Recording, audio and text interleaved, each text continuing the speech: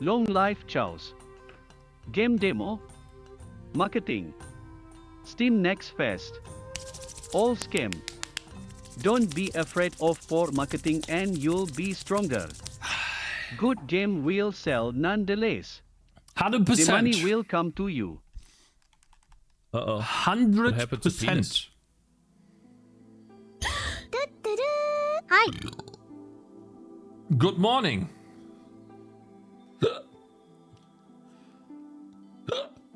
Oh. I saw this off stream and was like, it's actually true, you know, this image. It's a really good one. Who made this? Did you make that, Rico?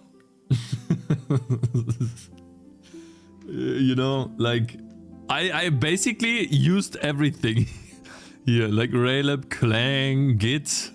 We didn't use C-Lion, but like Ninja was mentioned, Odin was mentioned, VS Code was used, LLVM is like Clang essentially, MSVC compiler was used, Zig was used, CMake was used, Visual Studio was used, and MinGW was mentioned actually. Yeah, and C-Lion is like really good stuff, brother. Yeah. Very nice. And who put this fucking picture on there, man?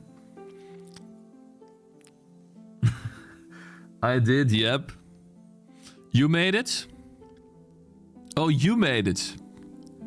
I see. Also, I saw this. Cakez got 0 res, and that demo's never dropping.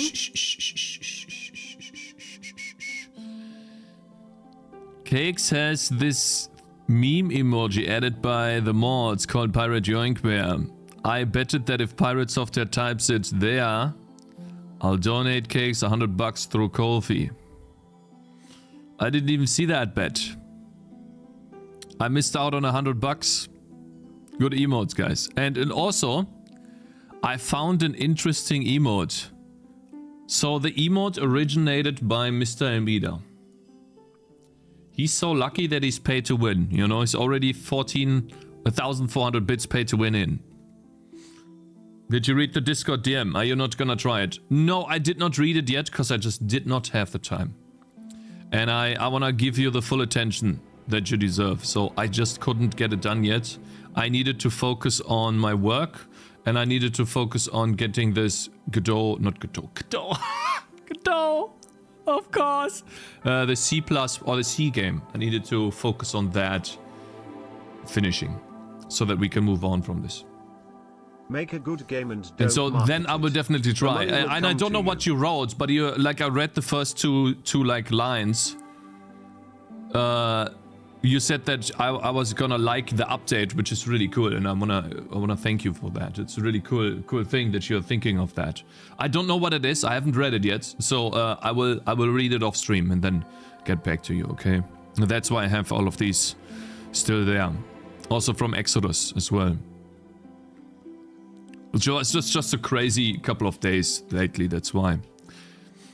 And it looks like we have to update the demo version. Look at this. This item is not available in your region. And Zombie Schandmaul is a long-time viewer. Checkt eure Steam-Wishes und Cakez, du müsstest dein Steam Store aktualisieren. So I have to... Do I have to update my Steam Store page? Because of something? Is there a new Steam policy that I have to agree to? And as long as I don't, my game will not show? Is that another Steam monopoly thing? Good luck for today. Hello there, Warlock. Good morning. Good morning, Cakez. What's up? Well, I programmed the same game again off stream, guys. I made the game again in Visual Studio this time. In Visual Studio to give myself practice for today, because I want to try to make the minigame in like an hour. It's a German government decision. Okay, so I have to go to Steam Partner. Is that correct, Mr. Real Super Cool? How many times do you log into Steam Partner, by the way, every day? Like once a week? Add a physical mailing address. Is this it? No. So where is this Steam thing? Maybe I have to click on my game? Apps landing, but that's... store is visible? Great to be back to my favorite Vulkan stream. I don't Please see... keep your functions shorter than 5 lines. Big retard. Don't see it. Also, we already only see half of the games available on Steam. Because this state decides for us that we are not allowed to see the titles. Oh, that's awesome. Make something 3D, brah, in the future, Spark. On YouTube, and just went through the whole Steamwork stuff for my game. You really? So where do I go? I don't even see. I didn't even get an email. I don't think I got an email from these guys. Let me see. I don't think I got one. I have Steam Team here, but it's only the autumn sale reminder, and then another one here. Click. Reminder. Yeah, autumn. Like it's just the autumn Steam sale. Autumn sale. That's like November 19th. That's it. Nothing else for Steam.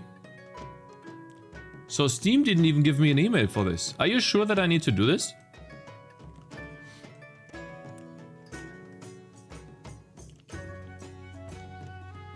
Morning Cakes, hey, null exception. Good morning. Code and Gree, good morning. What bet was that where you needed to give me $100? Can I just get the $100, you know? Let me see here. Ended up drawing random... Oh, I didn't put the chat there. Random stuff for all capsules. Couldn't be bothered. You're really authentic, Cakes. Can't wait for you how to make a game in an hour. Tutorial after you practice it off stream multiple times. Really won't give viewers the wrong expectations. A tutorial is not there to run into issues. A tutorial is there to show a process of how certain things could be done. Brother. A tutorial is not there to do a bunch of errors. A tutorial is just there to show how something could be created. If you think that people who make tutorials don't practice, then you're living in a dream world, brother. And I have to wake you up from it. Because you're stupid. And naive. Wake up. Brother. Wake up. Don't be stupid. Okay? I see 0 games on Steam. Steam is outright banned here. What the fuck? Sorting doesn't practice? Yeah, I'm not sorting, okay? And it is how it is. I don't know about his personal life, so I can't tell you for sure, okay, brother? So, I'm not gonna get into that discussion. It's a bait to make me say something bad about another creator, which I won't. You know? Where do I need to sign this? Real super cool. We got that email weeks or months ago. Okay, so I see. So I need to go to the email then. Woo! That was close. Okay. Let's see here. Steam. So it's from Steam though, right? Alright, let's see. Steam. Undertale, Developer Conference. Demo is now available. Spirit New, Game Description Editor. New sign into Steam, maybe? September 17?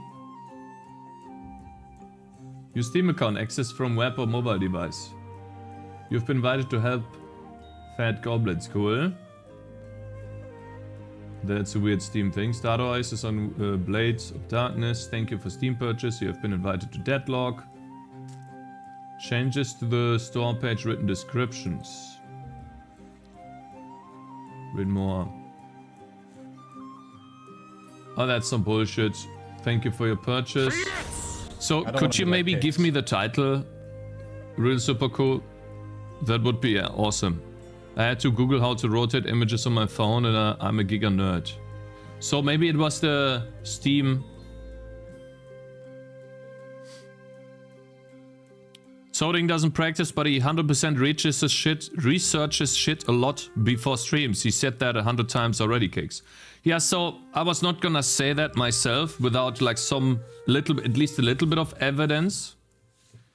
Because it is actually almost impossible to do something for the first time on stream in a reasonable amount of time if you don't do research. or at least some form you try to inform yourself a little bit. Because you're always going to run into issues that you will not foresee. And so, I don't watch his streams too much to know that. So I was not gonna make that statement. But it makes sense. Because no one is that good. It doesn't matter how smart you are. You can have like an IQ of 500. That doesn't make sense. You still need to figure out things on your own. You still need to make mistakes. Content ratings to become required in Germany from March 1st. Content ratings to become... Wow, March 1st. März. Content ratings to become... Wow. Okay. Steam's built-in rating system can generate the needed rating for your game on Steam. To ensure that your game does not experience any disruption in sales with Germany, please check whether all your titles have a rating. And if not, please fill in the Steam's content review questionnaire to help us assign a... Read more. And that hopefully gives me to the content ratings in Germany, so this year. Blah blah blah, what's built-in rating? How can I find that? So missing required ratings. Okay, I don't wanna show something. Eh? I'm all good. So I'm all good. So then why am I not available? Are you sure that's this one? Are you 100% sure? Umfrage. It's like Alterseinschätzung. It's not missing content ratings. Maybe I have, so why am I not showing up? Wait, so what you're saying is my game won't show up because... Eh? So, but Cake City is not available in your region. That's odd. What does that mean then? Ah, I don't want to deal with this right now. It's really annoying. How do I get the questionnaire? Recommended actions. Nothing. Absolutely nothing. You can still sell on an edge, it's fine. Guys, no need to do the page rating. It's a content survey, Cakes. It costs 2k euro to get it rated. No, guys, no, that's not it. Research is not the same as writing the code multiple times to look like you've made the game in just an hour. I think it's... Oh my god, I'm not gonna get into this discussion right now. Okay, I'm not getting into this discussion. See you in 5 minutes. Fuck you. I just made a game for fun. Okay, leave me alone. Hello, idiot. Okay, hello. Wait a minute, you're saying learning is part of the process now, just know everything in advance. Go to your store app, store presence right at the top, content survey. Okay, thank you. Let's see. Go to your store app. Store app. Store app. Store app.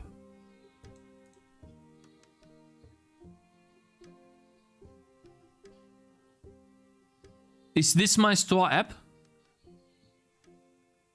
Yeah, guys, this is how I usually have to do tutorials or something. I never said store app. Go to your Cake City app. Cake City app. Store presence. The top right. Store presence.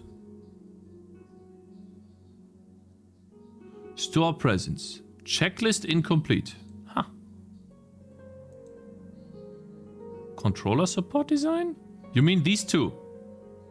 I need to fill in these two. Controller support design.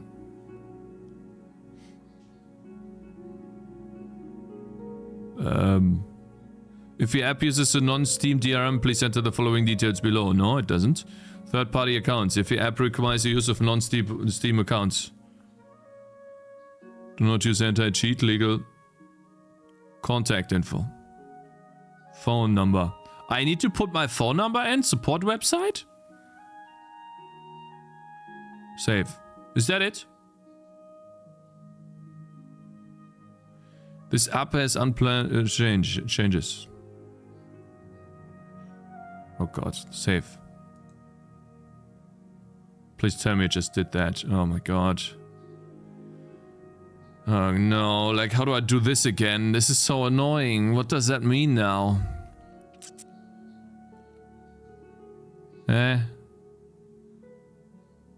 He's following the wrong steps. Oh god. Save, I guess? Why do I have to do so many things? Like, this is why Steam is so bad. Oh my god, what am I doing? Just publish or something? Maybe publish? View differences? Publish to public. Maybe this? Okay. Okay. Now what? God, this is so bad. I can't even click on anything to get like my... No, I don't want basic info. I want to go back. Oh, how bad is this, man? This is so bad. This is crazy how bad this fucking... See, like, you guys remember when I got COVID 2 years ago? Around this time? You guys remember this? And I... Like, actually, it was in December. And... Controller support is like, check it, brother. What do you mean? So annoying. Start wizard.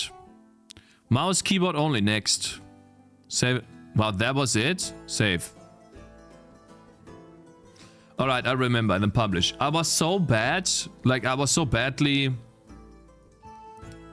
like, ill. That I could only do like a maximum of 1 hour. Because COVID was fucking me in the ass so much. How do I get to my, like, store page from here? Preview changes in store? No, I want to go to, like, my store page. Do I click here? This little thing? Ah, okay. So, now we have this. Library assets. Okay. Is there another drop images here to upload? Based on the dimensions of the images, we'll make sure to get them put in the right category. Library assets, 4 out of 5. Required. Library capsule. I have that. Library header. Aha. Okay, wait. I have some stuff. Is it here? I mean, we do have a banner.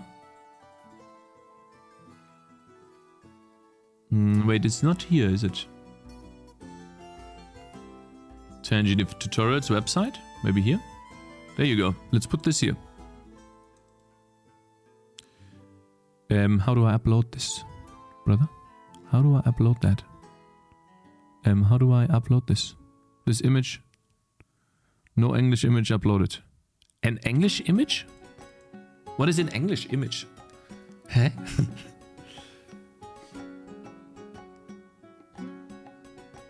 Library logo. Okay, so where the fuck is my upload button for this?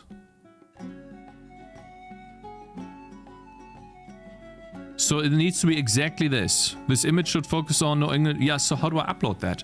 So like this store page, right? Whoever made this is such a retard. I hate this, you know? And I know that's a strong word, but it's pissing me off. Because where the fuck do I upload? Oh, drop images here. Okay, fine. I don't know why it's there, but okay. 920 by 430. Okay. Guys, it's not painful. It's shitty to use. No, guys, it is shitty to use. I don't want to hear it. I do not want to hear it. It's a shitty system. It's 400. Hey, bro. 400. Shit. We're gonna do this. We take this. Yeah.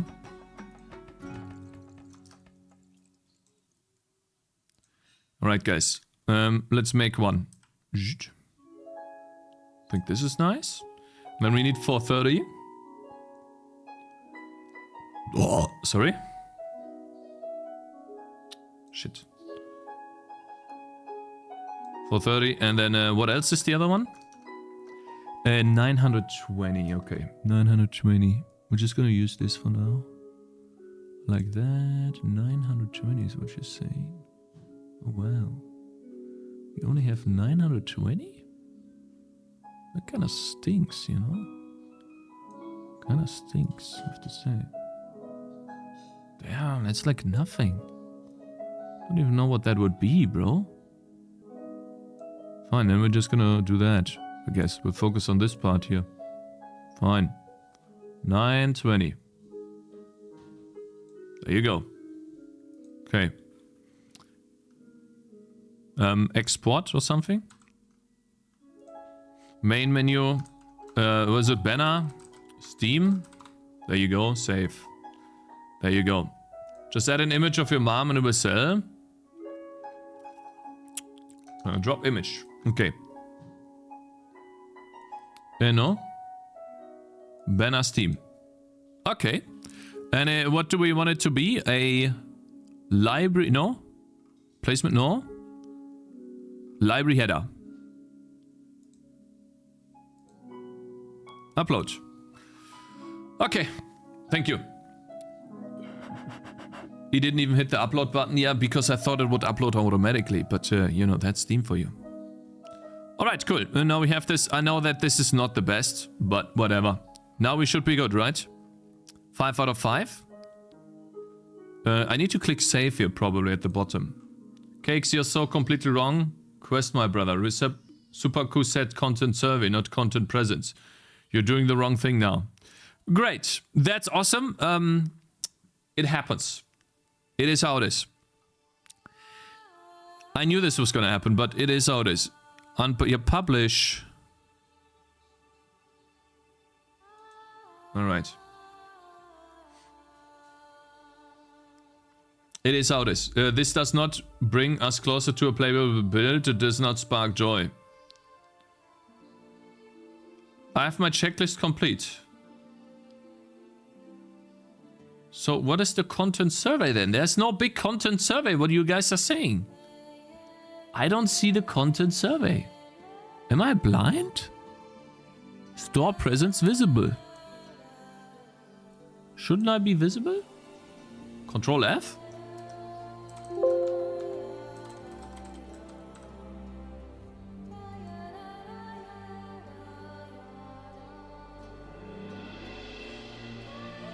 Cartoon violence. Fights without gore. Cartoon violence. Blood, violent acts, killing, violent action against minorities, vulnerable groups. Yeah, against Tangys. These are violent actions against Tangys. Example, violence directed at a Tangy in real time, where skeletons pierce their bodies with machines of destructions, like piercing, spears, and weapons, and bones, and overall disgusting meteors. Killing. Right? Accidental death, bloody injury, we don't have that, guys. We kinda don't have this, man. Extremely violent, gory, no. Glamorization of incitement to violence. Excessive, no. Depiction of suicide. No. Depiction of criminal, no. Fear, no. Very frightening scenes, no. Mild profanity. From me, yeah. Moderate crude language, no. Nudity, no. No.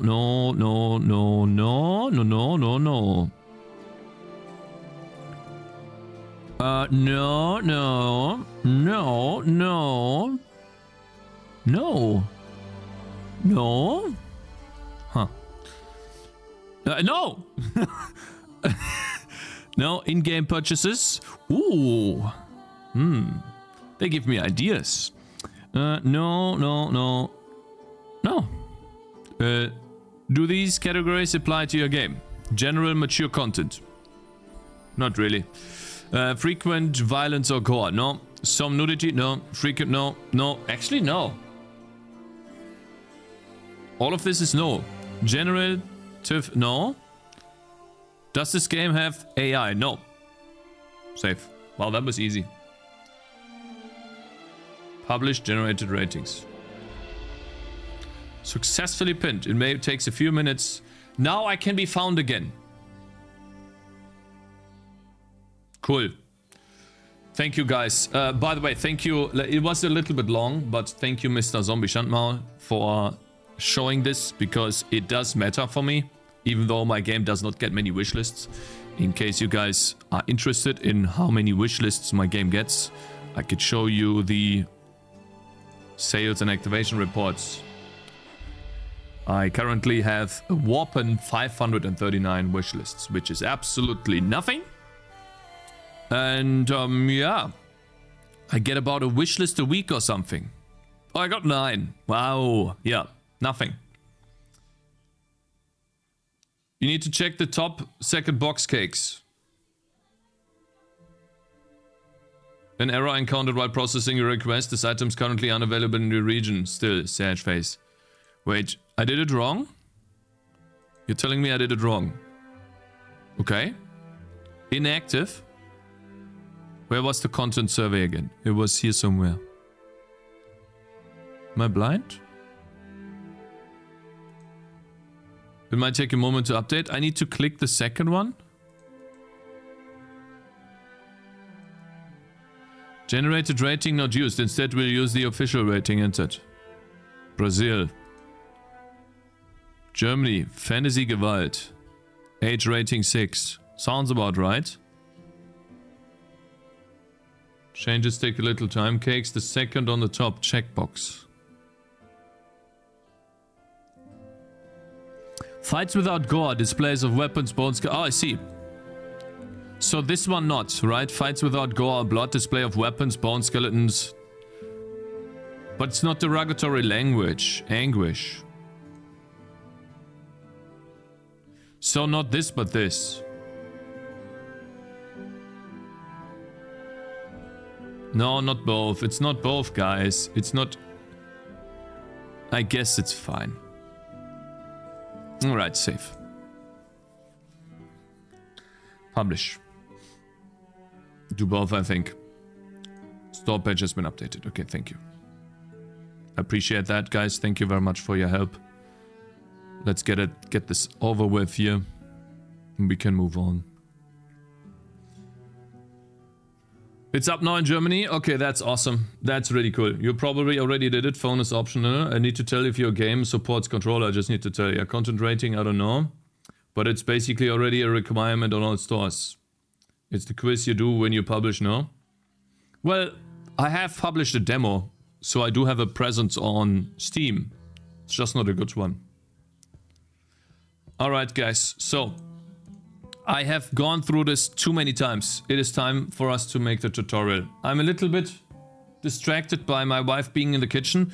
And so I think what I will do is I'll wait for her to get out of the kitchen. Be done with that, and then we're gonna do the game from scratch in C. I've prepared everything I need to. And I think we need to wait a bit. Because I don't want to be, like, they're phoning there, I can hear them all the time, and I wanna, like, concentrate. It's really annoying to have someone behind you talk all the time, so we just wait. React time. Rating of 6 doesn't seem right with the blood and skeletons. Brother, what are you talking about? It's like almost nothing there. Your wife is annoying? No, I'm not saying that my wife is annoying. I'm saying that someone behind your back talking into a phone loudly with speakers on is annoying. That is annoying. While you're doing something, while you're working. Game in C? Yeah, we do C. Because I think it's interesting.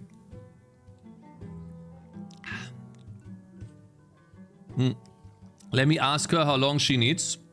Because I kind of want to begin with this now and speedrun this.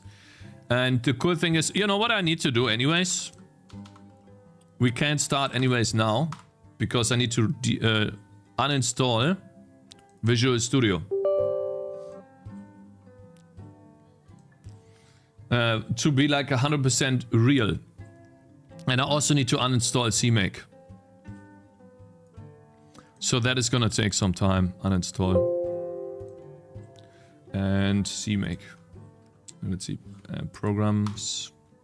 CMake. Get rid of this. I actually uninstalled this as well yesterday to test if it works. And so while all of this is uninstalling, I'm gonna quickly ask her how long she needs to be done. Because I wanna do something. Hi. I'm sitting. Stop it, man. Don't fall down. Okay.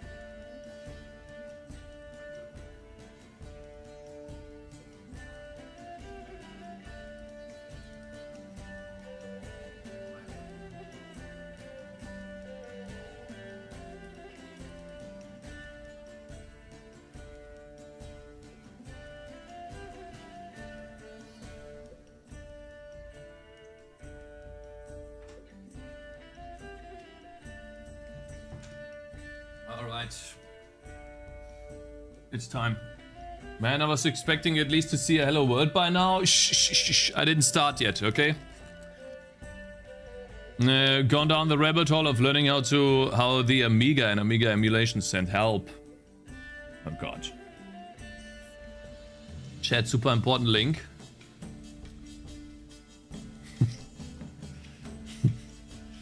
Okay, Mr. Hazen. Isn't that... Wait, isn't this from Collector of Stuff? Hmm.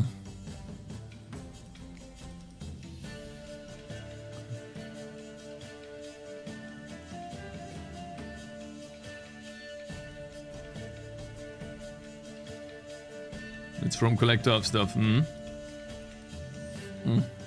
Okay, guys, let's begin. This is fine. I'm just gonna minimize this. Oh god. You kidding me?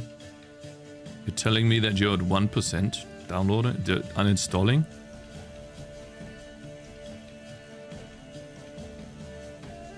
%?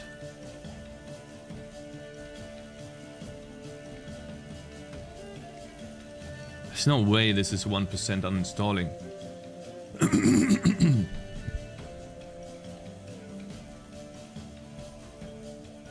I kind of thought it would be done by now. Is this actually 1% or is this trolling me? Ah, it's trolling. Okay. Oh wow. That's looking better. Now that's what I like. Do one more jump. Come on. Hell yeah. Am I so out of touch? No. Mr. Elmida just subscribed. My man. Big tick support Thank you for 28 years. Mr. Elmida. Thank you. Thank you so much for subscribing. I really appreciate that, bro. Guys, I'm too warm. We're just gonna do t-shirt. It's too warm. Oh. Okay, much better.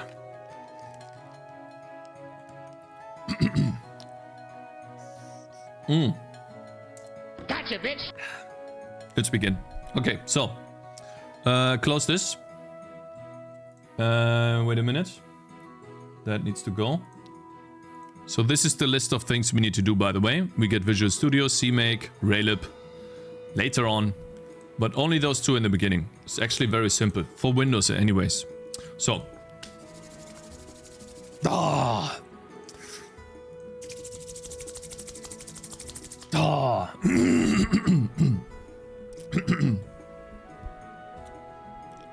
it was stalling just like every streamer always does.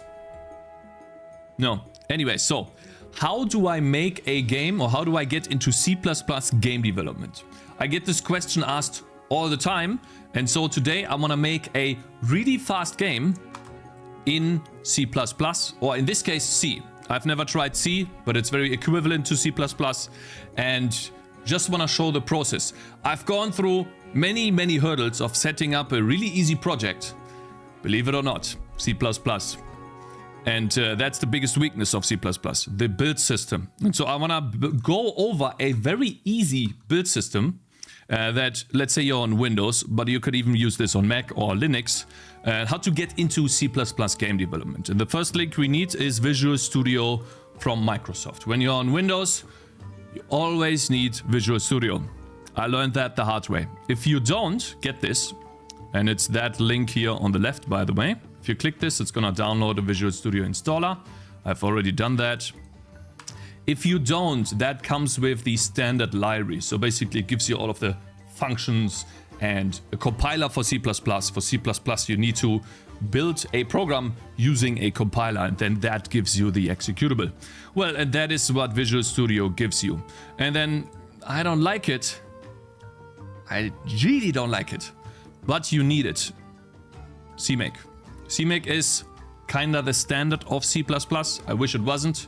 But yeah, that's about it. We need that because it's basically like the industry standard. Every single library that you're going to interface with online will use CMake. So last time I made a tutorial, we didn't use it. This time we're gonna use it. And so if you're on Windows, you need to download the installer right here. I've already done this. And then you should have these two things. And now this is the boring part where you just have to install. But the only thing you need is Visual Studio, install that, CMake, install that, add CMake to the path, really important. And that's about it. You can get started with C++. For Visual Studio, what we need is game development in C++ if you're lazy. If you're not lazy and you wanna only use what we need for C++, you can uncheck everything, but we need MSVC. That's the compiler, the build tools. And we need the standard library, the Windows 10 or Windows 11 SDK. We need that too. See that? Headers, libraries, and tools. And I usually just remove. I usually just remove the rest because I don't need it, because it's a hefty installation. Look at this. Almost 7 gigabytes for Windows. But we need it because that's the most basic installation of C++ that you can get on Windows. But at the end, we're going to explore this a little bit. I'm gonna show you different ways of building C++. And there's gonna be a really cool one at the end where we don't really need much to download and we can still build C++ using that. We don't even need, if you don't want to, Visual Studio. That's the cool thing. I didn't even know about this until I, started working on this video. And that's actually really cool. Anyways, but that's after the fact. We now wait until this is over. So yeah, guys, let's do something else while we wait for this dog shit, because that's gonna take some time. Oh yeah, let's do CMake while we do this. Let's see here. So for CMake, basically all you wanna do is set up everything by default and add CMake to the path. That allows you to use it in the command line, which makes it very easy to set up your first project. Install and then just let it run. Chat is very honest. Guys watching this tutorial on YouTube, run away. This clown cannot help you. Okay, is this for a video? This is for a video, yeah. This was basically the intro. And so essentially, how long did I talk now for? 2 minutes? We're almost done with the setup. CMake, yeah. Now that CMake is done, we can finish, and now we just have to wait for Visual Studio. That's gonna take some time, guys. Yep. Actually, while we wait, I have an idea. So while we wait, it would be a cool idea if we just make ourselves a nice little folder. That is our My First Game.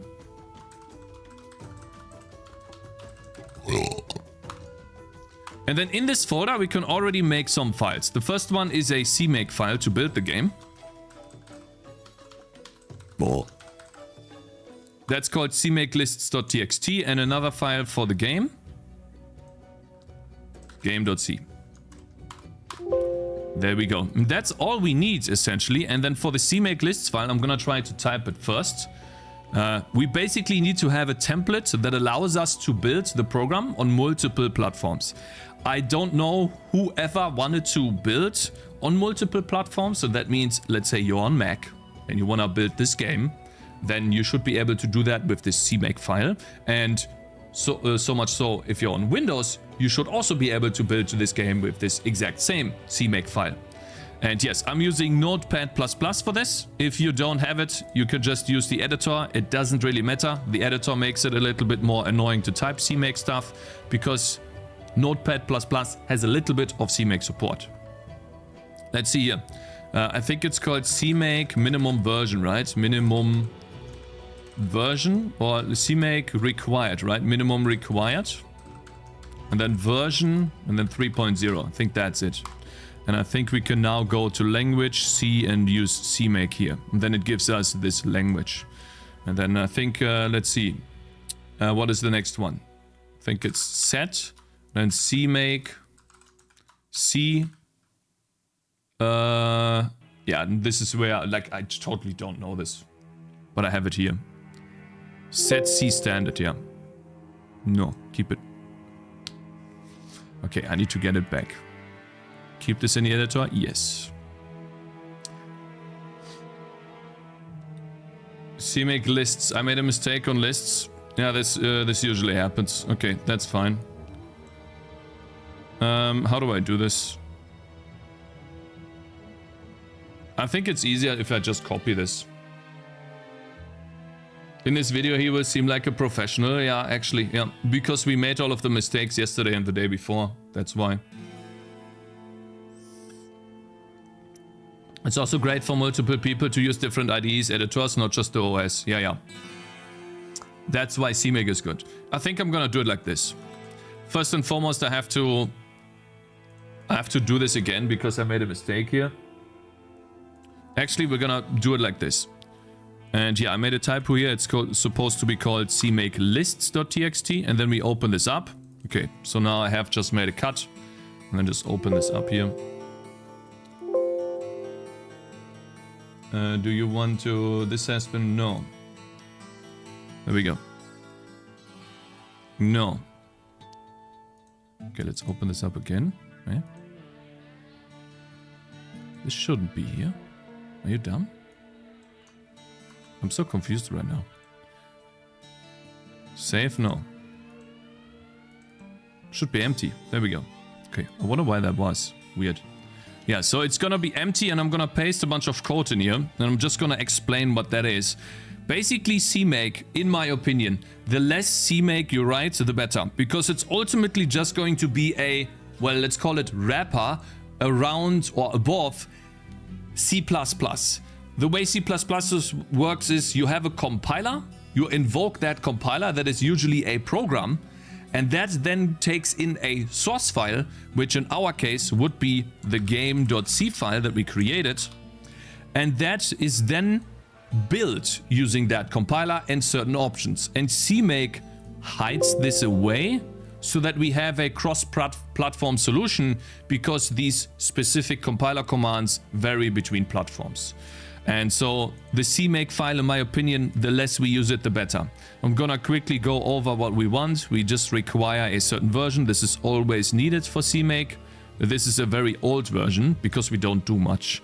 I'm making a game in C. If you want to make a game in C++, you can also set the CXX. Yes. For C++, it's XX, not plus or PP, okay? CXX standard, and then you could say, well, 20 or something, whatever you want to do. And then over here would be CXX as well. Just wanted to add that for completeness sake. We're going to do a C game, though, because I think C is cool, and I'm just going to leave it in here with comments if you want to do a C++ game. There we go. CPP, yeah.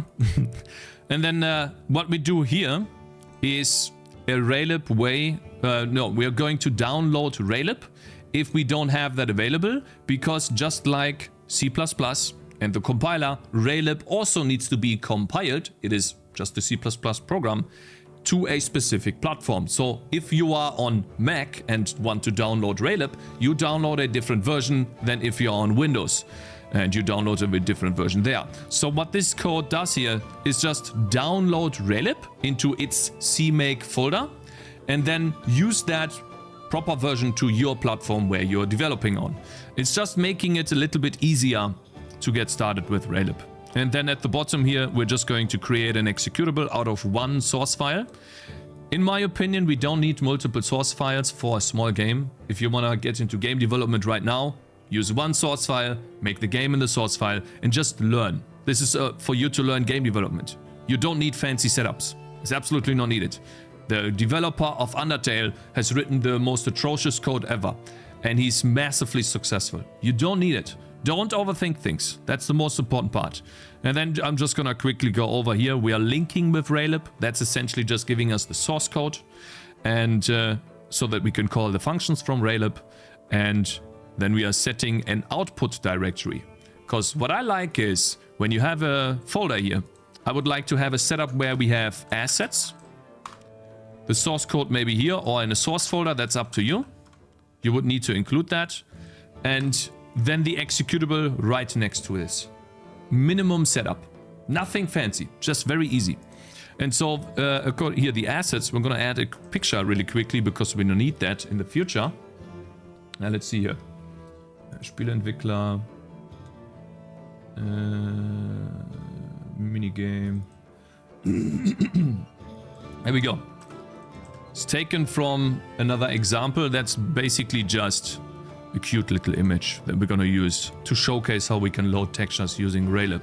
But yeah, now that we are done with this, Visual Studio should have been done and completed, which it did. Then it's gonna give you this window right here. We're gonna skip the sign-in for now because we don't want to make a Microsoft account, and I like the dark version of Visual Studio. It's easier on the eyes. And then we're just gonna start it. Now, we're not gonna do anything with this yet, because first we have to set up our CMake project, and that's a bit easier if we do this in the command line. So if we go back here and we type in cmd, since we have installed CMake already, we should be able to call CMake.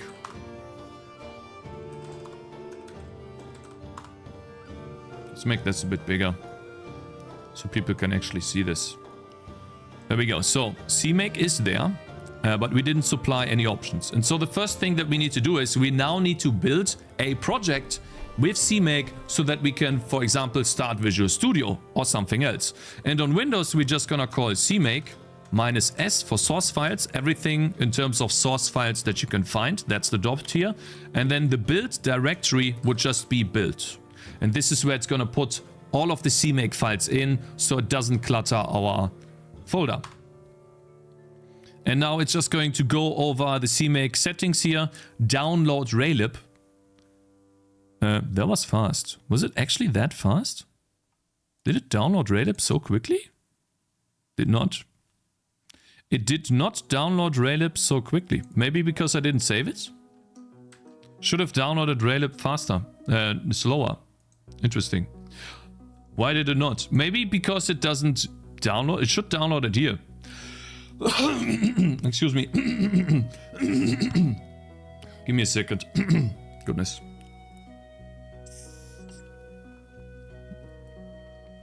First 5 minutes of the video is gonna be clicking next in the installer and running a CMake command. Thanks for littering the internet with trash, I guess.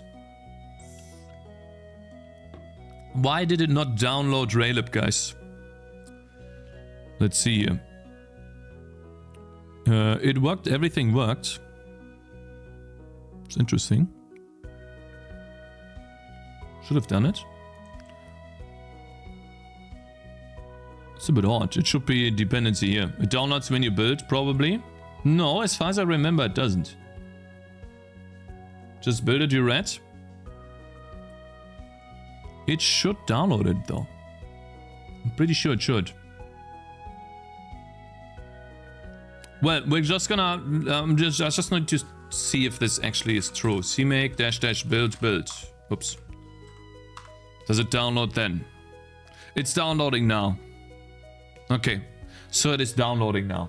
All right. No, it's downloading apparently when you build. Fine. I remembered this wrong. So I'm just gonna redo the step and then say that properly, because it needs to be clear to the user. Otherwise they get confused. It's very important. So the user experience needs to be there. Great knowledge, Mr. Tutorial Man. Yeah, thank you, man. He will just copy paste what Chat wrote for him. No, we will make the game. We will write the game live. I will not. I have like a really cool, I have some really cool things that we can do in the game. Not much, but yeah, some really cool stuff. All right. Yeah, now it's building it. Now it's actually building it. Okay, this is all of the C code. Okay, so we don't have a main function there, of course. Yes. I don't use Raylib. I think it's a great starting point. Morning Cakes. Hey, the crypto. Good morning. Let's get rid of this too. Okay, let's do this again.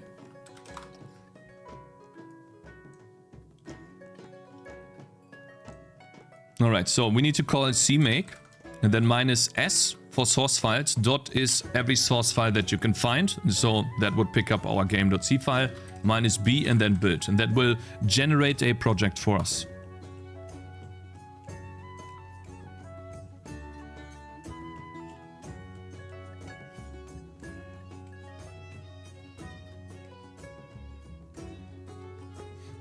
Looks like it's now downloading it.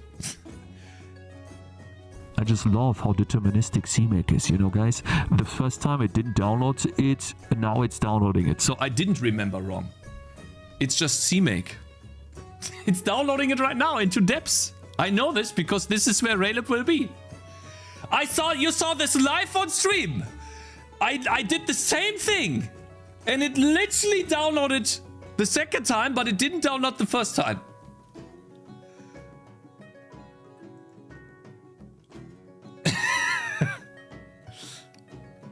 S is to tell where CMake lists is, not the game C. Okay, sorry about that. Then I'm just gonna correct this. Okay, fine. Then we're gonna do this again. It's fine. All right. For a third time. Let's see what it does the next time. All right. I love this, man. That's great. All right, let's see. Awesome. All right. Okay, so we need to call it cmake -s dot. This is where to locate the cmake.lists file. In this case, the dot operator means in this folder. -b, and that would then be the build folder. This is where it's going to put all of the build files, and it's going to generate a lot of files. It's also going to download, hopefully in this case, Raylib, which right now that should take a lot of time, and so I'm going to skip until it's done. cmake.lists file, yep. Why don't you build cmake and force Clang? Cakes. How come you decided for MSVC? Yeah, just wait. Just wait. So far we downloaded 2 things for Windows and we can start. I just need to wait for this to be done and then I'll show you how easy that actually is. Yeah, -s is for the root cmake file. Yeah, I thought I got that wrong. Yeah, thank you guys. You know, this is why it's awesome to have a chat to tell you where you're wrong. Because when you do this live, you can fix these mistakes live, which is awesome. Okay, now we have written the build files to our build directory and we can take a sneak peek here. And this is what I wanted to do first. We now have a game solution file, which allows us to open up Visual Studio. But we want to build it too. And so how do we build this game C file, which by the way is empty at the moment. There's nothing in there. I have actually written a small little example project or file so that we can get started, and I'm gonna go over like the basic Raylib stuff to get started in game development. Let me see here. It's gonna be... Did I delete that? No, it's here. Yeah, there it is. Yes, so I know this is copy-paste, but bear with me here. It's a very, very basic setup where we just include Raylib, open up a window and stuff like that. But I'm gonna show you this in Visual Studio, because now with this game C file in there, we have a main function. This is what we need. And we can now, if we wanted to, build the game. Let's see, did I delete it? Let's see, CMD.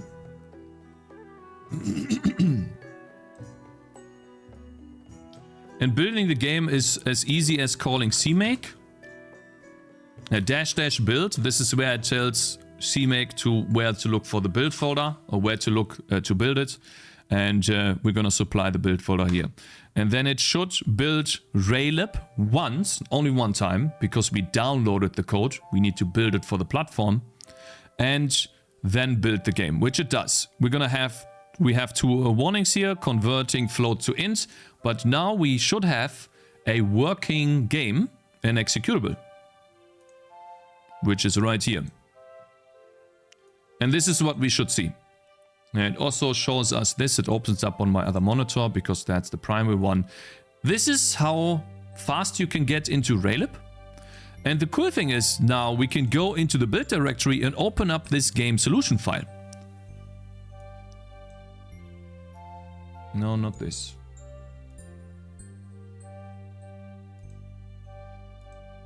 Let me close this, by the way. Oh, actually, I think I forgot this. Probably need to add this in here. So once Visual Studio is done installing, this is what it should look like. And then you just close this out and you're done. All right. So this is what it opens up. And the Solution Explorer is always to the right when you install this. I like it on the left. Over here, we have our game. Don't worry about these. This is our game project. And if we see the source files, this is where the game C file is located. And we're going to make a game in here now. Because this is Windows and Visual Studio is the fastest way to get started. If you want to use another editor, maybe another compiler, we're going to do that too. But at the end, we're going to try, or not, we're going to download Clang and Visual Studio Code. Because for me, Visual Studio Code is the best. In terms of also like cross-platform. I can use it on Linux, on Mac, on Windows. It's really cool. It does have some nooks and crannies, but I think it's better than Visual Studio. My just personal preference. So we're gonna do that at the end and then also invoke the Clang compiler so that you can see what you need to do, what CMake is doing for you. Because right now it's just this black box. And I think when you get into C++ game development, maybe you want to start writing code as fast as possible. Okay, now we can start writing code already. We can already make a game. We have, so Raylib, right? Very simple. We have init video. This is, init window. This is just taking in a width and a height and a title, and we already have a window. Boom, that's creating our window. We can load textures. Very easy. We can set a target FPS. Then we make a very simple loop. If the window is not closing, we begin and end drawing, and then we draw in the beginning. Very, very easy. We can draw textures, we can draw text, we can draw many things. And this is ultimately all you need to begin a game. And that's what we're gonna do now. By the way, we need to, if we want to work, if we want this to work, by the way, in Visual Studio, that it actually loads the texture too, first we need to set this, where's this? The first step we should do for this to work is set it up as a startup project, the game, then go to properties. And this is just for, you know, the Windows users. We need to go into debugging and then set the working directory to the solution directory here. I think. Oh no, wait. The project directory would be... Well, how do I explain that? It's really annoying. The project directory is here. In build. That's where Visual Studio operates at the moment. We want to operate in this directory here. Because this is where the assets are. Okay?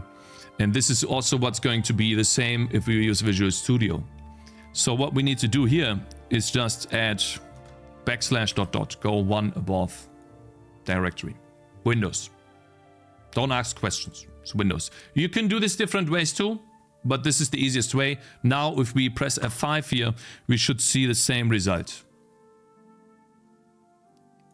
There we go. So now we can see the asset. It works, and we can begin. Let's make a game in C. And now this is what I will cut out of the video, by the way, guys. I'm gonna quickly go to extensions. And I'm not going to talk about it. I'm just going to pretend like I'm coding normally. We're going to add Vim extension to this. because I just cannot deal coding without Vim. So I need to close it really quickly. It's gonna install Vim and then we're just gonna move on. We're just gonna pretend that Vim doesn't exist so people don't get confused. I'm just not gonna mention it. Mentioning Vim in a tutorial is hell. Just don't do it. Cakes, when you drop 50 lines of code and say it's easy, be like this one. YouTube Shorts. How gamers think we make games. Oh, Polymars. This guy's funny. Wait. Let's watch this really quickly while this is installing. Here's how to make a video game. You're going to want to import a first-person shooter, set the graphics style to AAA, then finally just click the Make Multiplayer button. Now you have your PC game, and to make the console version, just go to the files and rename this .exe to .ps5. Here's how to make a video game. You're going to want to import a first-person shooter, set the graphics style to AAA, then finally just click the Make Multiplayer button. Now you have your PC game. Yeah, guys, isn't it easy, bro? Like, so easy, you know? True. Can you just do that? Damn, it's really fast, yeah. As a Unity developer, I can confirm. Yeah, you can confirm, really? What's the difference between make available and make populate? Omega Killer is asking that on YouTube. I have no idea. That's why CMake, the less you write, the better. Because there's so many different things you can do in CMake. Vim detected conflicting keybinds. Yeah, we're gonna configure that really quickly. We're just gonna handle all of it with Visual Studio. Press OK, and then just pretend Vim does not exist. I wish I could hide this bar. Maybe I can, though. Yes, you can. It's just white now. Cool. Alright, I wonder if this is always white or if this is just for me. How about learning CMake so we all know, please? No, this is not a CMake tutorial because CMake is dog. I said it. I said it. I'm gonna keep saying it. I don't like it.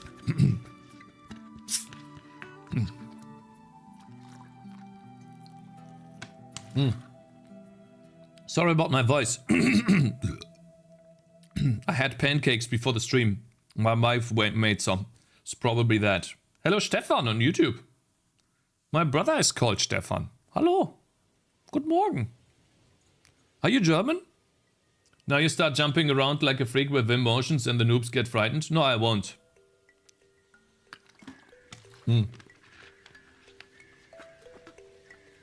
Pancakes are known to fuck up voices. It's the sugar. Well, the flour, essentially. But these were... wie heißt das?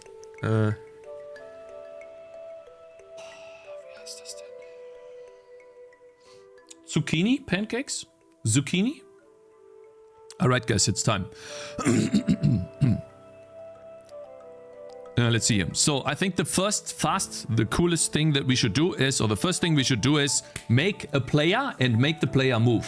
For that, instead of making the background white, we're gonna make it black. That's the first thing.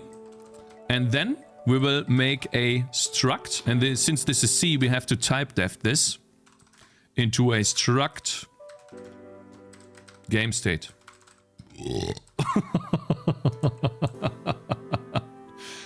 Goodness, that one was hearty.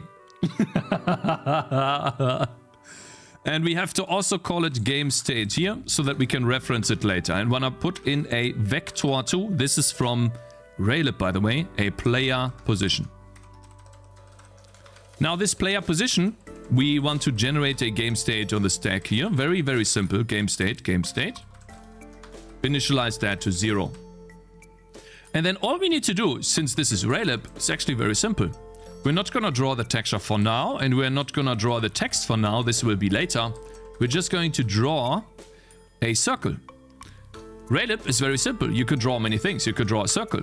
Well, where is the circle? On the, let's say, the player's position, right? Game state dot player position dot x, game state dot player position dot y.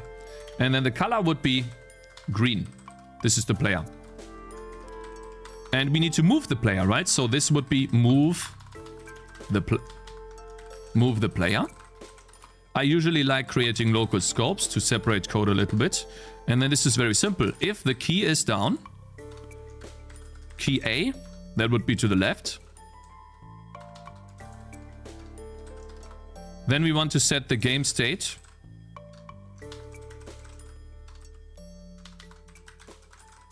Player position.x, and we want to move it to the left. So that would be minus equals some sort of player speed. Now we need a player speed variable, and we are going to change that player speed later on. So that's going to be in the game state, player speed. We need to move the player by that speed over time. So that would be player speed from the game state. And then we need to multiply that by the time it took for this frame, so that we move that speed over 1 second. And that is get frame time. This is essentially how long it took to render 1 frame. And I just noticed that it pasted a bunch of semicolons here, which it shouldn't. And I also forgot the size of the player here. To draw a circle, we need a size, and we're going to make the player bigger the longer the game runs, because that will make the game more difficult. So we're going to add a game state dot player size. No, not speed. You're not supposed to change that, brother. Size. And we need to add that to this here too. Float player size. And now we need to generate a default state. Where should the player be by default? And I like you doing it in a static const game state. And we call that default state. And this will take in the player position, for example.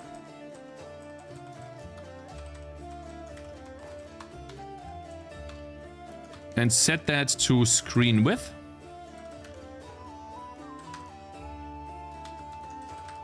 Divided by 2, and screen height divided by 2 as well. So that would be the middle of the screen. The player size, that would be, I guess we can start with 20 pixels. And then we have a default speed as well. We're just gonna set that to 50. 50 pixels over 1 second. That's how fast we can move. And so now when we begin the game, we're setting it to the default state.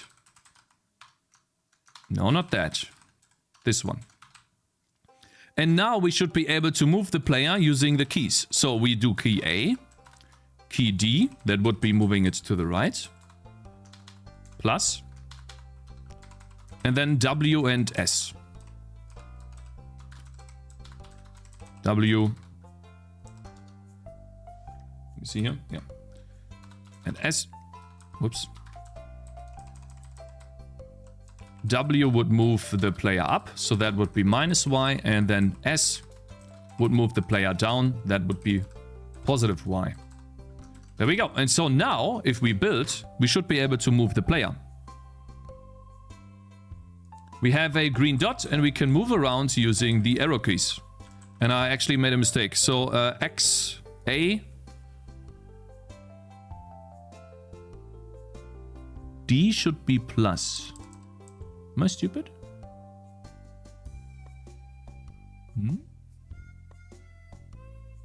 I dumb? Shouldn't X be positive to the right? Oh yeah, D is to the right. Yeah, I made a mistake here. So D is to the right, and yeah, I was... There we go, plus. So A is to the left.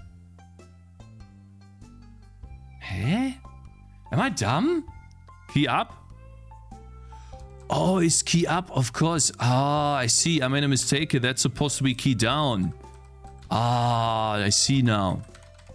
Okay, so I made a mistake here. That's supposed to be key down, of course. Yeah, was confused. Like, why does it not move? Thank you, guys. Yeah, it needs to be key down, of course. Polish it on Steam. Error propagation. Yeah. So, yeah, it needs to be key down. And then when we start the game, we now have a moving character in the middle. Dude, I'm actually going to get mad now. This is supposed to be plus, and this is supposed to be minus. There we go.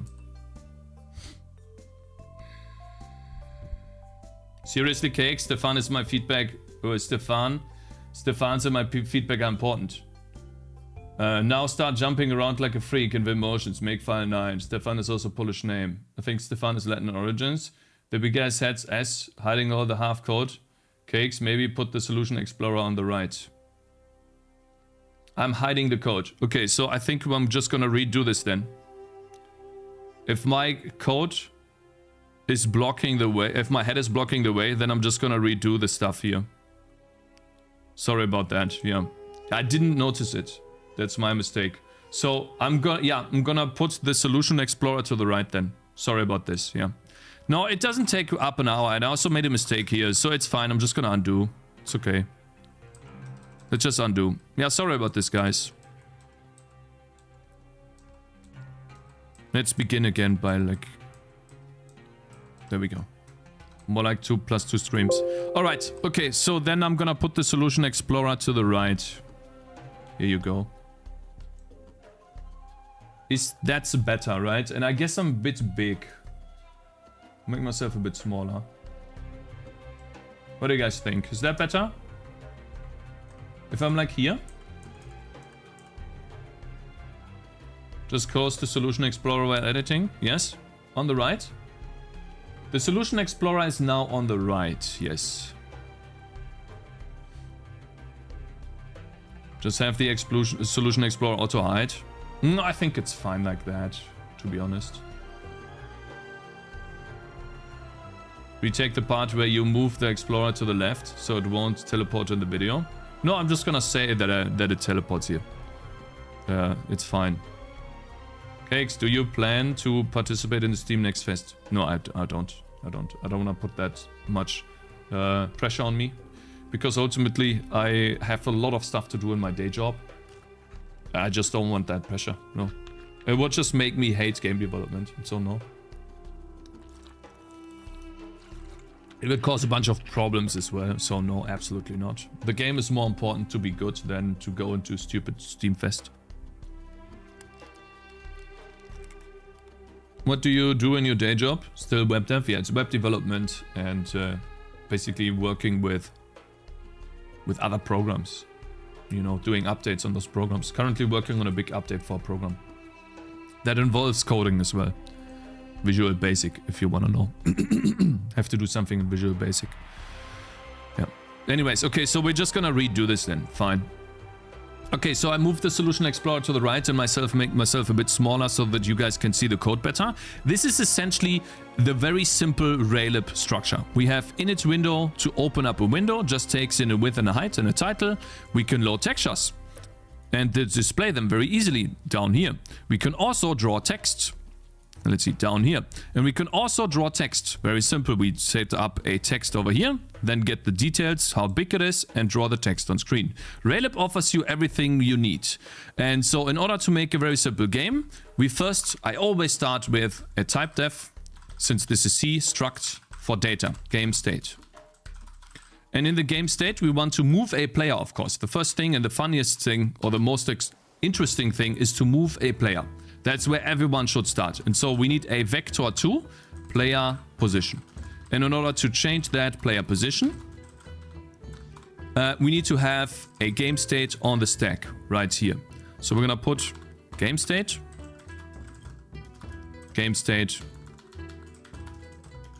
initialize to 0 on the stack.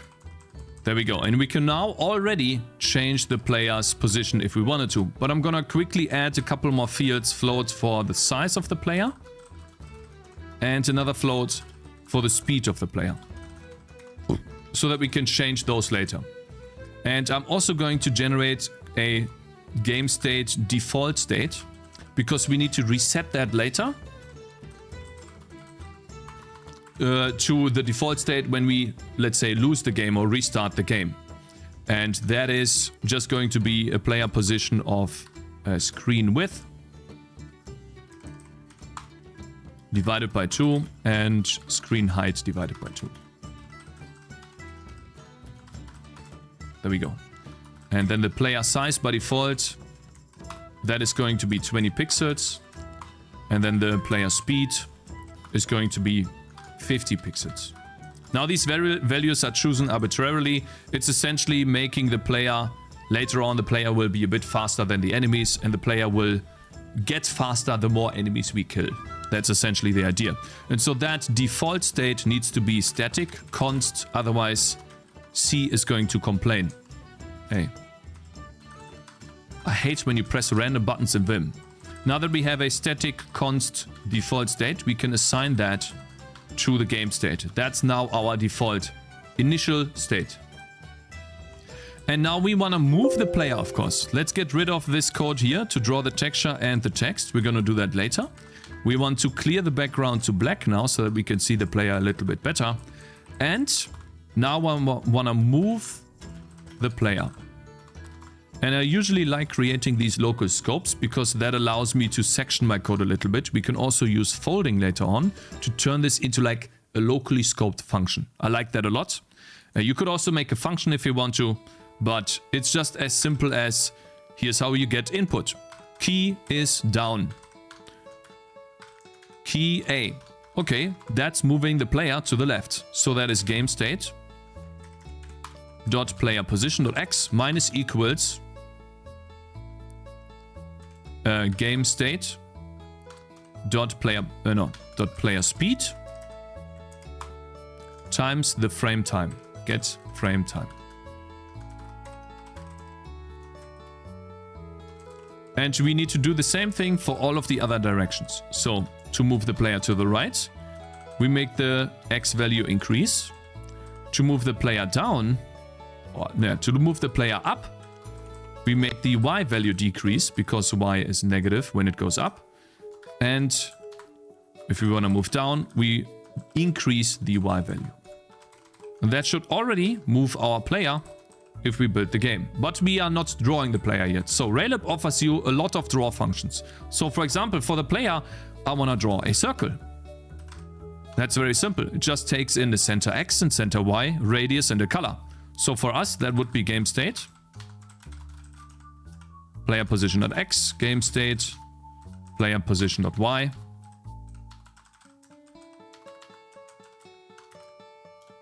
The radius, that would be game state dot player size.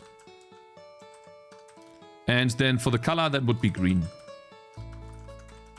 There we go. And now we should have a moving player already. We have a green dot here and we can move in random directions. That's already basically like a small little game. And that's really quickly, right? Wow, yes. So now we have a game. Now we can move the player. What should the player be able to do? In my opinion, the player should shoot some bullets, right? And so I want to make the player shoot bullets. How is that working? Well, I want to have some sort of timer that increases over time so that the player can shoot bullets.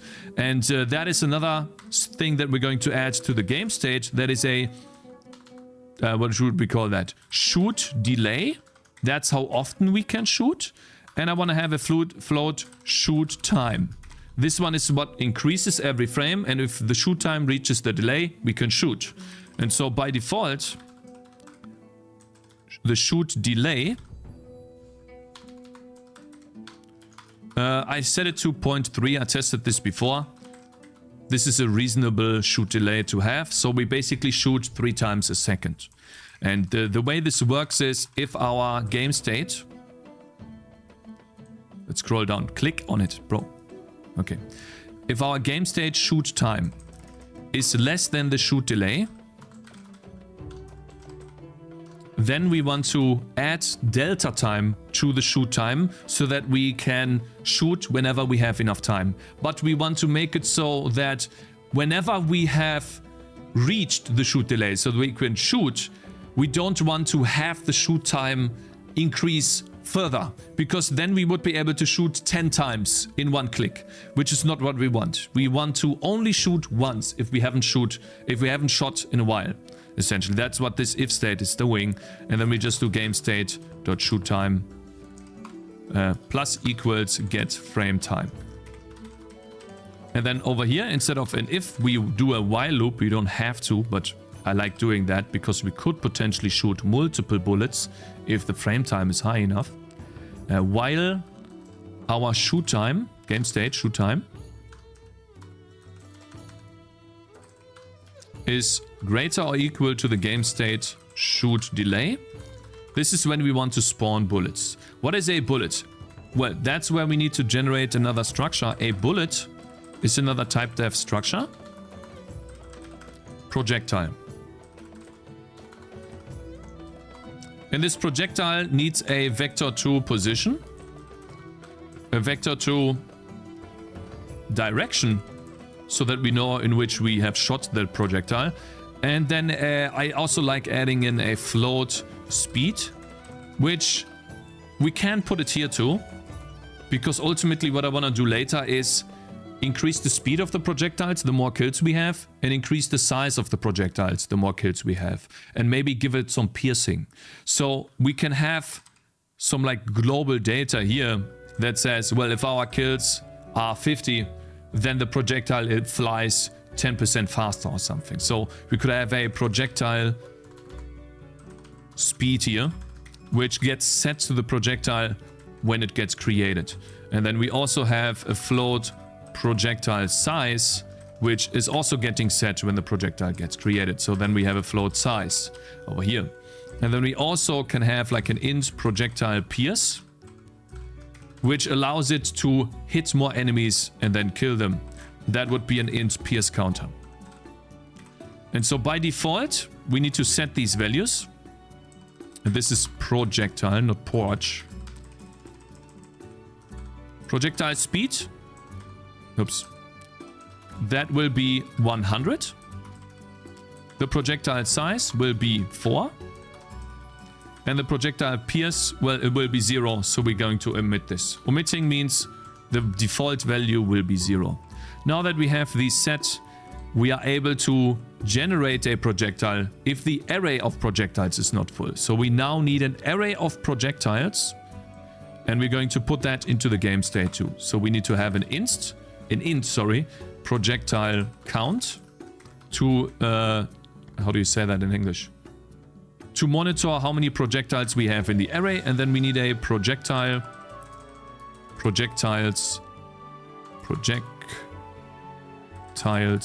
array of max projectiles. Now this is a constant. Also projectile.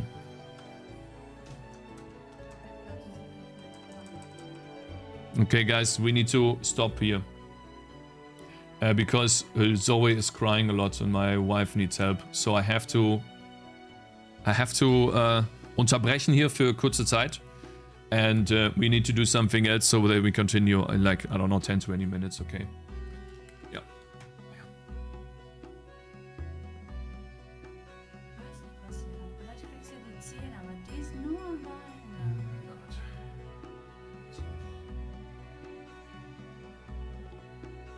The clown's dead for you, that's, yeah, that's just actually really cringe. Mm-hmm.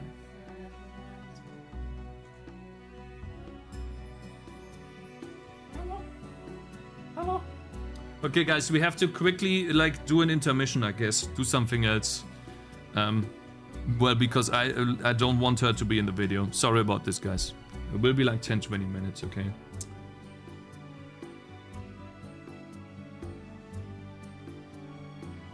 The beginner has no clue why you multiply with delta time.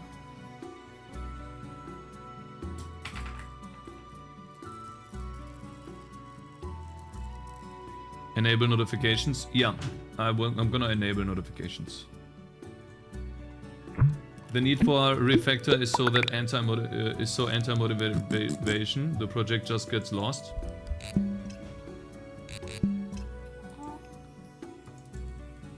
It's just as the project grows, you wish you add some sort of ECS. No, that's not true. I've made a really big game in C++, my tower defense game, and someone putting his dick in water. What is this? What the fuck? Sorry. Fuck Cakez Basque. Amazing tutorial, just like yours. Shoot, That's just like yours. Hello, Cakez. Yeah, we have seen that. That's not true, guys. You know that. That's not true. Hello, Mr. Magetza. React suggestions? Gotcha, well, we can go over them. Yeah, I've seen this. Yeah. Gotcha, bitch. I've seen this. Yeah, and then he posts in. Yeah. Code. What this does is like it makes your computer do stuff. Put that in your program and then compile and execute This it, bloody and mess there we go. just We've created shows my why program. you'd flop in any real job You daft idiot. You've got the foresight of a blind bat. The fuck up, bitch. Always stuck in some half-baked idea. And now you're back to the basics of rendering like a child. So I can with take some crayons. feedback while we work That's on what this. happens This is when why you you don't can't tutorial be live stream bothered like to I do. plan Your video, ahead. I love your Cakez video dirty that dog shit in fucking high no soap, quality. No skill, no original ideas, just code on couldn't stream. steal a bastard, no clue, no knowledge, no yeah, games, I code on release, stream, no but good text, that's no essentially code how done you in make React, that. Tangy, fuck off, And stop I can streaming, cut the okay, video later. champ. That's fine. I can Code zoom in into three. certain things My later man. on. That's totally Thank fine you too. for $3. It's actually really easy to do. Man. And Using it doesn't C. take away I from am the proud quality of you, the video man. at all. Is Absolutely Cakez not. becoming a real dev? Cakez 7 Rub 2. Yeah, tell him, Zoe. Tell him.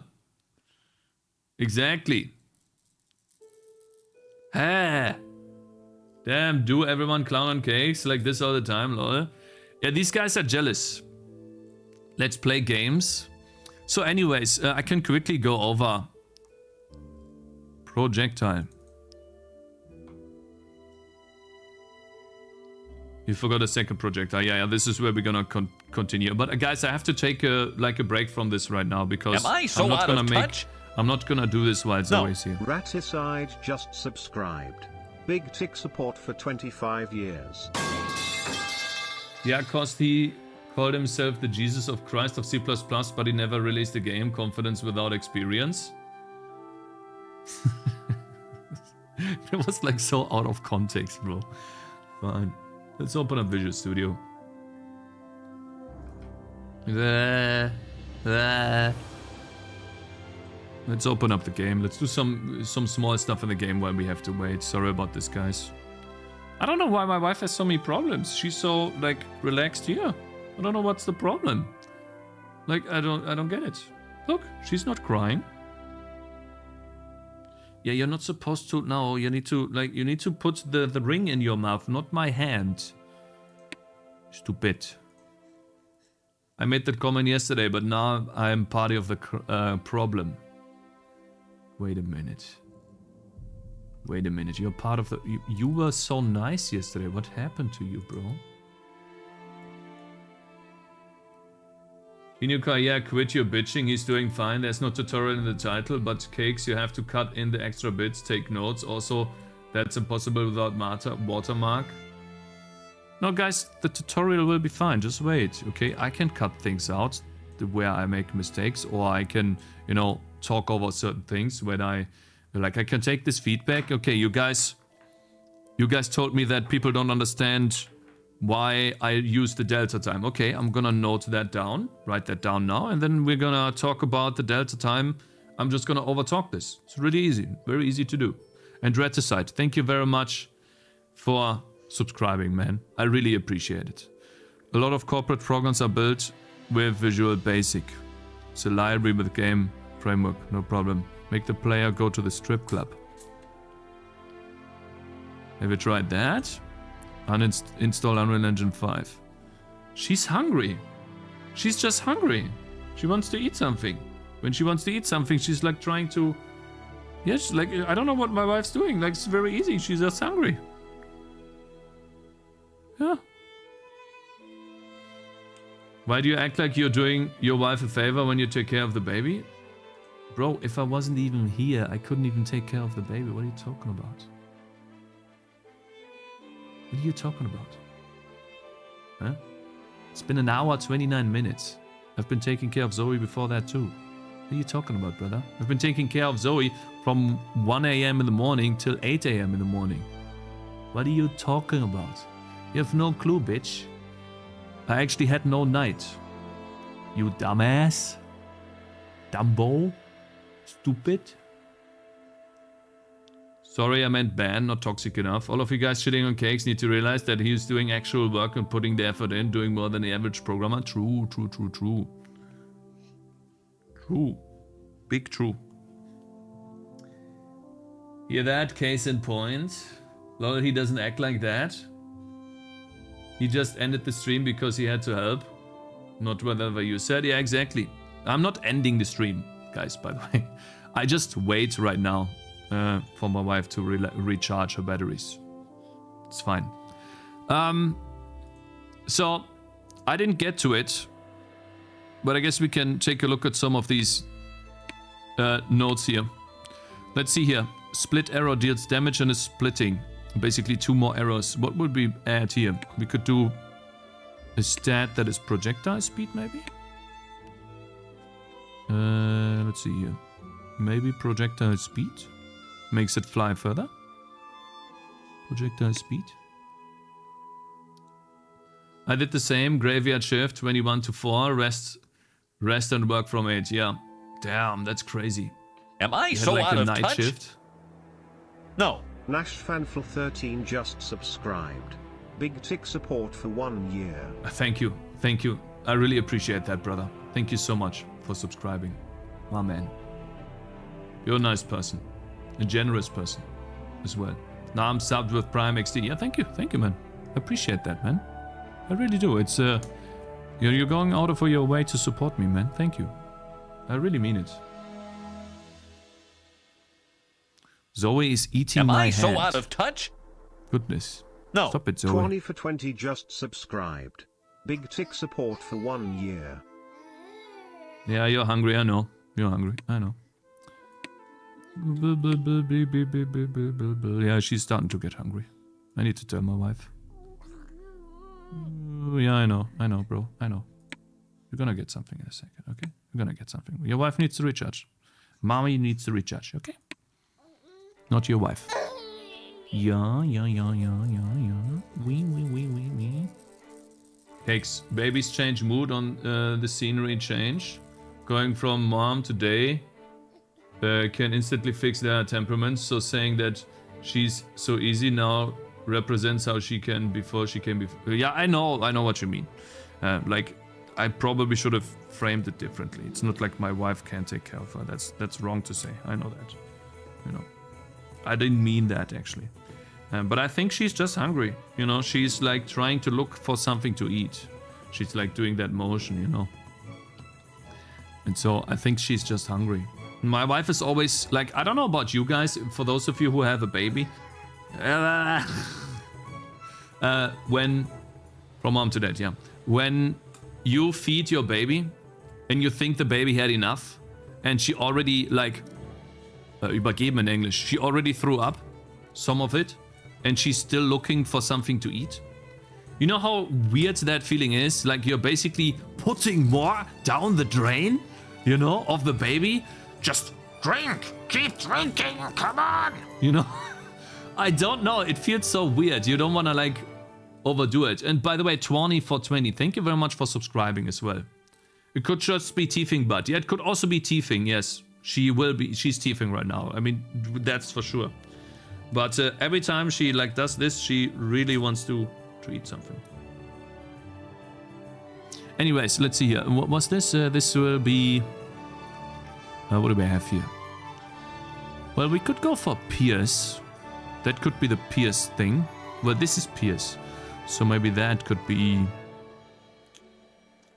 what could that be? Maybe Split? Haha. That would split projectiles. Split count +1.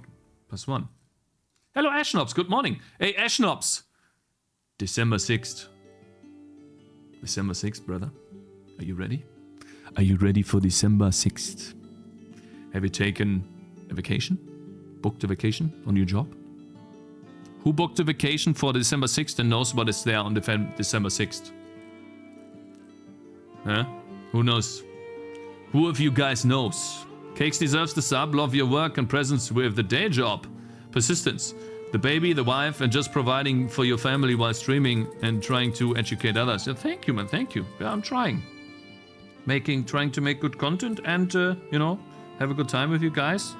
And hopefully I can become a fully fledged game developer in like a year or two, you know? That would be awesome. And I don't have to do the job anymore. I can just focus on this. That would be really cool. You know, that's my dream. Focus on this, make games. Live reveal is tomorrow. Yeah, we're gonna not watch the live reveal tomorrow. We're going to react to the live reveal the day after that, because then I can pause. I like that more. Also, it's not my usual streaming time, so I wouldn't come online there. I'll probably be sleeping. Yep. No. lost your ring. Ooh. Ey, dieses scheiß Kissen, ne? Ist really annoying. Okay. Now it fell to the floor. The brain doesn't stay full until about 20 minutes after the stomach, so people often overeat without knowing this. Yeah, but babies, like, she's been here for like longer than this. She's definitely hungry. But anyways, let's add one more stat to this, just for fun here. And this is, by the way, something I wanted to do anyways, right? Additional projectiles, maybe an additional projectile. Maybe we shoot one more projectile here. That would be cool. Well, yeah, I know, bro, I know. Maybe homing projectiles. Give it a little bit of a geezer. Whee, yeah, I know. Oh shit, I was planning to get into PO2. I guess I better prepare. Yeah, I still need to talk to my wife about it, but I have a plan, you know, I have a plan to convince my wife to give me like 2 days and she sleeps somewhere else and we can like maybe stream for like 2 days in a row, like the entire day. I have a really cool idea, you know, but I need to set my plan in motion first and then update you on the outcome. Just wait. Average PoE player, tent in the garden. You will start using okay, bro. I'm gonna go to my wife now and ask if she can take care of Zoe again. You know what? We're gonna do a little bit more. Why not?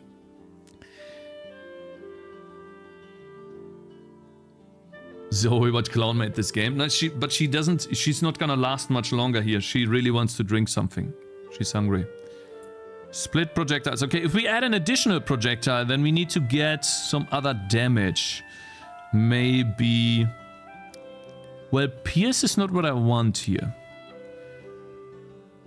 Maybe we could go for cooldowns? Or attack speed, maybe? Or attack radius. My lord chat. Milady Cakez. I think attack radius is cool. Neil homies. 20%.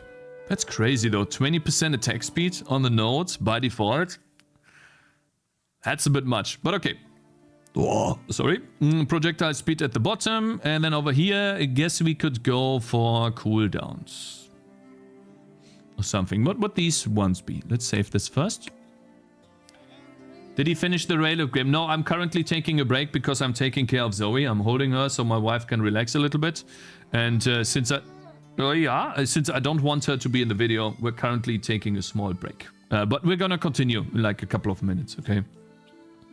Again, I apologize. But yeah, that's just how it is, you know? That's just life. Let's see here. Life, yeah, this one. What do we add? I want to add a stat that is not only affecting this ability, but also others. So, for example, a stat here. Shh.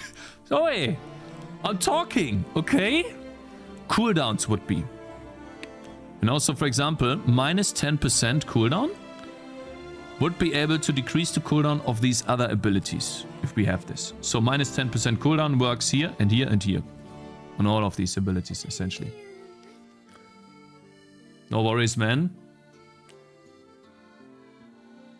Good choice. Enjoy your babies while you can. Yeah, exactly.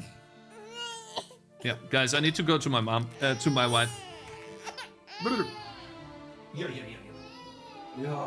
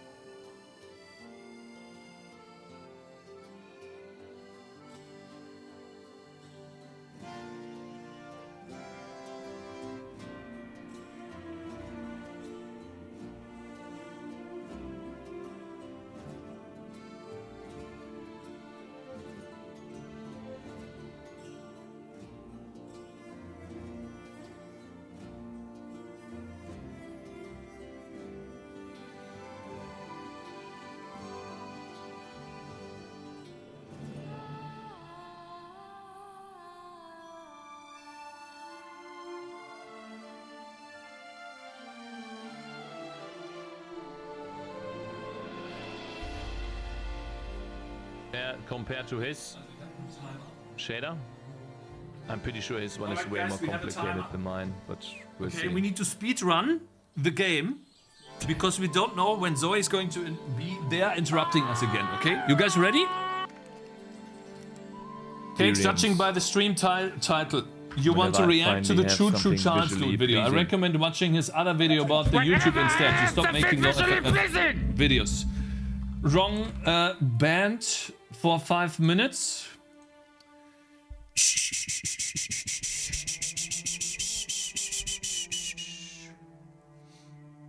I did watch that off stream already. I wanted to educate myself, okay? You're wrong. I did watch it already. I'm not going to react to something I already watched. All right. Let's continue here.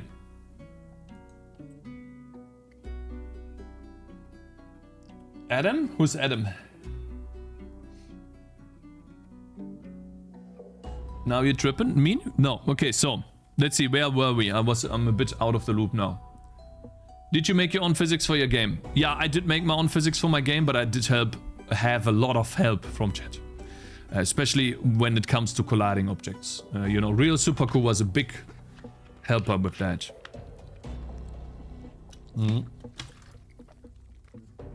Ha! You're the first streamer I ever gave this up. Have some money now with working in the game industry. Cool. So might as well be generous. Really like your path on indie. I'm on the path as well, so I hope we can help each other in the future. Sure, bro, sure. Yeah, I had an error with Projectile, yeah. Where are you in the industry, Tuani, if you can talk about it? I hope you're not with Ubisoft. I actually wanted to talk about Ubisoft today, alright. Totally forgot. But yeah, we're gonna do the Charles one and then tomorrow Ubisoft, guys. There's some interesting developments with Ubisoft, which I found interesting. How does an ellipse take 3 days? Does he not know Google exists? Okay, bro. Like, I feel like that's kind of toxic and totally uncalled for. So I'm gonna give you a 5-minute break. Break to think about. Doesn't Ubisoft also use Visual Basic? No, Ubisoft has their own engine, as far as I know. I don't think they use Unreal Engine. I don't know what the engine is called, but they use something in-house. I'm working at a company that makes professional VR simulators for forklifts that get actually used in all the big warehouses to train their people before they touch an actual forklift. Oh, interesting. So like, cool. So that's like the same as flight simulation using this stuff. And you could train pilots in a simulation using VR, for example. But doing indie on the side, yeah, that's smart, bro. You can do your game on the side, like maybe in the morning and in the evening, or maybe in the morning or in the evening. Save up some money and then spend that money on, let's say, someone doing art. Right? It's a commercial product with hardware. Oh, I see. Clown streamer. Yeah, we watched that yesterday. Yeah, I know. It redirects to... I know. Yeah, it redirects to me. Ha ha ha ha ha ha ha. Funny. Okay. Alright, so... It looks like I forgot to add a projectile on the projectile struct. Let's add that here. And I want to quickly go over why we use the get frame time right here. The reason why we use that is because a frame, or... Yeah, I guess it's called a frame. In... how do we say that in English? Rendering a frame takes a certain amount of time. And so we have set our FPS to 60, which means we are generating 60 frames to the screen a second. And if we were to increase that number and we don't use frame time, then let's say we add a second every time we get to here and we run at 100 frames per second, we would add 100 seconds, or 100 times we would add the value 100 over 100 frames over 1 second to shoot time. So essentially, to say this in a bit easier, let's say we have 60 FPS and we add 1 every frame. That would be a shoot time of 60 after 1 frame. after 1 second. If we set this FPS to 100 and we add 1 every frame, then at the end of 1 second, we are not at 60, but at 100. So that would be a different value. And, you know, getting the game loop right and all of that stuff is a big topic that I don't want to get into here. For a very basic game that works, there's a lot of articles you can read up on for this, but essentially frame time is used, the time it took to render the frame is used to make sure that we move at a constant speed over 1 second. And so then we have a deterministic result which does not depend on the frame rate. Okay, so now back to projectiles. We need to add a max projectiles define, which that has to be done in C. Max projectiles. That would be, I'm just going to add 100. And since I know we're going to have enemies, I'm also going to add max enemies here too. And that will be 100. So 100 projectiles and 100 enemies. So might as well just add the enemy now, because the projectiles, they will collide with the enemies. Type dev struct enemy. And the enemy will just have, whoops. The enemy will just have a vector2 position. And I think, and a float size that can be used for collision detection later. And let's not forget the enemy here. There we go. And we can also already add the enemies to the game state, so we don't have to go back. Enemy count. And then that will be enemy and enemies. And then max enemies. There we go. Cool. Now that we have the game state all set up, let's go back to actually shooting projectiles. That's here. So whenever we shoot, first we need to make sure that we don't already have an array of 100 projectiles present. If the array is full, we cannot shoot a projectile. So what we do here then, if our game state dot projectile count is greater or equals to max projectiles, then unfortunately we just have to break out. We need to wait until a projectile disappears before we add a new one.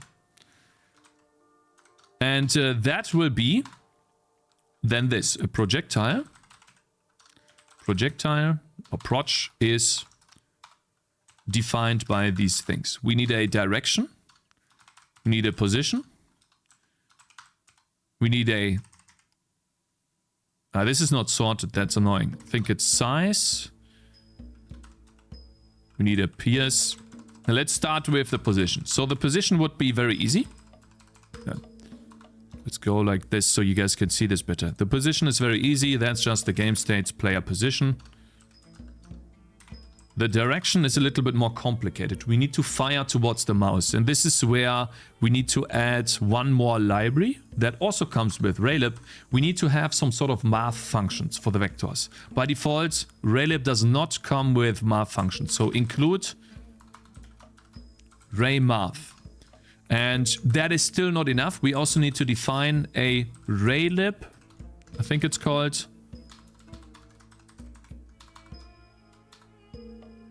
I need to Google it. I forgot this define. I think it's raymath or something. Let me see here. A Raylib. Let's see, raymath. Yeah, raymath. How should that be defined? Yeah, raymath implementation. Yeah, that like. How can someone remember that, bro? Tipsy Monk, thank you very much for subscribing, man. And Skits, thank you very much for following earlier. This part is always so funny because in multi-threaded environment, this entire concept goes to shit. If you're here to learn just to start multi-threading, you don't measure in FPS, you measure in delta time converted to FPS. Cakez frame time is not deterministic, that's why you rebuild your whole loop before.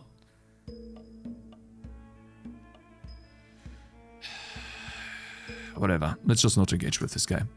We need to define a raymath implementation, because then the raymath and Raylib, they will include the implementation for the functions. So what we can do now here is this. We want to generate a direction towards the mouse. Vector2 direction is, we want to vector to normalize a vector to subtract from, and this is where, okay, let me think. We want to go towards the mouse. So the second one is go towards. Yeah, so from the player position towards get mouse position. We want to shoot a projectile towards the mouse position. And we need to normalize that because otherwise the direction would behave weirdly. And then the size is just the game state dot projectile size.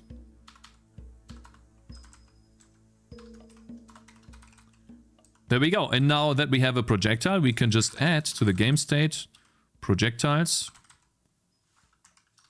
on game state dot projectile count plus plus, increasing the count, adding in the projectile. There we go. That's all we need to do to shoot a projectile. I'm gonna put this into a local scope too. Shoot projectile. Add all of this thing in here. And then make sure that this is moved one more to the right. And for those of you who are wondering, 10x programmers, they come from the level of indentation that you have. Okay, so what we have here is the first level. That's the int main void. The second level, that's the while loop. 2x programmer already. Then the third level is also the while loop, but you know, our local scope. And now that I noticed, shoot projectile should not be in move player, but it should be here. There we go. Okay, that's the third level. And then we have the fourth level here. So we're already a 4x programmer. Just saying, you know. And so yeah, we can now shoot projectiles, but we also want to show them, right? And this is where we do this here. Update projectiles. We want to do a simple for loop. Int proj index is 0. Proj index is less than max. Oh no, that is game state. Game state.proj count. Proj index plus plus. There we go. We get the projectile. Pointer proj from the address of the game state dot projectiles on the proj index. And right now we're just going to make the projectile fly. So how do we make that fly? We do proj.position.x plus equals the proj.direction.x times the proj.speed. And then again, multiplied by the get frame time again, so that we only move deterministic over time. It's not 100% deterministic. This is where fixed time steps come into play, but this is going to be a very simple game, so we don't go into this right now. And then we also want to draw it. Well, we have projectiles in the game. We can make them fly into the direction we want to draw this. And this is where we draw another circle for the projectile. Projectile on the position of the projectile. So projectile.position.x, projectile.position.y, and the radius projectile.size, and then that would be a color of yellow. Let's see if this works. Might have done a mistake. Over here, and it is shooting projectiles, but they don't move. Okay, must have done something wrong here, but this is where we can debug. Get mouse position. It's shooting all the time, that's fine. I did a classic. I forgot to decrease shooting. So essentially, since we have shot a projectile here successfully, we also need to set the game states. The shoot time minus equals the shoot delay. There we go. That's a classic, and it looks like we are not doing a proper direction here, which actually it should. Let's see here. Maybe that was just a mistake. No, it's not. I've not encountered that before. It's just placing dots and not supplying the direction here. I wonder why. Let's debug this really quickly. Reverse the subtract. Yeah, but even then, It should still move in a direction. It does have a direction, it doesn't really matter. Position 1 minus position 2. Get fixed time is way more, is a way to make movements constant regardless of FPS, but seems like that may be more involved to implement. Yeah, this is supposed to be a very, very simple game, not much, you know. I can't find it. I don't know what the problem is. X plus equals direction times... Maybe it doesn't have speed. Nah, I forgot the speed. Yeah. So I did forget the speed, that's why it didn't move. The game state dot projectile speed. There we go. There we go. And now we can successfully move, and it looks like I did the classic. Always the wrong way. So we need to exchange the mouse position and the projectile position, because it now shoots in the opposite direction of the mouse. Nice. Okay. It's always the same. I don't know how many times I have to make that mistake, but it's fine. Game state dot player position. Love it. Okay. Now that the projectiles can fly, we need enemies. We need to kill enemies, of course. This is where the enemies come into play. And also, I want to only shoot projectiles, by the way, if the mouse is down. So mouse, let's call this here, is mouse down. If a mouse button is down, and that would be left mouse button. There we go. We want this part here to be in front, so that we only spawn a bullet when we actually press the mouse button. I think that's a little bit more player involved. And you see how... Of course. And you see how easy this is? We just added in this. We don't have to worry about anything. We can open up a window. We can get input. And we can even do a sound. We're going to do a little sound effect at the very end. A background music sound. And we could even do, you know, some bullet effects as well. Really cool. But for now, we should have the bullets spawning. And we need enemies to attack and enemies to run towards us. So that would be enemies at the very bottom here. Update enemies. So first we need to spawn them. How would we do that? We need a const float spawn frequency. And I usually like to set this to a second and then make that be more depending on how far the game is advanced. For that we need some sort of game state game time. That increases over time, of course. And I usually like to set that to, I don't know, a 1/10 of the game time. So 10 seconds would mean... wait a minute. Am I doing this correctly here?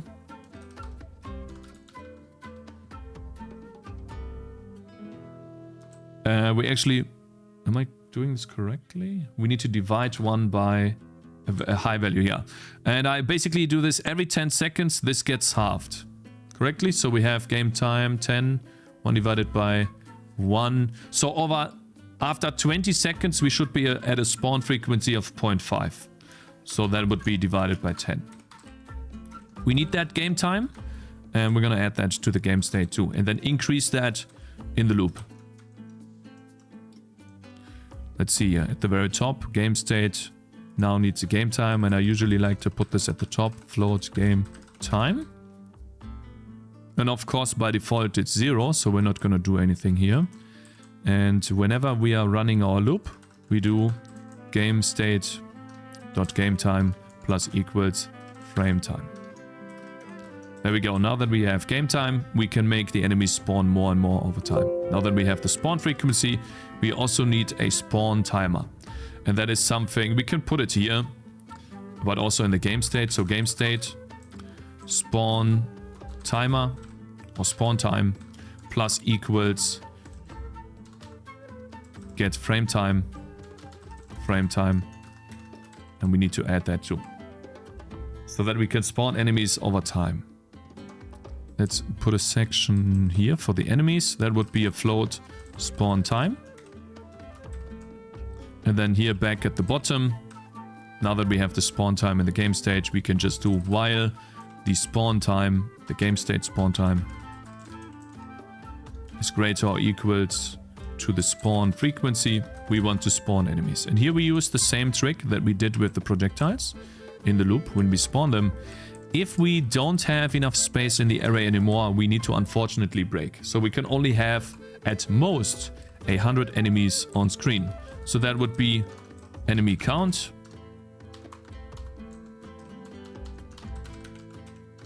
and max enemies. We have to break here. If not, we create an enemy at a random position. And this position, in my opinion, should be outside the screen. And it's actually very easy to do that. We need to generate a random number. That would be our... By the way, what's going on here?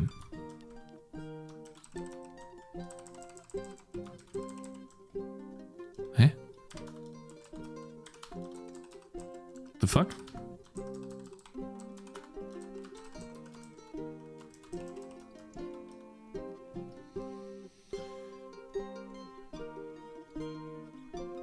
Yeah, you want to be an active chatter, Twitch. Well, he keeps reading Twitch. I have to spam because he ignores YouTube chat. Otherwise, we had 3 days he didn't look at it once for 3 hours while he keeps reading Twitch. Cakez, gatekeep, you should practice in Cakez community if Cakez doesn't want it. This is a rare day where Cakez is actually doing coding for once. I don't know what the problem is, brother. I think I'm doing well. Yeah, anyways. So, the enemy's position. That's actually very simple to do. We start out from the player's position and generate a random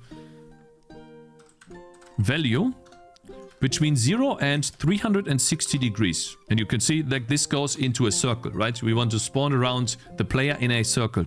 This is degrees, and we can multiply that by pi divided by 180 to get radians. So that would be a float radians value, which we can then use to feed into the position. So we start out from the game state player position on X, and then we add to it the... actually, we get the direction for this first. I think that's a little bit easier. Vector 2 direction would then be the cosine float from radians and the sine float from radians, which generates... this is a normalized direction, and that's not a vector, but a vector 2. Now that we can use that direction and multiply that by a certain minimum distance. And that, for me, the very simple thing here would be to just multiply that by the screen width, not height, divided by 2. That would be the distance. I guess we can do a const float distance. Here, that would be screen width divided by 2.5. And then we can just use distance to make this a little... Oh, great! What did I just click? And then we can use this right here to make this a little bit easier. Distance. And then we do the same thing for the game state dot player position dot y plus direction dot y times distance. That would be our position. I think that works. And then we need a size.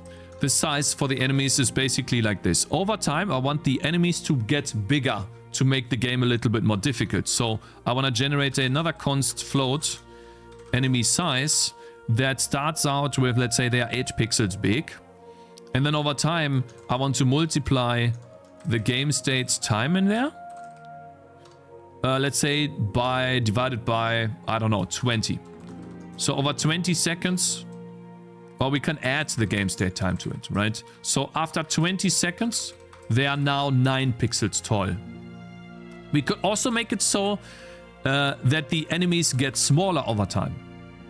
You know, get smaller over time, which makes them harder to shoot at. I think that's also cool. Like, that's up to you. So that's programming the game already, you know, that's the cool thing. We are already programming the game. So that would be, the size would be enemy size. There we go. And that's it.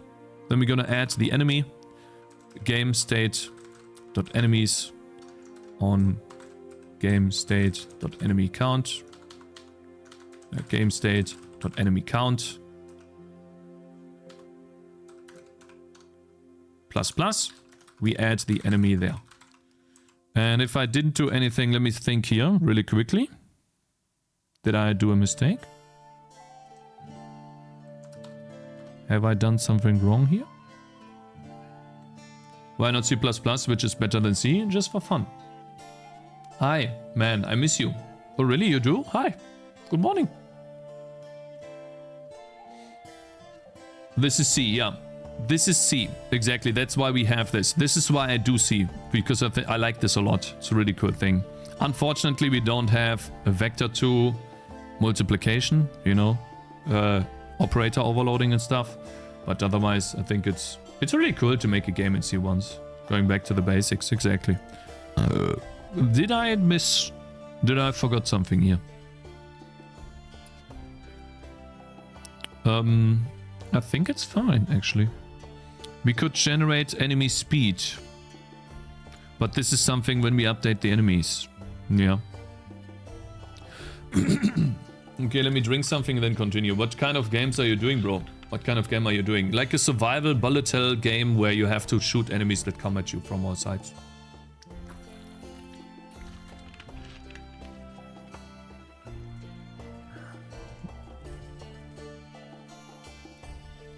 Overusing generate? Did I call generate somewhere? Or did I say generate a lot, the word? Okay, so if I didn't do a mistake, which obviously can happen, we should now have a really nice spawn system for enemies, and we need to make them move towards the player. And this is where we quickly make an update function, and then we already should have enemies walking towards the player. Update enemies. In here we also do a range-based for loop. Int enemy index is 0. Let's see.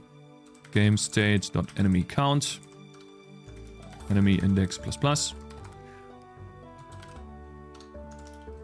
Enemy is the address of game state dot enemies on enemy index. Okay, we grab ourselves the enemy from the loop. That should be very basic by now. And now all we need to do is change the enemy's position based on the direction. So plus equals some sort of direction towards the player, multiplied by the enemy speed, obviously multiplied by the frame time. And so how do we get that direction? That's another thing where we have to do a vector to, where we have to do a normalize. So vector to normalize, using a vector to subtract. And this time we're gonna get it right, 100%. Let's see here, the direction is from the enemy to the player, so the player is the first thing in the thing, because we want to go towards, no, the player should be the second thing in the game, in the thing. So first we have the enemy position, right?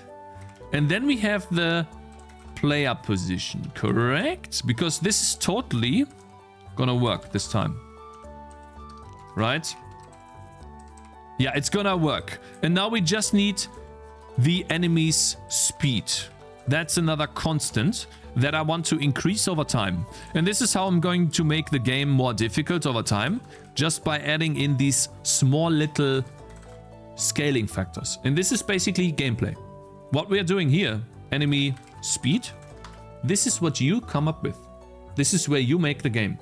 We could have a fixed game speed, enemy speed, but that would be boring. Making the games faster, maybe smaller over time, and tuning that, that's gameplay.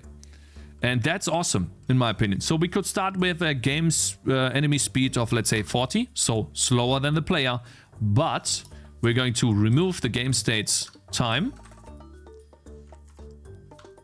Let's say, how fast? Every 10 seconds? We want to add 1 speed? Or we remove? Wait, actually that needs to be plus. Sorry, plus. So every 10 seconds they get 1 faster. Or maybe every 5 seconds. I think every 5 seconds would be too much. Let's try every 10. This is balancing. We'll have to test this, right? And yeah, now that we have the enemy speed, we also need to draw them. And of course, this is where... Actually, let's do that. This is where Raylib comes in again. Draw a circle. And the same thing. Enemy position on X. Enemy position.y. Enemy size, and then color, and it's just going to be red. Enemies are red. We could test if this works. If we didn't do a mistake, we should now have enemies moving away from us. Cool. And we also did the same thing for the spawning system that I did with the bullets. I always forget this. And it's good to run into this because, you know, seeing these problems happen, probably going to happen to you too. We need to do GameState.SpawnTime minus equals GameState.SpawnDelay. Or the spawn delay or spawn frequency that we have here. So spawn frequency over there. So that we only spawn one and then move on and wait for the next one to spawn. And of course, I made another mistake. I don't know why I keep doing this. So essentially, the first thing in the subtract is where we want to go to. So we want to go to the player position, comma, from the enemy's position. Okay? Easy. It's gonna work now. Which it does. Cool. And now we just need... that's actually a lot. That's too many. That's too many! No! So yeah. And now we need to program the enemies touching the player. When an enemy touches the player, the game is over. So, you know, touch the player equals game over. How do we do this? Very simple. If we have collision circle, we are checking for circular collision. That is very simple. We check the enemy's position against the game state's player position. Not the player size, the player position. And we need to have a radius for the enemy. That would be the enemy size against the player size. There we go. And if we are colliding, then, well, at the moment, we're just going to do game state is default state. So no, not default, default state. We're going to reset the game state to the value that it was at the very beginning, resetting everything back to 0. And so now we should already have a lose condition. This is essentially the lose condition. Let's see if that works. If an enemy runs into us, it should just reset. Which it does. Cool. So now that we have a lose condition, let's quickly fix the spawn frequency. I think I'm doing something wrong here. I feel like I'm doing a mistake here though. 0.01. That should just be a big value. Or is it... Or how do we... How about this? We just make this easier. We're just removing... No, we can't do this. We need to divide that. We need to divide 1 by this. Shouldn't this be... Yeah, that looks better. But now it doesn't spawn properly. So I guess it's...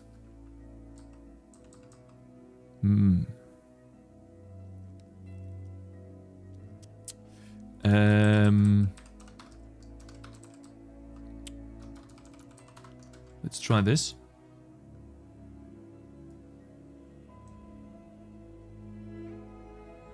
The spawn... Yeah, I think that's fine. Yeah, that's what I had before.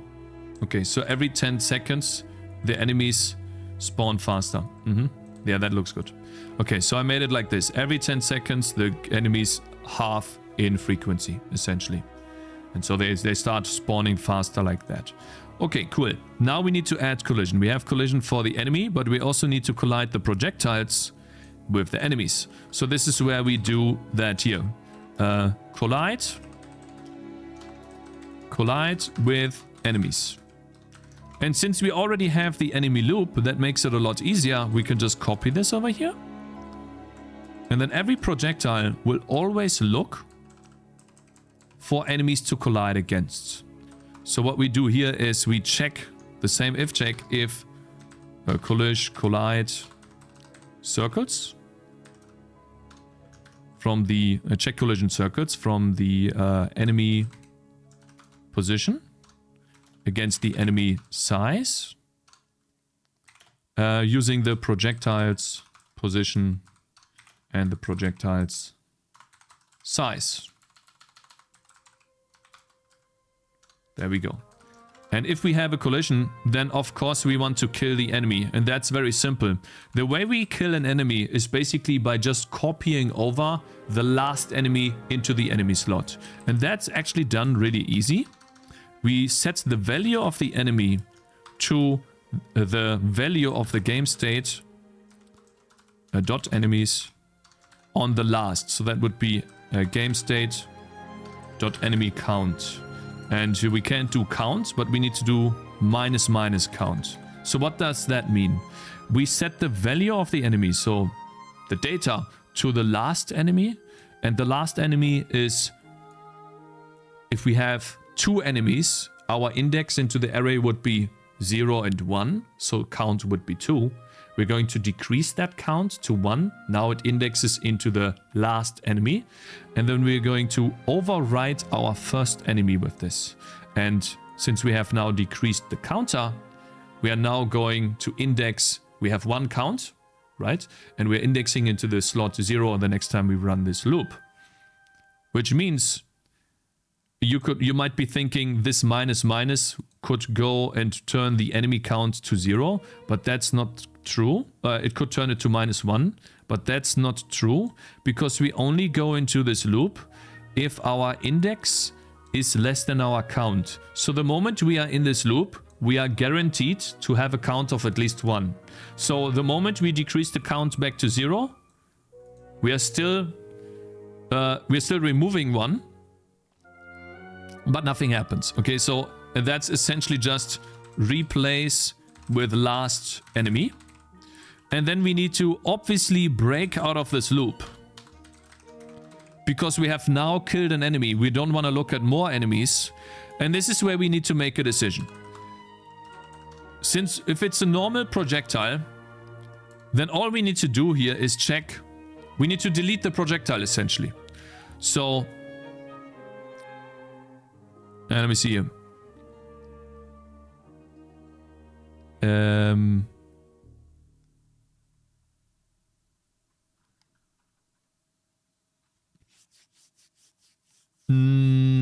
Let me think really quickly. If projectile pierce is less than 0, then we do the same thing, replace with last projectile that we did with the enemy. So the value of projectile is game state dot projectiles on minus minus game state dot projectile count. So we replace that with the last projectile too.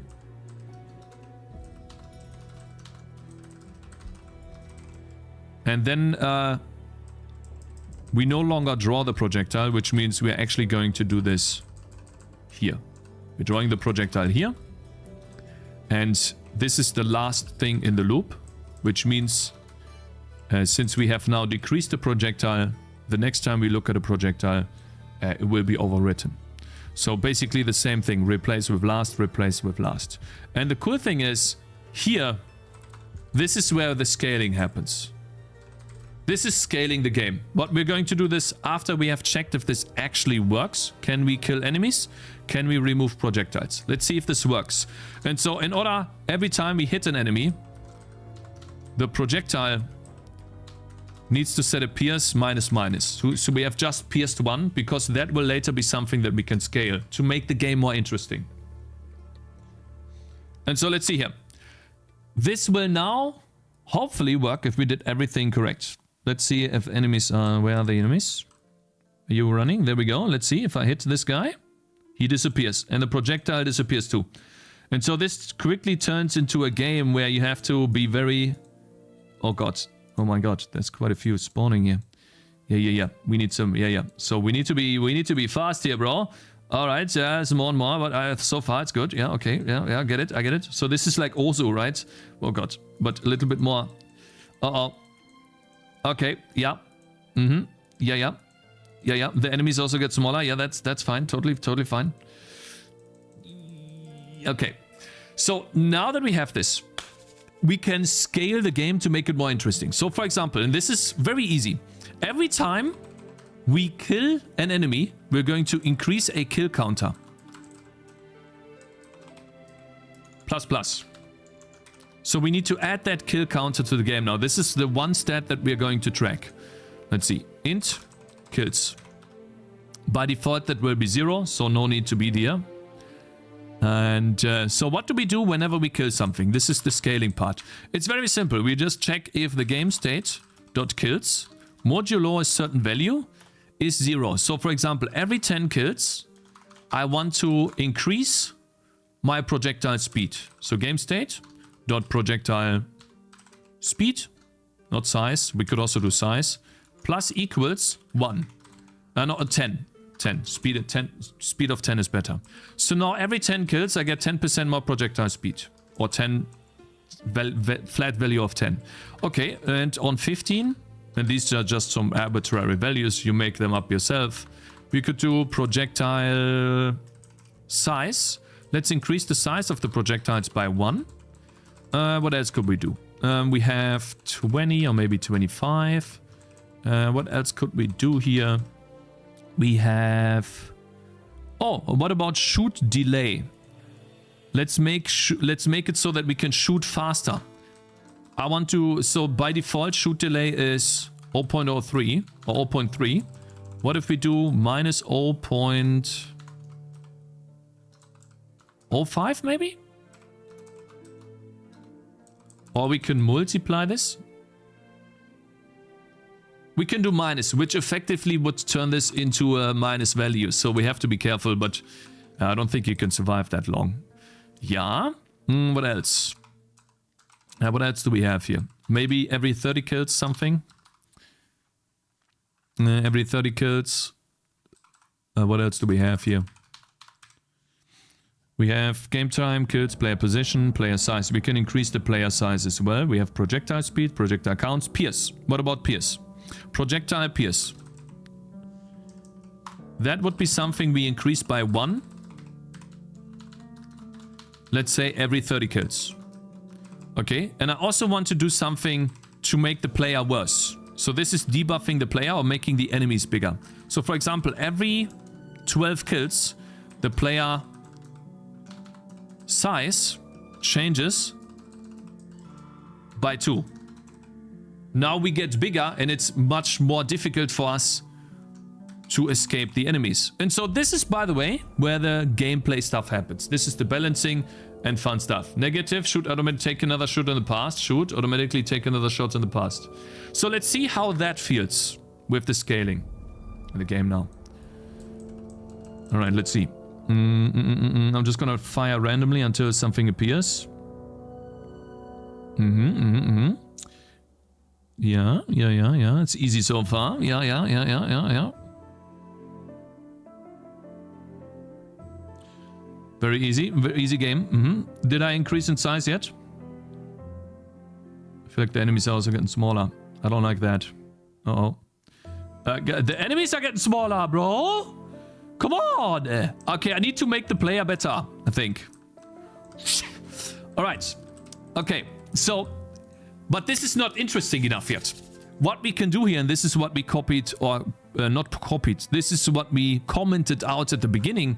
We can draw texts. So for example here, in the game, we can also give ourselves a kill counter. Over here. We can draw a text.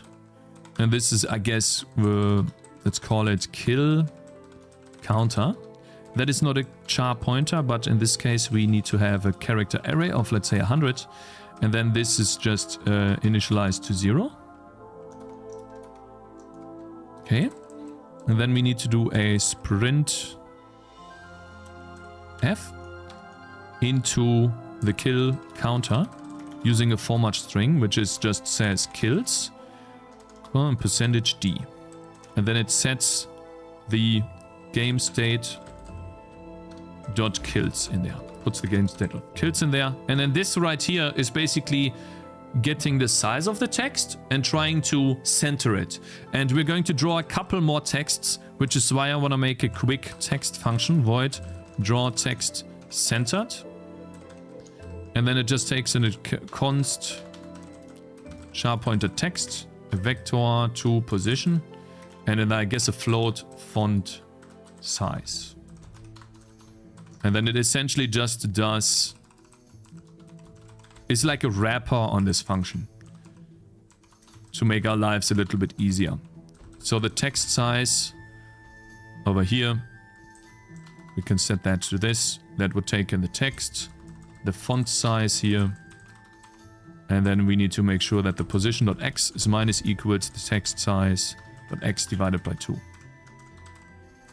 And then we just supply the text or the position here on x and the position on y. We're not gonna scale to y or center on y.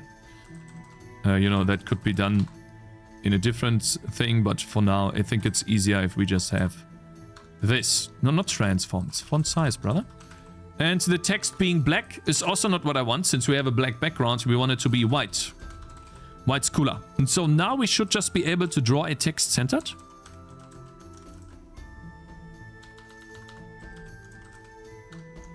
Using our kill counter. Position, and this is where I want to, I guess we do screen. Actually, I want to put it on 30 to 40 pixels. Maybe like, or let's say, I think maybe 40 pixels to the right and 30 pixels down. And then a font size of 20. And I think it wants a vector to initializer. Let's see if this works. It does. It's a bit far to the left, to the right I mean. But now we have the kills. And we can track this, which is cool. Now I thought it would be cool to quickly add some UI and some input to finish the actual game loop. Give me a second. Stop streaming. Okay, you're banned for 5 minutes. Stop spamming. Iffy 2. Stop spamming my chat, bitch. I'm gonna read chat in a second, okay? I wish I control my shoot delay like that, Cakez. New meta, get hit until you are very small and... Yeah. Make enemy hits reduce the player size instead of insta-death. Oh, that would be a cool thing too, yeah. And the more kills we have, the bigger the player. That is actually a cool thing as well, yeah.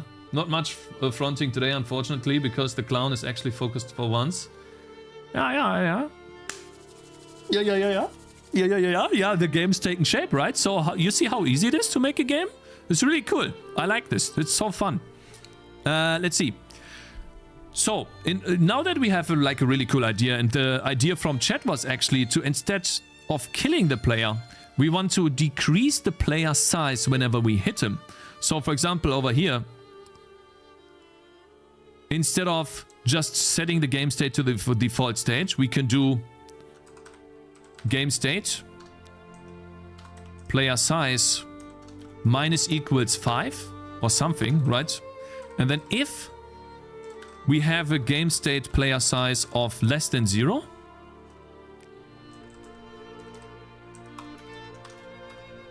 or 0, then we want to set that to the default state. Which I think is a cool idea. Because we also make it so that the player can become bigger by killing more enemies. Which, you know, maybe that's a bit low though. I'm gonna try 10. I like difficult games, you know. I just like difficult games. And then we're going to quickly yoink the remove enemy part here. From the projectile. Where's that? We want to replace the enemy. There we go. Replace enemy with last. I don't want to type this again. Put this in the collision detection. Which, after we have decreased the player size, then we replace the enemy with last. And we do not need to break or anything. We just continue with the next enemy, which would work.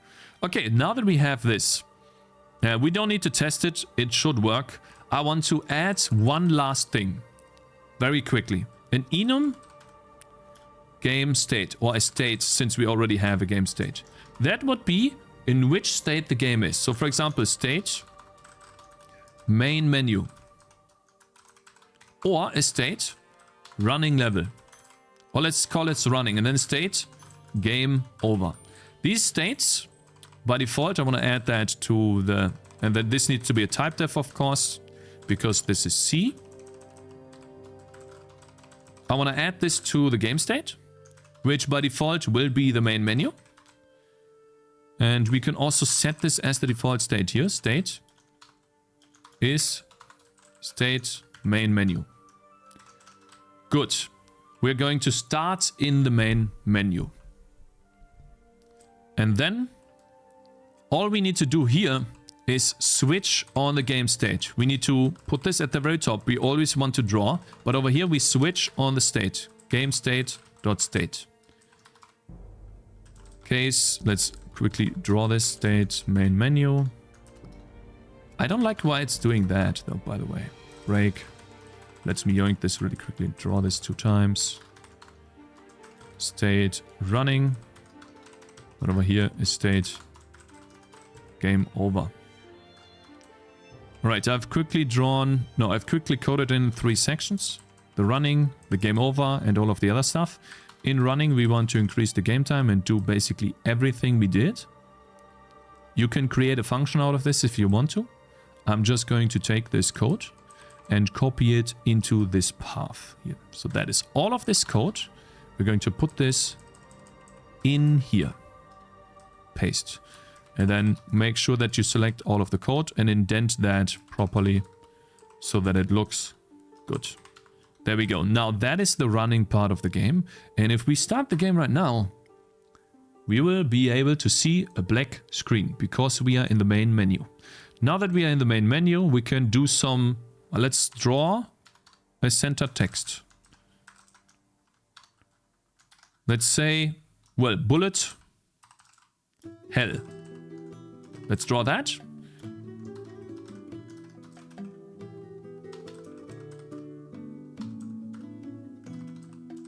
Or let's say on the screen size or screen width, not screen height, width,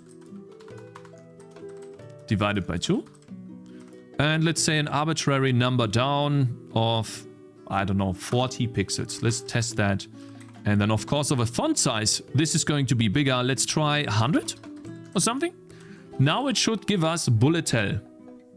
Hopefully it's centered. Okay, it looks like I did a mistake for bullet hell. Instead of minus, I did plus for the center text. Which, yeah, I did. So that needs to be minus. Then it should be somewhat centered. Yes, 100 is a bit much. Okay, let's do... I mean, 80 would be nice, I guess. And now that I think about it, I'm actually going to do bullet hell. I think that's fine. And then we draw one more text, which is press enter to start. And we'll put that also in the middle, but I don't know, let's say 200 pixels down. And this will be a font size of 20. There we go. Now we have basically a small little menu already. I love this, you know, this is awesome. Now you can see that it's not perfectly aligned, but for the first game that doesn't matter. You know, you can try to align this perfectly if you want to, you know, fix this function. I think what's happening here is that it takes the first character and it's not drawing the first character around the middle, so you have to like do some measurements there. But for a first game, that's totally fine. And so now that we have this, we also need to add in some if key pressed. Is key pressed? Let's say key enter. Or is it return? I think it's enter or return. One of the two. Then we set the game state dot state to running. It's as simple as this. Now we are in running. And now the only thing we need to implement is the game state game over. What do we draw? And I'm going to yoink these two things here. Because it's literally just a copy of those two. We're gonna do, instead of bullet hell, we do defeat. And then press enter to, instead of start, we do restart. And then there's one more thing I wanna draw. And we already did this. I want to draw the kills. I wanna show the player how good the player was or how bad he was. You know, someone that only gets 50 kills. You're not good, bro. You know, I will probably get more kills than you, bro. And I'm terrible at games. Yes, sir. So we probably, let's see, we put this to... wait, font size is fine. Let's put this on 100. And now, if I Press enter to start. We have our kills here. Looks good. Let's run into an enemy. Okay, guys, I'm actually gonna ban you for longer. Everyone that did this, gets banned for the next 20 minutes.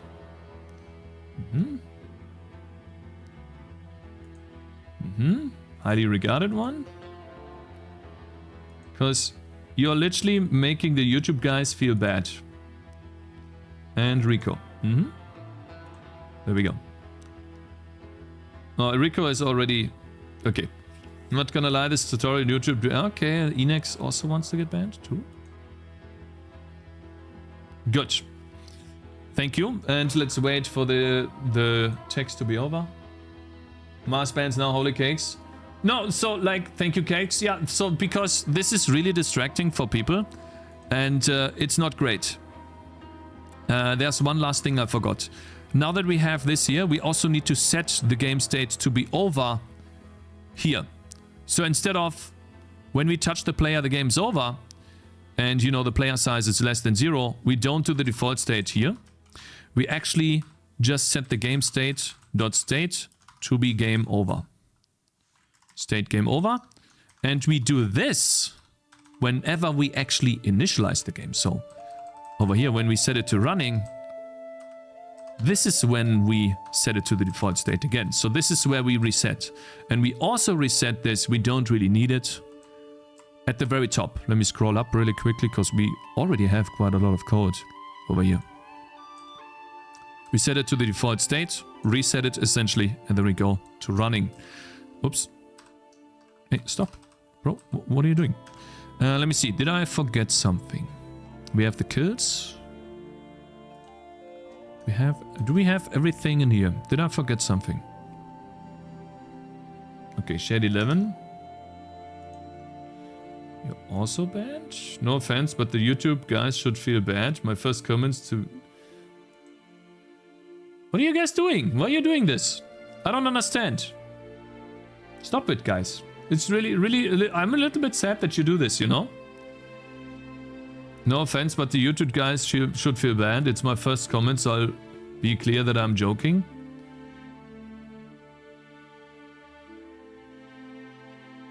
Why are they spamming? Yeah, I don't know.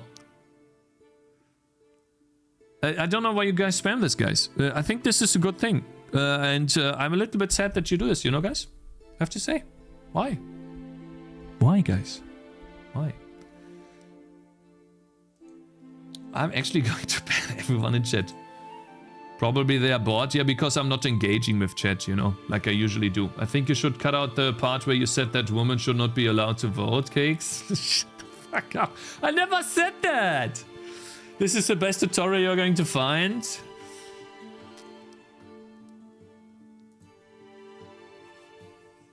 You sub only chat because they are 5-year-olds, yeah. Alright, so we have now hopefully cleared out the chat.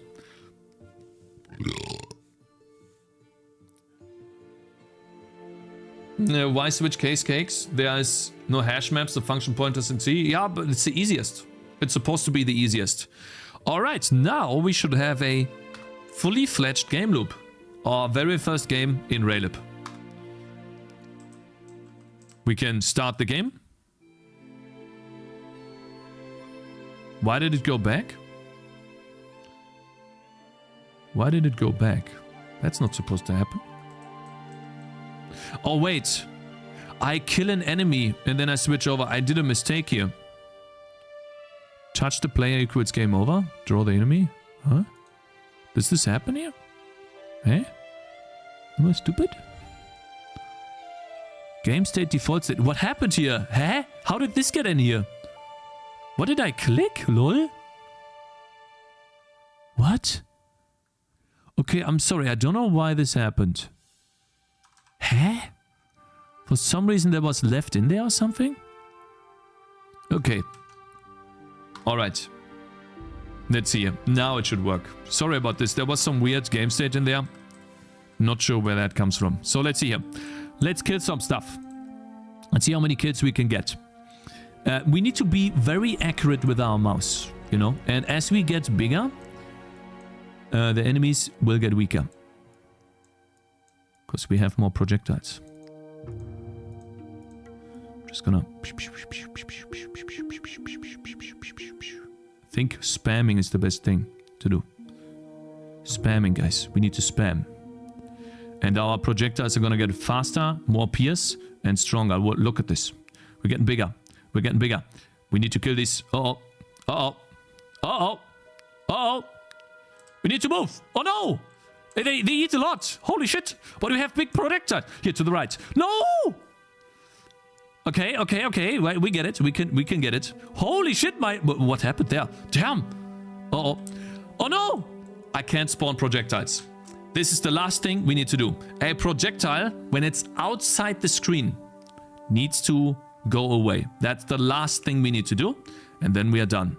And that is when we update the projectile. Before we draw it, we need to make sure that if the projectile, and this is a check collision boxes. We need to have 2 boxes, essentially. Or we could even do check point in a box. Collision point rect. So essentially we have our point, which is our projectile's position. And we need to have our screen rect. If we are no longer in there, then we also need to replace the projectile. And so over here, this is not the enemy. Where's the projectile? We need to replace the last projectile with this one. We need to replace this one with the last projectile. And so the screen rect is a const rect, I think, or is it a rect? I actually don't know what the name is of this. Let's test here. It is a rectangle, okay. Screen rect is essentially the size of it, the height. I think it's the width first. Screen height. Dot width is screen width. And then X is 0 and Y is also 0. And we turn this into a const. There we go. And now when projectiles are outside of the screen, they will be removed, which will allow us to spawn as many projectiles as we want to. Okay, so this is actually the run. Let's see how far we can get. Okay. And if you can beat my high score, then you're good, because I'm actually good at these games, you know. I have very high mouse accuracy. Look at this.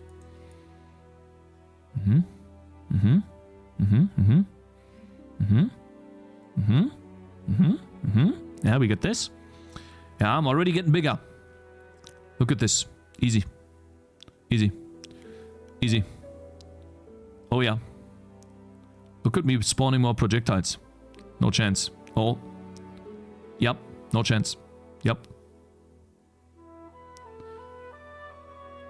Yeah. Oh, shit. I didn't see that.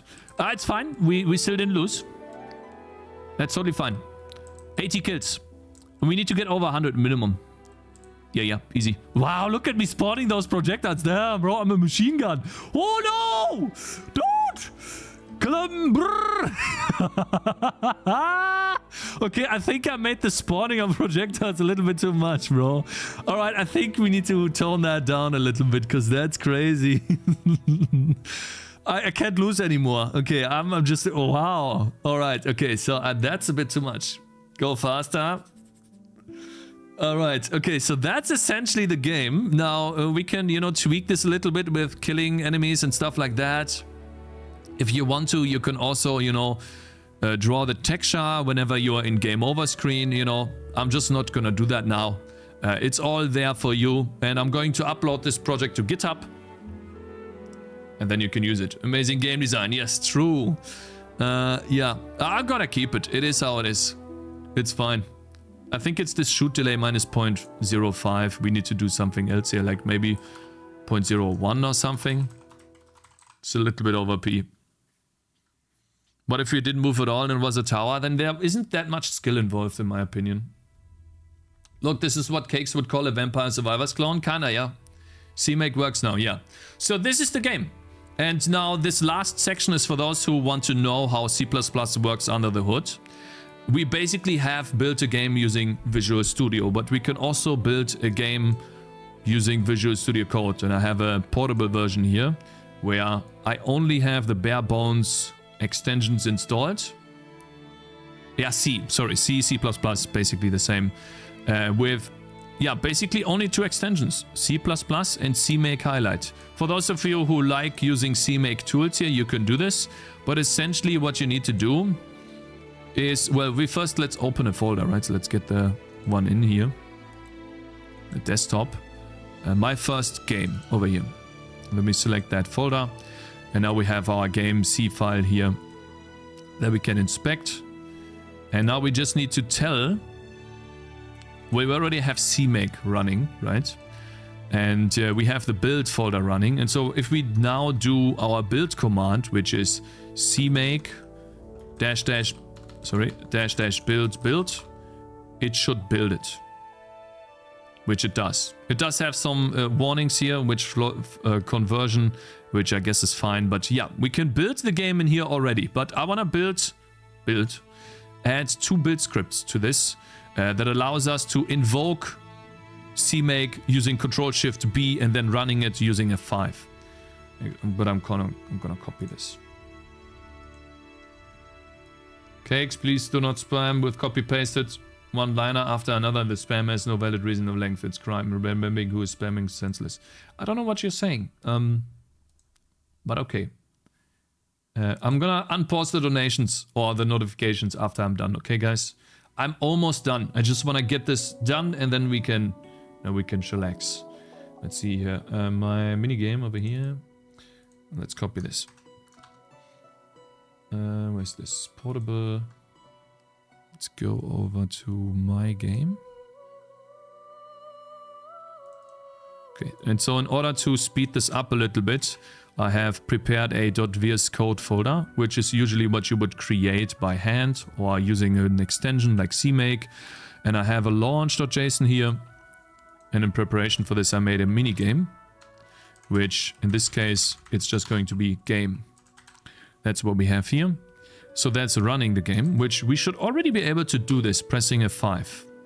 And yes, it is. It opens up here. Boom.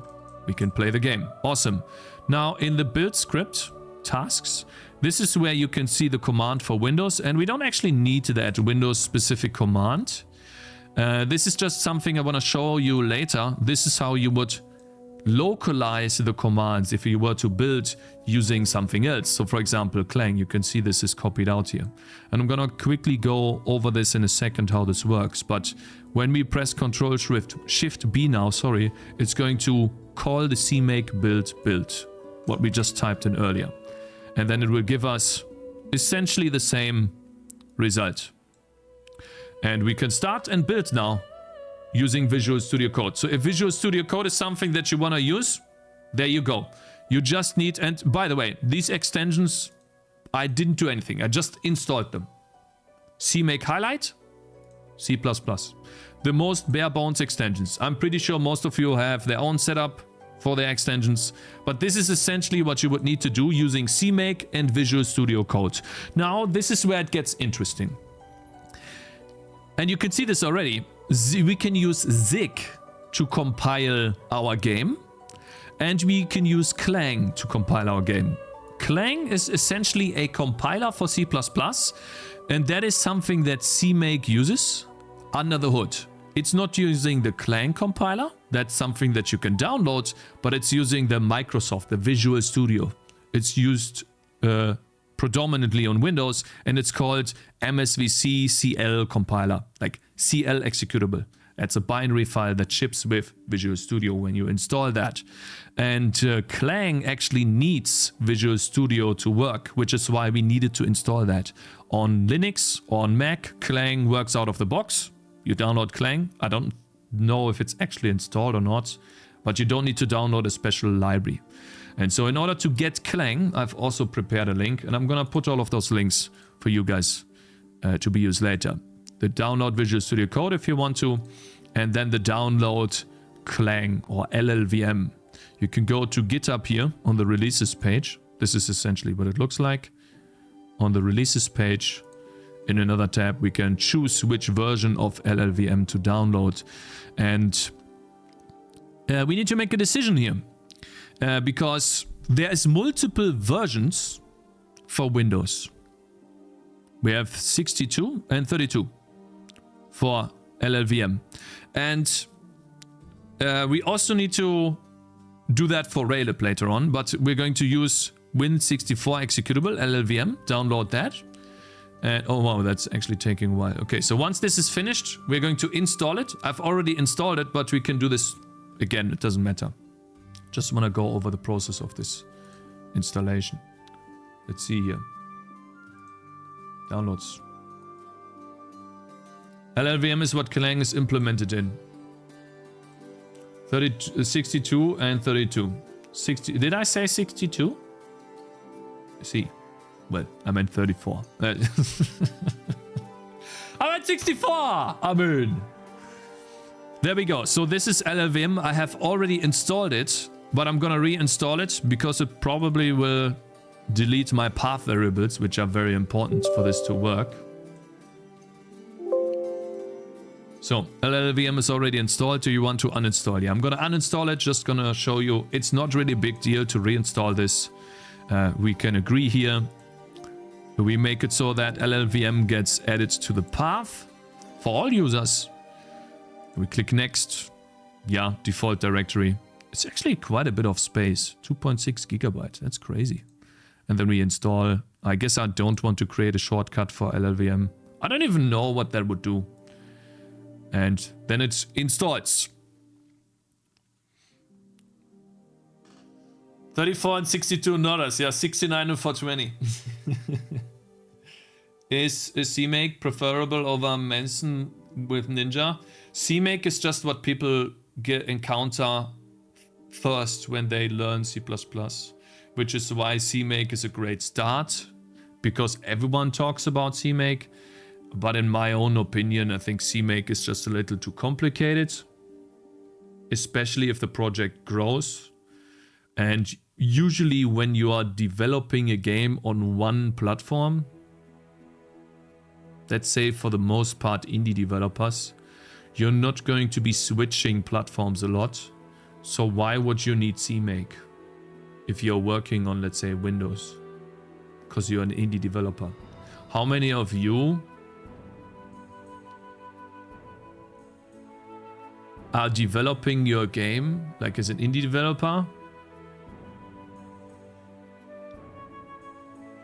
and you're using multiple platforms like Linux and Mac and Windows? Switch between them. You don't need to start with CMake. I would even recommend against. Yeah, so like I got that feedback the last time I made a tutorial.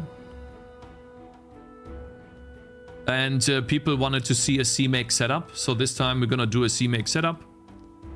And then just... I still show the stuff how I do it at the end. And then people can just decide, you know. So yeah, okay. So LLVM now finished setting up, which will probably not work because I had it running in the... What is it called? Let's see here. Let me organize my thoughts. So in order to test if it actually is in the path, we can call Clang here. And it actually does. I just want to quickly show you what the path means, because that could be confusing for someone. Environment. In Windows, you can edit environment variables, and then over here, the system variables or the user variables, there's always going to be a path variable. And this is where we want Clang to be. So for example, for me, you can see here that LLVM that we installed is added as a path here. The same for CMake and the same for Git. And so that allows you to then just call Clang, which is an executable, using the command line. And it tells us that there are no input files. So now with Clang, the way this works is we call Clang and then we give it some input file like a game C file. So for example, we are in my first game and we can give it a game C file here, game.c, and then it's trying to compile that game C file. Now, it will tell us that it can't find Raylib because we didn't tell this command line where to find Raylib. And you guys remember in the very beginning when we set up CMake, how we needed to download Raylib? Well, we have it actually, but we just don't know, or the command line Clang doesn't know where it is. It is actually inbuilt under dependencies. And this is where we can see the Raylib build. So we're going to do now by hand what this CMake file did for us automatically. We're going to download Raylib for Windows. So I've already prepared a link as well. That one is here. Under Raylib releases, we can download Raylib version 5.5. And when we scroll down here, there's a bunch of changes. We can see the different versions. And so what we can see here, and I talked about this earlier, we just downloaded Clang. That's a compiler. And we also have different versions for Windows, you can see here, from Raylib. And as far as I know, and correct me if I'm wrong here, we can download Raylib for MinGW. And have an easier time building it. If we download it for MSVC, we need to supply more compiler commands. And I'm gonna quickly go into what that is. But the version that you download here depends on what building the game. Building with what? Building with Clang. But we're going to download this first and see how easy it will be to download, to build the game with Raylib. So we're gonna extract things, and you guys told me to use extract files ... We're going to extract them into the desktop, into my first game, like that, and then we just can we say Raylib like third party or something? Let's just extract them there. Let's see where that works. Yeah, so now we have Raylib in here. And that gives us an include and a lib folder. Include is basically the source code files. That gives us the functions to call. And then the lib file basically gives us the implementations. So Raylib lib A. Yeah, this is the one here, right? So we're gonna have to test if this works with Clang. If not, we need to download the other version. That's a static linked library. I think it's a little bit more confusing, but we'll see. So usually what I do is I take the include and lib folders and I go into my main folder and then I make a new folder called third party. This is where I put all of my, what do you call that? This is where I put all of my libraries that I want to add to the game. And then we can get rid of Raylib here. And now we just need to tell the Clang compiler where to find these files so that it can find Raylib when we include it. And this is when we switch back to Visual Studio. Is it actually this one? I hope it is. I hope it is, yeah. And you can see here I've already prepared a command for Clang. But the easiest thing would be to just go into the console here. And we might have to close this window. Actually, Clang already exists here. Okay, so well, Clang wants to have a main.c file. And we want to output that, or like a game.c file. Game.c. And we want to output that as a name, game.executable. And if we do this, it's going to give us the Raylib error. Then we are like, okay, so we want to include... we want to include... And I feel like it's a bit far down there, so I'm actually gonna code this here. I've decided against coding it down there because it's really difficult to see. I'd rather just write a new command so that's easier for you to see. Clang. We want to take in the game C file. We want to output a game.executable. And then this is where we want to include the third party / include. This would be for the code. And this is how we tell the compiler, well, in this folder, in include, you can find source files. Okay, and now if we run this, Control-Shift-B, and let's clear this, by the way, so that's easier to see, CLS. If we run this now, it will tell us undeclared library functions printf. It actually could already, interesting, compile this, very interesting. But It couldn't compile this because we need another header to include here. Sprintf will type int. Wait, call to undeclared function. ISO and later does not support implicit function declarations. Sprintf. I wonder what that is. WinGW? No, this is Clang. Undeclared library function. Sprintf. So what is it? stdio. Yeah, I guess we did not include that then. So in order to have access to this, we need to include std. Let's see, include stdio.h. Then we should be able to build this, and then, but it can't link. So basically what this says us, unresolved external symbol, get mouse position. Well, we used get mouse position from Raylib. We have the Raylib header. We can find it now. It's right here. It actually still results into this path, but we have it now. But we can't see the functions. There is no function definition for this. And this is where linking comes into play. And that's essentially what CMake does for you, by the way. All of this stuff that I'm writing here, CMake does behind you. And so that's why oftentimes people say, well, start with CMake because it hides you what this does. But I think it's really important to show this because you can make some really easy project setups with just this, and then you don't need CMake. But it's up to you. I think this is easier. But yeah, so let's see. We need to link third party lib. So with this -L option, we tell the compiler that in this path, you can find libraries. And so that would be third party lib. This is where the Raylib lib is. And then we also have to link with that library. So that would be library lib.a. Let's see if this works. Okay, so it doesn't like the .a, so we don't do that.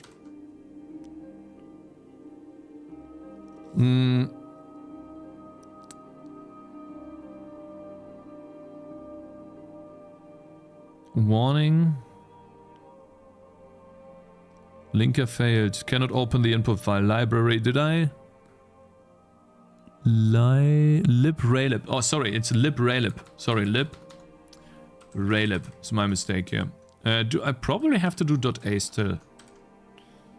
No. So no .a. Okay. Sorry about that. Yep. It's trying to look for lib Raylib. So I guess it doesn't work. So Clang does not operate like MinGW. So this is what I thought. We downloaded the wrong Raylib version. And you can see that you can make mistakes very easily. We downloaded MinGW. It is not actually working with Clang, at least on Windows. We need to have MinGW, by the way, as another compiler to not make this too difficult. So we're just going to download the MSVC version.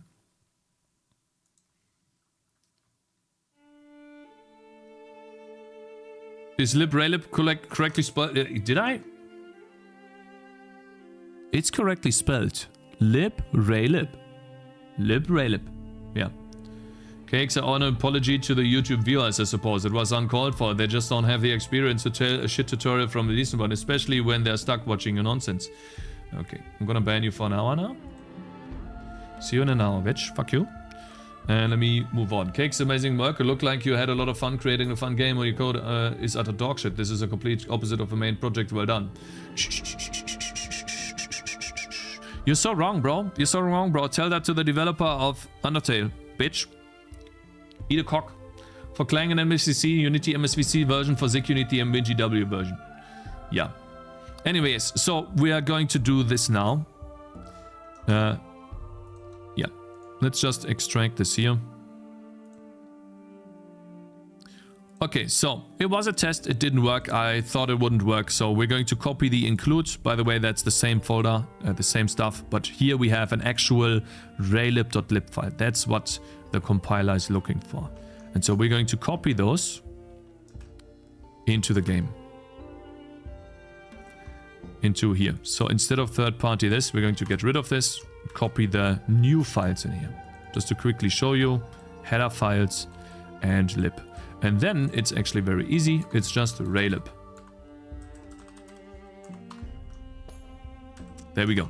That is then using this .lib file. And it will still not work, unfortunately, because we're going to get a bunch of unresolved external symbols. And this is where, you know, the annoying part of C++ comes in. And this is why CMake oftentimes is greatly appreciated. Can you stop unbanning him, TCAP? I'm actually mad.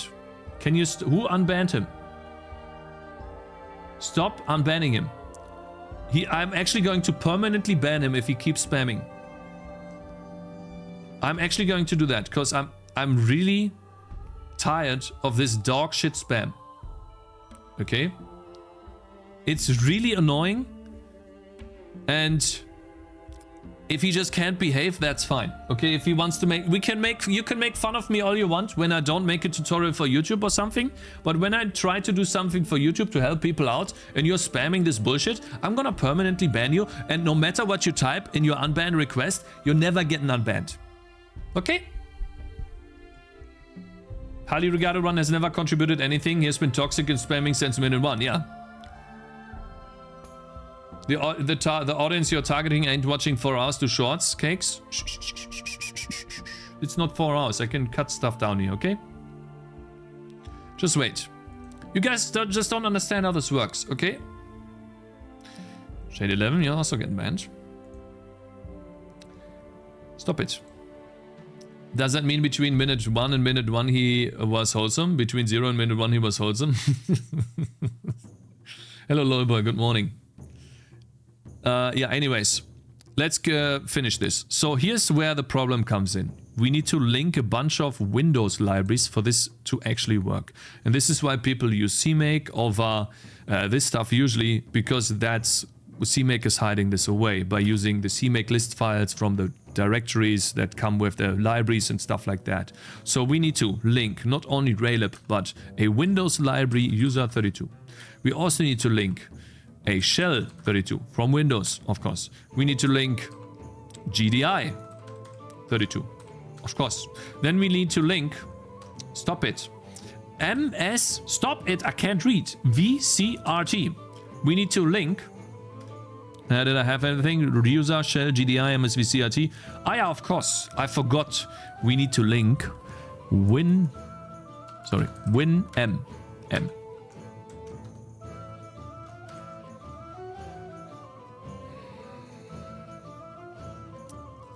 And then it just gives us a warning and the game should now be built. We have a linker warning and we have a bunch of other warnings because it says we are passing a const char parameter to a char pointer, which discards the qualifier. So I guess I forgot. And this is why I like this more, by the way. You can see here, let me quickly switch from this task to the CMake. Oops. No, I thought I was using Vim, of course. Let me switch. You know what, guys? I'm gonna quickly hide this because it's starting to get annoying. Vim. I need Vim, guys. I need Vim in my life. Yes. Give me Vim. I just can't deal without Vim motions. It's just impossible. Cakes, why you're trying to make a tutorial? Why not prepare the whole thing beforehand and then visit it with recording? This just feels sloppy. No. I did prepare this beforehand. I did. Do you guys realize how much shit people cut out of YouTube videos when they make these things?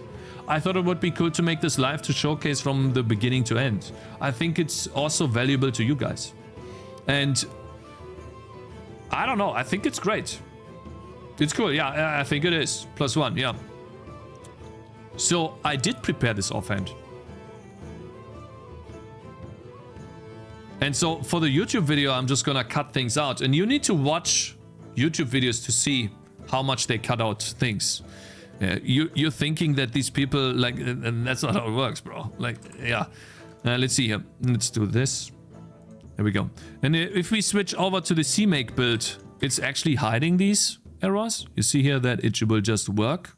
And so this is why I like this command a bit more, the clang command, because it will always give us these warnings. So we're dropping the const qualifier, which is here.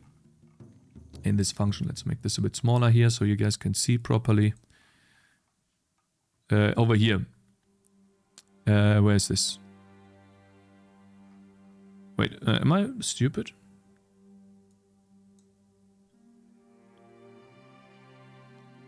Passing a const chart to a chart. Oh, I see. I get it now. So, wait, does it even work? So it's complaining about this right here. Well, we could just say then that's a character array.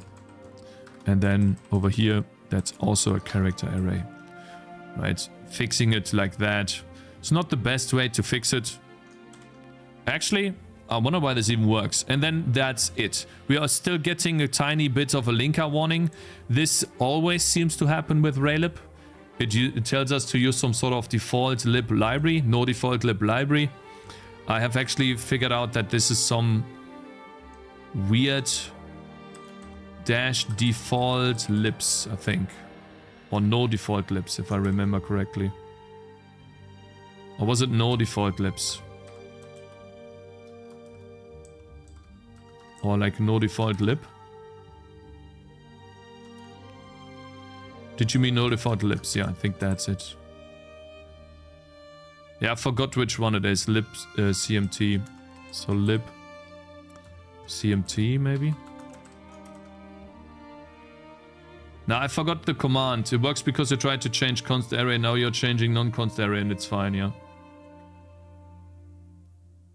Is there a difference between little l and big L? Big L means that you're telling the compiler where to look for libraries in a folder. So basically, whenever you're looking, the compiler looks for a library, it's looking in the default Windows library folder, which is under Windows.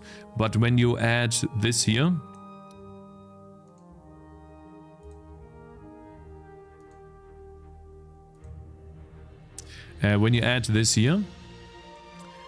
then it's also looking in that folder for libraries. Slash no default lib. I don't think you can do slash here.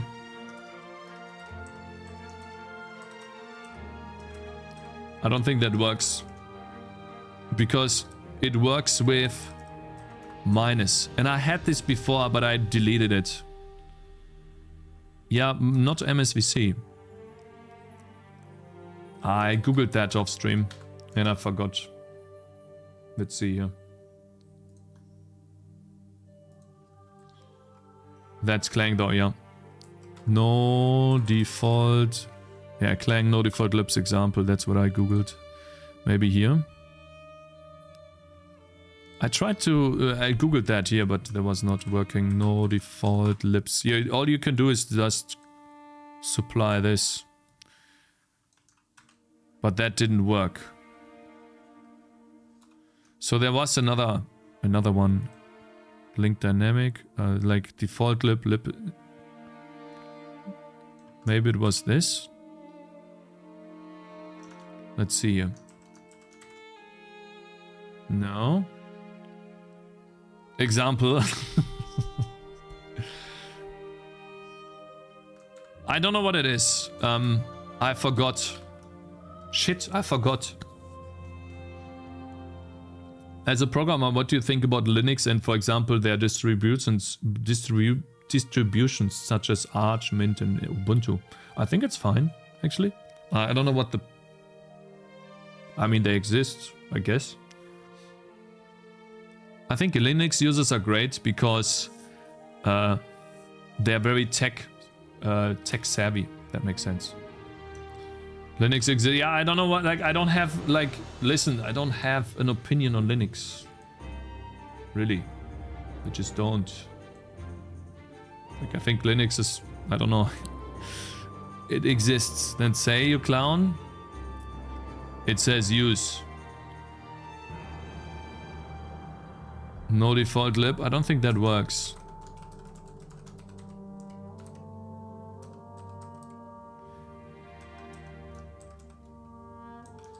No, that does not work, bro.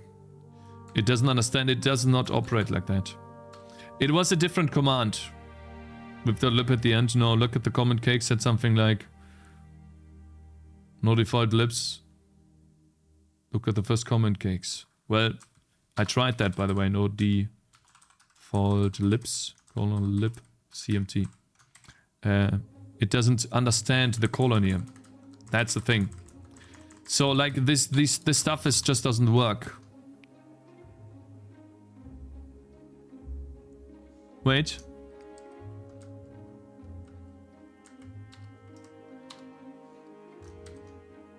Yeah. It just doesn't work.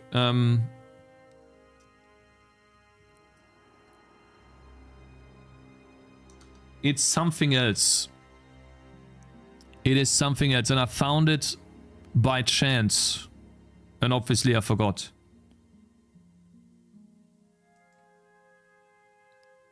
Maybe here? Oh God. Bro.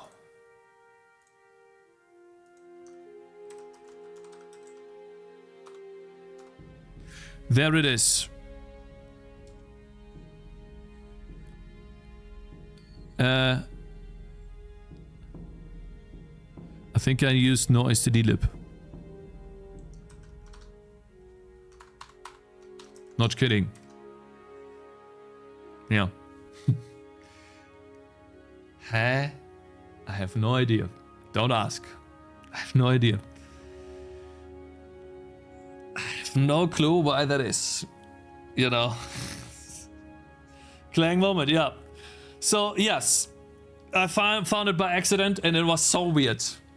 If you are posting these things on a Git, is it better to post these things on the root CMake list or somewhere the build files instead of the VS Code files? I'm gonna add the VS Code files too. This is the stuff small indie devs want to spend the time on. Yeah, I know. I see. Like, this is why I'm adding this into the thing, you know. But yeah, so now that I have the full command, it's actually no stdlib, and then you can see here that this command is very long, and that's why CMake is just a faster option if you want to get started. And you can ship a full game with this. You don't have to do it this way. Just wanted to add this in because I think it's great to know what C++ is doing and why something like CMake can be great to use. I don't like it too much. I like this more. I like being specific. I told you about the errors, the warnings. It's nice. And so I like this more. It's preference. And then I want to show you a little trick now at the end. You can also use Zig, which is really cool, to build your game. And I've actually already prepared a command. You can see here that Zig has a C or C++ compiler built in. And we basically do the same thing. We link third library lib, we link Raylib, then user32, these are the Windows libraries. And then we also include, well, the folder, the include folder for the third party, for the library. And then we output a game executable from the game C file. And, well, how do you get this? How do we get there? We basically, all we need to do is go to, let's see, where's Zig? I think I have that prepared somewhere. Do I? I guess I don't. Okay, then let's download Zig. There we go. So you can go here to download Zig. Pick yourself a Zig option, whether that be Arch. Let's see here. No, not Arch. Wait a minute. So Zig has different versions, does it? No, Zig just has... Yeah. So we take this. We take the first one, x86 and 64. Download this as a zip file. I've already done this. And then you can extract that. I have it on C. No matter where. It depends where you want to have it. But I put it on C. Over here. And this is where the Zig executable is. I add it to the environment variables.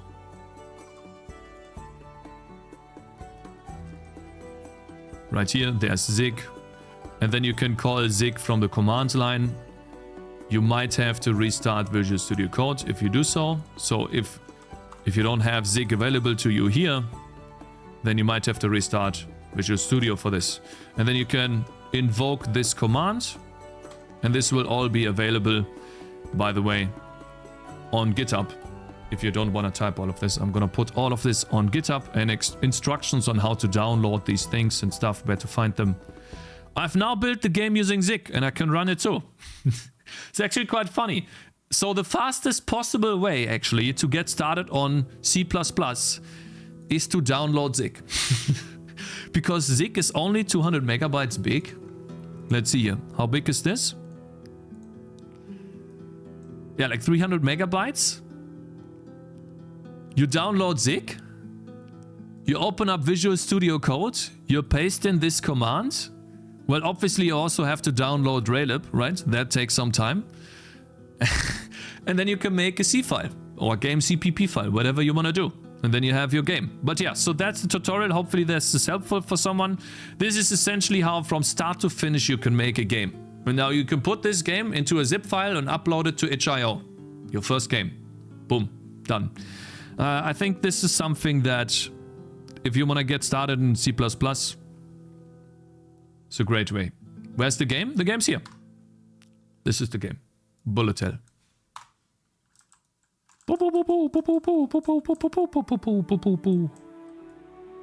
Yeah. And now have fun making games. Hopefully this is helpful and you can start making games in C++ or give it a try if you like C++ or not. This is hopefully the easiest way to get started. No long tutorial that takes 20 fucking episodes to get started. Full game in one episode, essentially. There we go, guys. I think Cakez, that's a great tutorial. It'll help me program my next game in Zig. Anyways, I think this was important to make, and I will see how, I'm gonna cut the video. But I'm happy I did it. And I'm gonna get some feedback from this. I'm pretty sure I made a lot of mistakes. But we're gonna get some feedback from this. And we'll see what people say about the tutorial, and then when we make another tutorial in the future where we build a bigger game, after I released my game to the public, well then we can make another one, right? A better game that looks a little bit more flashy. Good job, Cakez. Thank you. Thank you. Why do you like Visual Studio Code over Visual Studio? Just wondering. Because Visual Studio Code, I can use it on other platforms too. And sometimes I do have to work on Linux. And so then I don't have access to Visual Studio. What do I do? And so I thought for a long time ago, then why not just get comfortable with Visual Studio Code? And yeah, it worked. Tipsy Monk, you guys, thank you so much for the incredible support, everyone. Am I so out of touch? Notifications now. No. Tipsy Monk _ just subscribed. Big should take that demo and try a multiplayer network with bare bones. Yeah, you can use this for many things, exactly. No. Bergo just subscribed. Finally, we are done, guys. Oh, I'm so happy. Gotcha, bitch. I'm so fucking happy. This is something I wanted to do for a long time. I hope you like this, guys. I hope you had some fun. I know that there were a bunch of people spamming during the tutorial. Because I have bad news. I just got your wishes for but Christmas. I'm happy. Sadly, releasing Tangy Defense is an impossible task, even for me. Good luck. I'm gonna quickly go to the bathroom and then I'm gonna answer your question on YouTube as well, Black Skull. What I think about Zig? Let's not talk about Zig, okay? It has a great compiler apparently, but about the other stuff.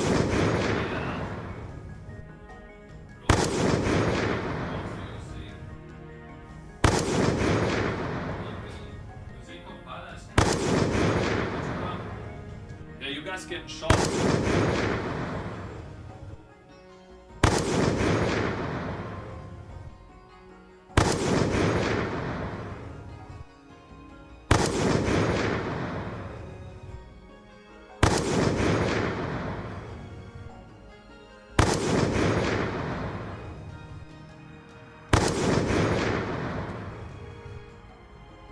Please do not spam with copy-pasted one-liner after and after. If the spam has no valid reason for the length, it's cringe. I am remembering who is spamming senseless noted. Sheesh. Hello.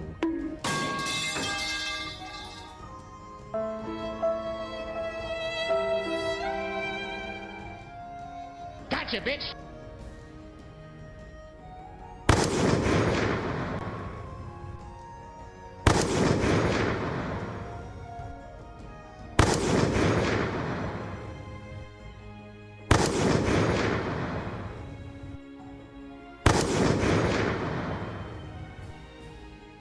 Gotcha, bitch! I thank you Cakez for this great tutorial. It will help me to program my next game in Zig. Gotcha, bitch! I'm gonna get very close. What are you gonna do?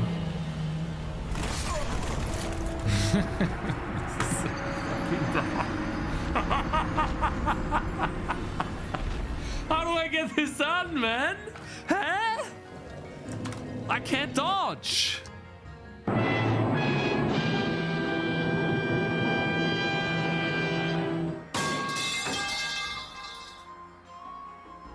Is it hot or cold? Well, it's starting to get cold because I barely have anything left.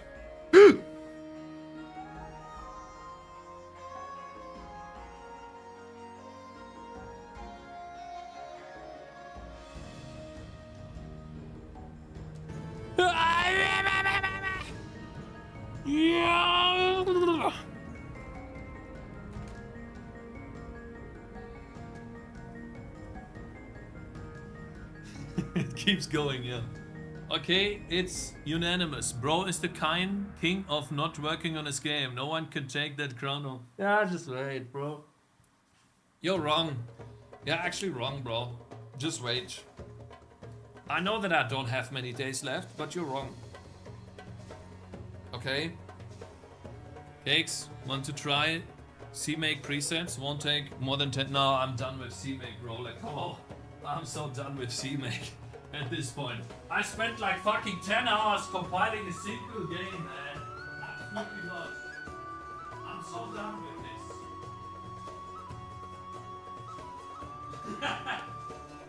What the? Bro.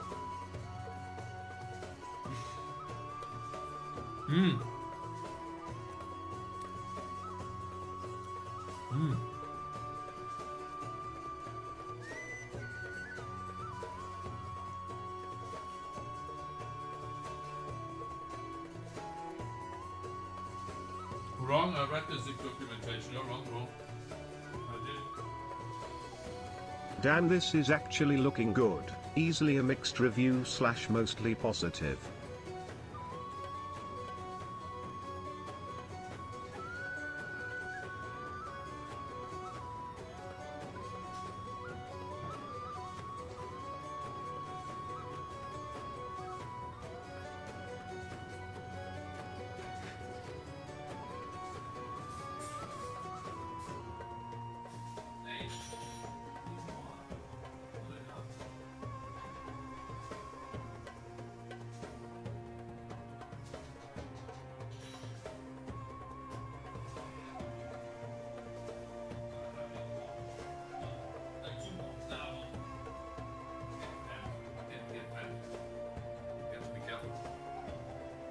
Get fat. Can't eat too much.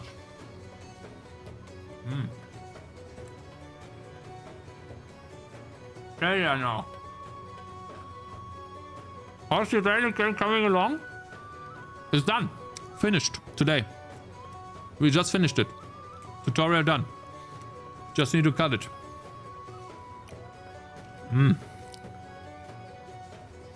Cooking 10 hours? Wrong. Yes, but also wrong.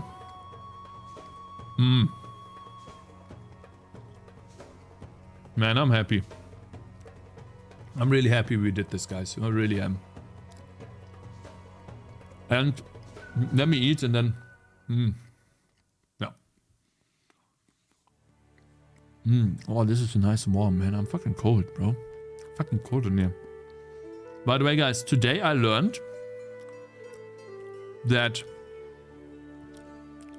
your... How do you call that? Landlord?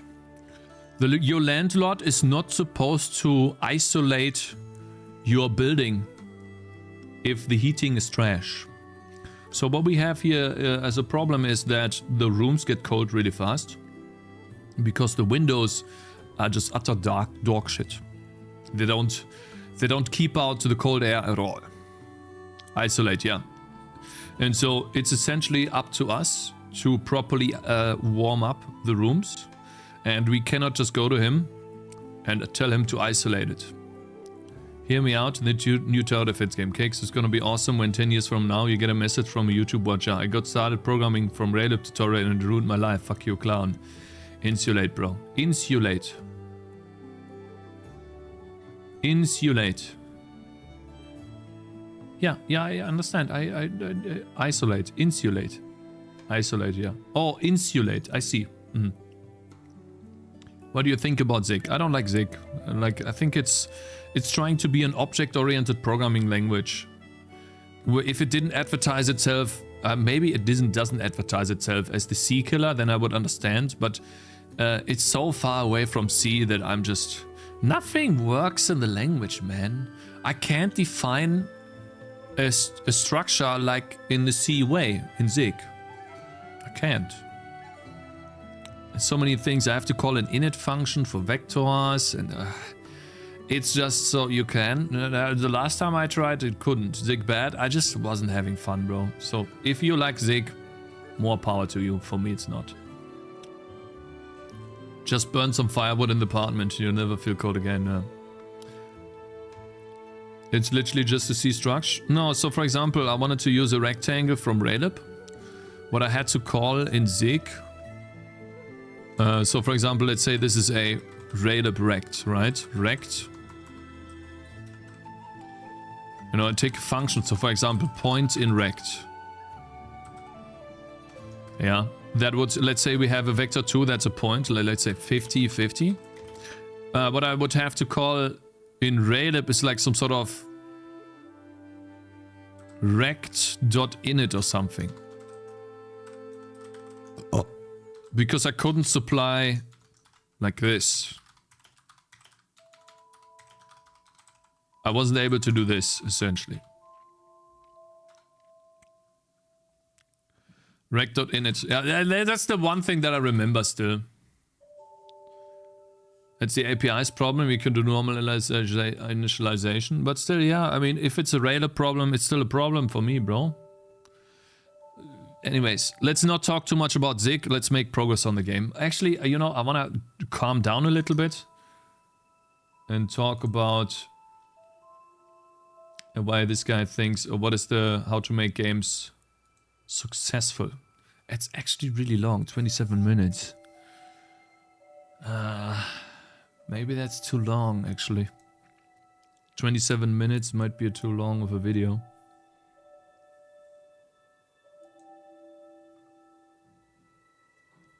It might actually be too long, brothers. I think it's too long.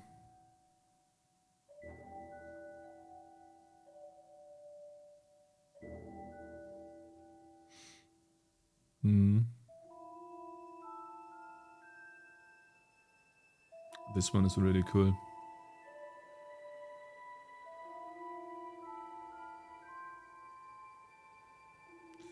I guess that one's interesting. Yeah, we'll see. I'm gonna code something first though. Oh my god, 20,000 lines? Yeah, this is my file. Exactly. The more lines of code you have in your game, the better your game is. Didn't you know that? Should be simple, right? What happened in my end stream ended? No, my stream didn't end. I'm not sure.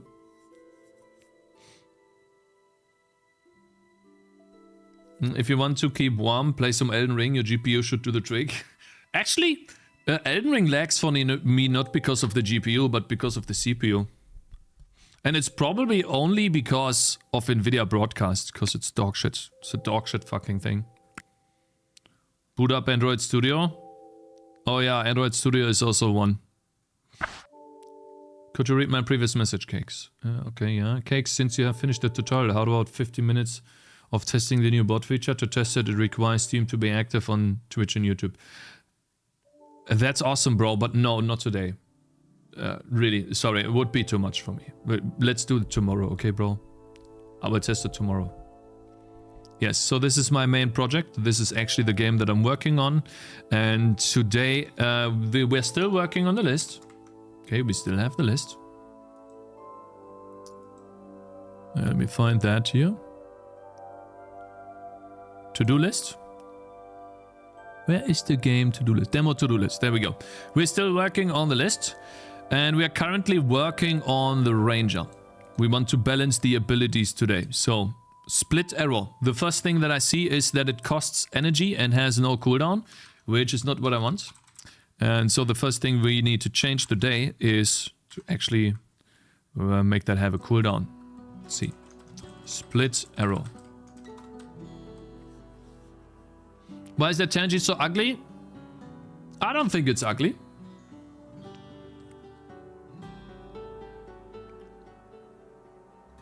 $20,000 lines of code to 0 gameplay. You're wrong. Okay, so cooldown. Let's see. I want to set this on 10 seconds cooldown and no cost. Gotcha, We don't need bitch. cost. So just a cooldown ability. And then do we get arrows per level? Yeah, we get. Physical damage, arrows, and cooldown. Okay, cool. It is a physical ability.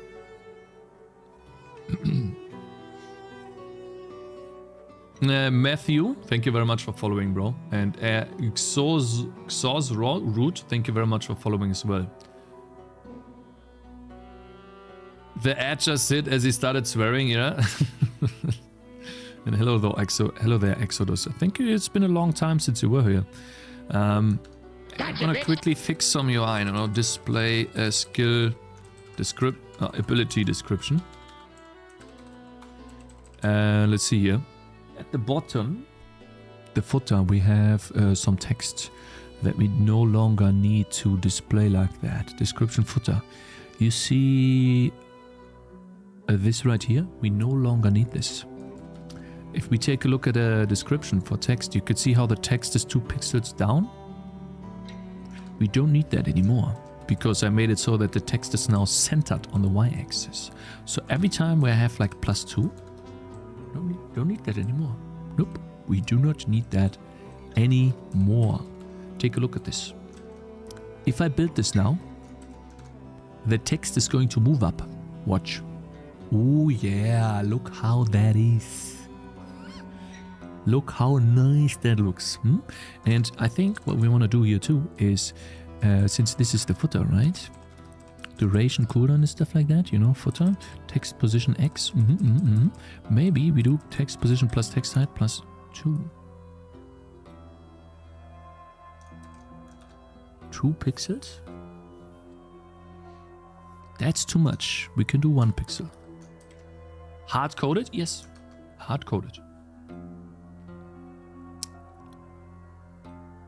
Nice. Let's see here. Cakez, I'm new here. I just wanted to watch your video, how to get started with Raylib for dummies. And I wanted to give feedback. First, to be positive. No Indian accents. The negative, German accent, everything else. Maybe consider remaking it. It's another time. That's it from me, and I'm hyped for the demo release. But my priority will be going to the cinema and watching Dune 4. Maybe you should push back the release demo a little bit. Much love. And then you started following. So that's a ban. Cakez, I think the next YouTube tutorial should be how to work on anything but your main project. He's an expert at this, and no one can offer the same insight that he could. Jokes aside, when do you actually feel in your heart the game will be done? I know you know deep down. I think so. I'm scared that my game will not be fun, to tell you the truth.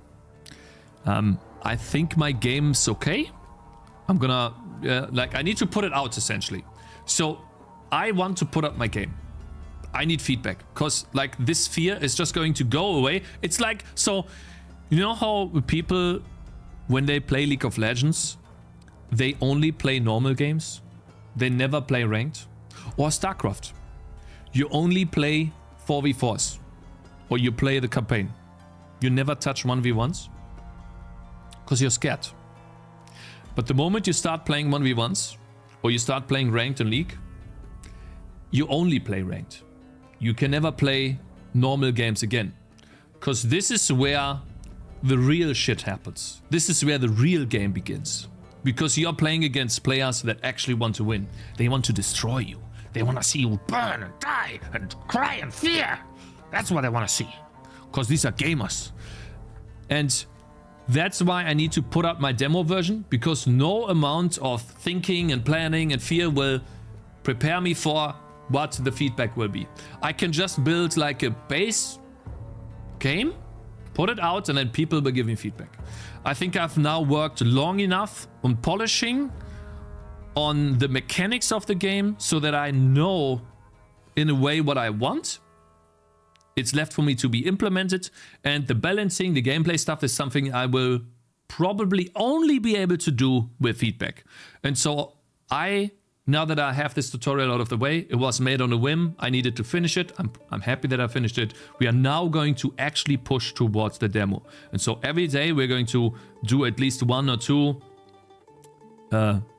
points on the demo list, and then do some reacts. And we're going to push. I'm going to push for the demo. I want it to be out this year.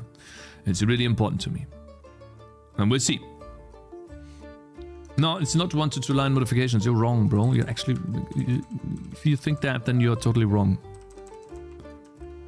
Huh, I didn't even know that. That there was LUT tables and glcore.h that I don't use.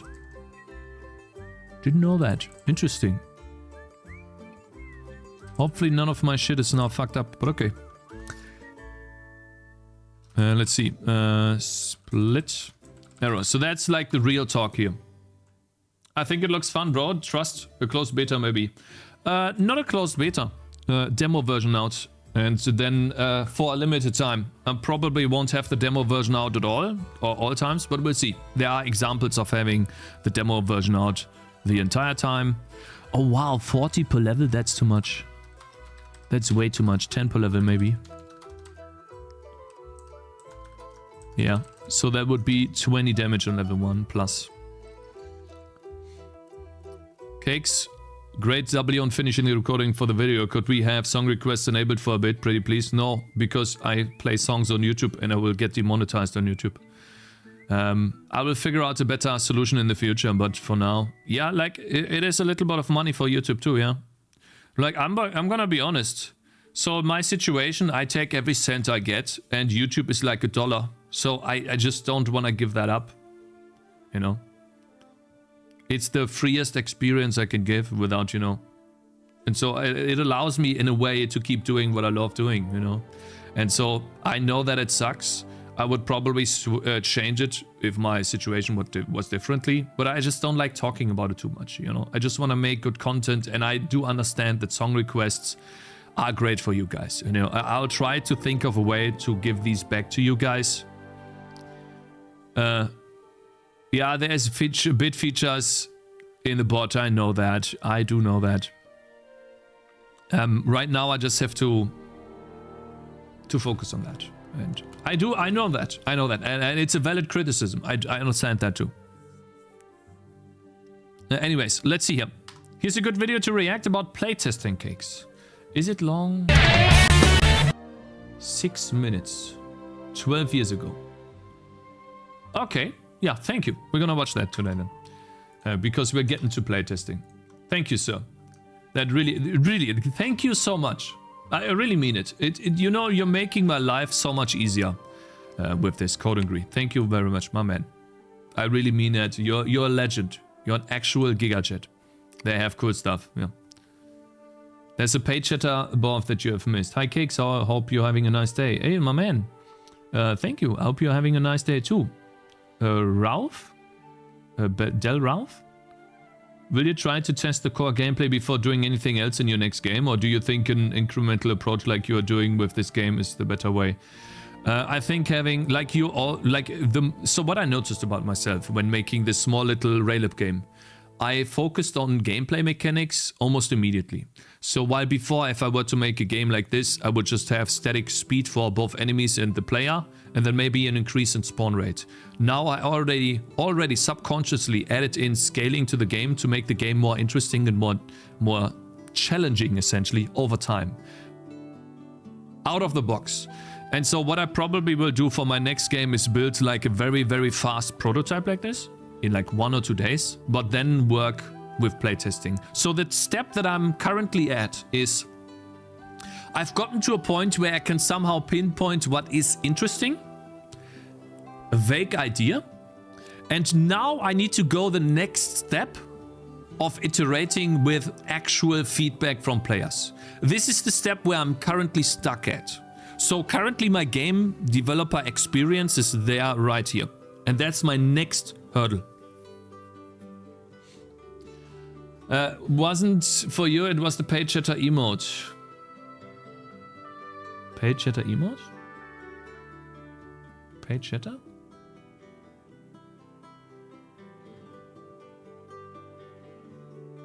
Why worry about scaling the start at all? Make it fun now, then worry about how to keep it fun. Do you understand that making... So for example, Demon Knives, the Randy game, and I have read the comments, people were quite harsh on the game, saying that it's just Demon Knives, but worse, which well, the other game, I think that was a bit harsh. But essentially Demon Knives gets more interesting as you play it. Or is interesting because you play it, and because it gets more difficult the longer you play the game. So adding scaling or difficulty curve, that's what I mean by scaling, to the game from the very get-go makes it fun. That's the point. Cakez, your unit to the getting better over chat. time because you kill Just stuff focus is fun. on the goal demo release and the Because haters will it's see the feedback, result instant of your gratification. efforts. That's the point. You start from a fun point, you can scale in both directions, dude. Anyways, let's not talk about this too much, because I think we're going in circles. I think we mean the same thing, Mr. Oshi.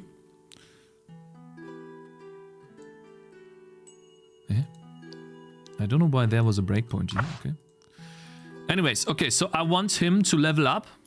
We play the game with him. I want him to level up and then use the split arrow ability. And his weapons need to be changed too. I think crossbow is in a good place. Maybe damage plus 50% is a bit much. But now we can use split arrow. Let's see if that's actually implemented. It is not implemented, okay. Okay, fine. We're gonna implement split arrow really quickly. Cakes, you should not listen to the haters in chat. Just focus on the global demo release and the haters will see the result of your efforts. Yep. Agreed. 100%. Actually, do we even need to activate this ability? I guess we do. Spawn projectiles.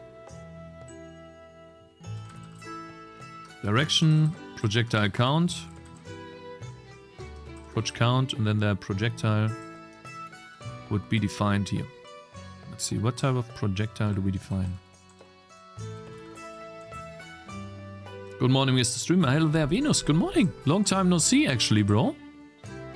I think it's been a while. Good morning, sir. I think it's just going to be sprite arrow. So that's normal. Impact effect, no impact effect. Ability, do we need that? I guess yes. Target components, yes. Activator, target ID, stats. Yeah. Get center, Position, direction. Collider, rect collider. That would be the default collider. Cool. Just spawning a default projectile, like that. Just more projectiles. That's split arrow. Okay. Cool. Already fixed something in the game. See how fast that goes?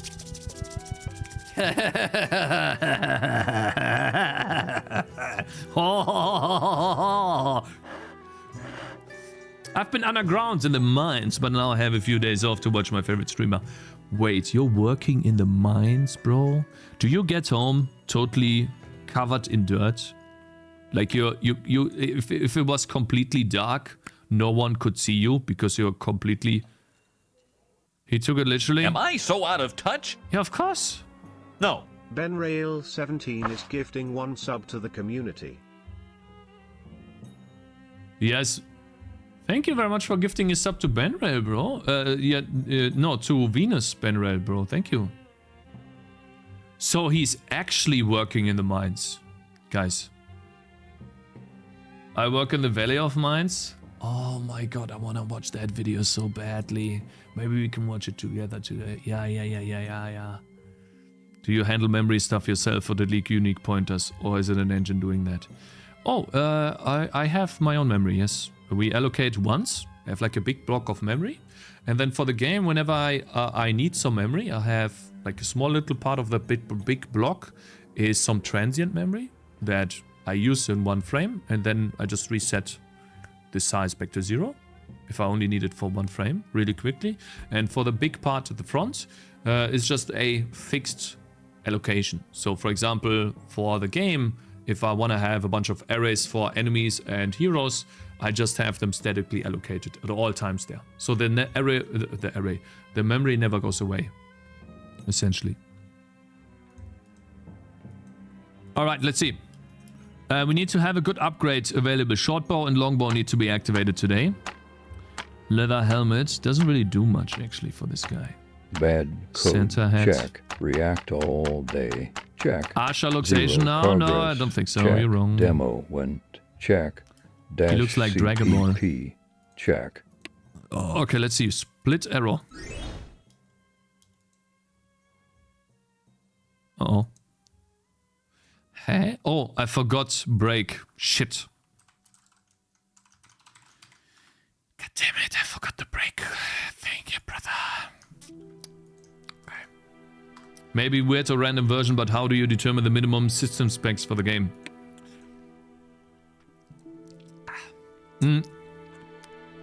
So we learned from Mr. Rames that you should take Windows RAM requirements into account. Other than that, I will just take a look at this right here. So right now I'm using 400 megabytes, which is actually quite a lot. It's probably the sounds that I'm loading in. So I use 400 megabytes. I really think the game looks great though. Just one major gripe with it. There's not enough. Okay, let's not talk about that, okay? It's another topic for another day, brother. Okay, let's work on this guy. Okay, make the first ability at least fun. I wouldn't be able to play it on my fridge. Yeah, you don't need to. I don't want you to be able to do that.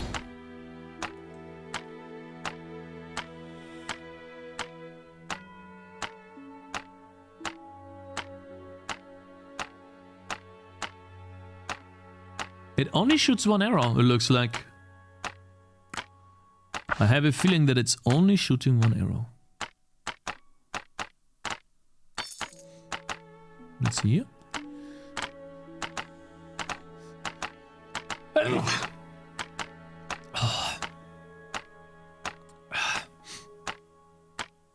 Okay, goodness. Let's see.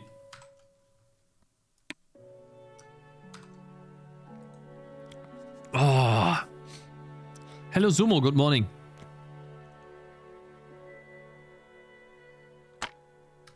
It only shoot one arrow. Okay, so that means that projectile count here is 1. Which it shouldn't. By the way, that's bullshit. What is this? Tell me. You're wrong. You're wrong. Galax, my man, thank you for $5. Finish the demo. Yeah, what Oh, the man. fuck are doing, huh? They could have made. Could they have made. Ah! Soul Foam, even if this game flops and ends up dog shit, you learned an insane amount along the way and your next game will be much better because of it. Yeah, Feels and much wow, faster. Man. Yeah, and much faster. If this game flops, guys, I will try to revive it with updates. If I can't, I will have learned a lot. And we'll make another 2D game. A smaller 2D game. As a test. I feel like, I don't know if I'm gonna do it. I need to premise this. Because I hate when people go in, you said you're gonna do this, you're gonna do that. No. Maybe. If this game fails, I'm literally going to recreate Bloons in 2D and see if it is gonna be more successful than this game. No joke. I'm gonna be almost doing exactly the same thing as they do. And I wanna see if it is... No, guys, like... You don't take it literally. I'm not doing that. What's the difference with you have now? I'm not doing it already. You guys are wrong. You guys are wrong.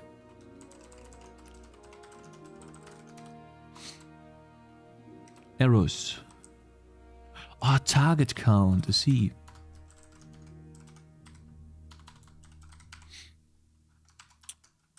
Okay, so let's wait until you release this game before playing anything. Planning. Yeah, see, I said like it's just a feeling right now, essentially. So no, guys, look, like the reason why I'm saying this, by the way, is this, because ultimately, have you guys ever done something in real life and you tried it in a certain way and it didn't work, and then you're wondering why didn't it work, and then you're just gonna try it in a different way then and see if that works. So that's essentially what I would wanna do if my game fails and doesn't get any audience retention, because then I would need to look at my game critically and see, okay, well, why does that not work? And so I would need to build myself another example of a similar game to see what the reason is, basically to learn. What's your strategy on promoting it? Well, 1, streaming, 2, YouTube, 3, writing creators that like to play games like balloons, and 4 will be a trailer, and in the future, when I have some really interesting clips for Twitter, post more clips to Twitter. The clip I posted to Twitter didn't gain that much traction, so that showed me that Twitter is not, or that the clip I made, that's much better. Holy shit. Holy shit. Look at that, brothers. What do you guys think? I think it doesn't really work that well, because it shoots all of them at once. Let's see how that plays. It feels like he's shooting them all at once and then just hitting.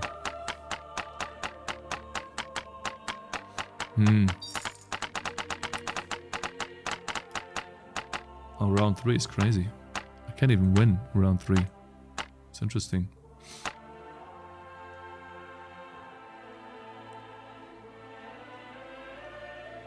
Cakes just make oranges and skeletons float.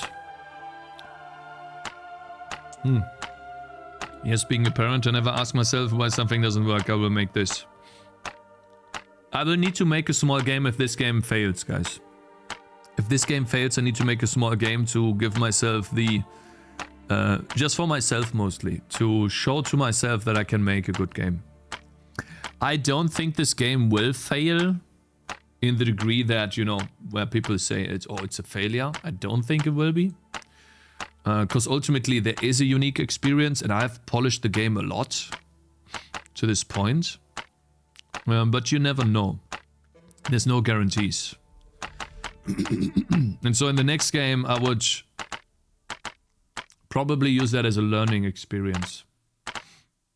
Make Tangy Defense 2. You can make a game number 2 if the game number 1 didn't work out, bro. Okay, so this is Split Arrow. It feels a little bit underwhelming in my opinion, but I guess it just works. And now we can work on Long Shot.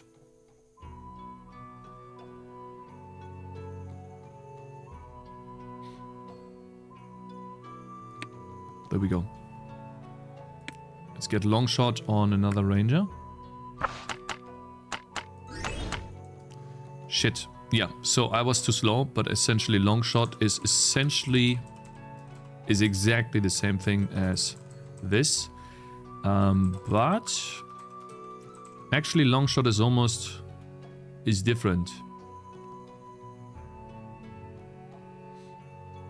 Will it be on Steam? Yeah, all my games will be on Steam. Yes. I think Steam is... So here's how I think this. Let's say you make a really bad game or your first game, put it on itch. Maybe your second game too. The moment you get a little bit of traction on itch and you have the money to spare, I would always put my game on Steam, put out a demo version and see how many players play the game. Because ultimately Steam is real life. If itch is playing in kindergarten, then Steam is real life. And Steam will ultimately tell you if you should work on your game, if you should continue working on your game. Because Steam has the traction and Steam will promote your game if it's good. By itself. The moment you have more than 2 players in your game at all times, that's a good sign for a game. It can be as little as 2 players plus. A dead game will barely have 1 player at a time. A somewhat interesting game can have 2 players, 2, 3 players, and you can have something there already. Steam is live, yeah, Gaben. Okay, let's see here. I want, yeah, long shot is fine. We're just gonna spawn a normal arrow. But draw weapon. Not draw weapon, probably. Update weapon. But here, bow.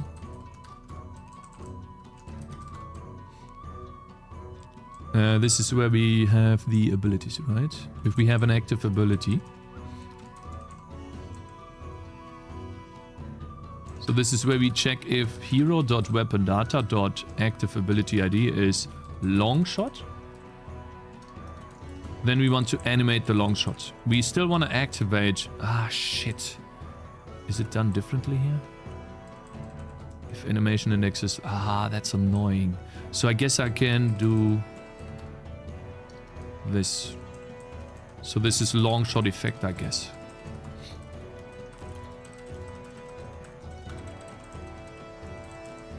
I'm gonna test something here. MA and then Sting.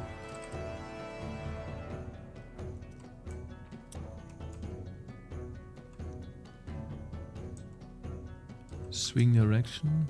Get noise. Oh yeah, I wanna do that. Swing direction plus equals. Oh yeah.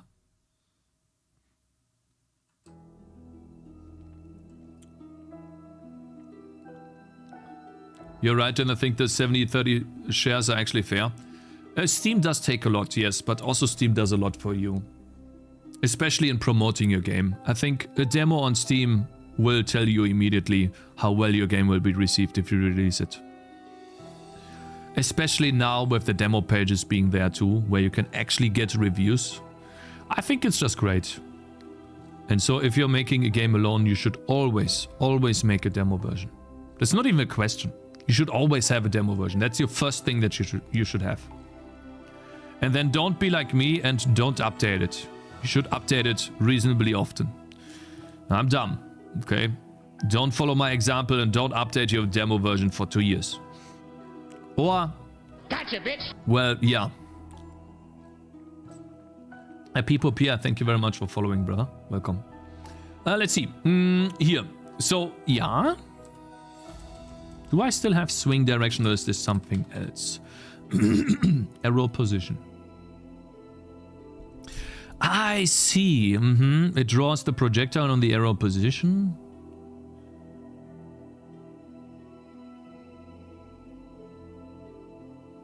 Where is the weapon position? When do I set the weapon position? Projectile position? Weapon distance?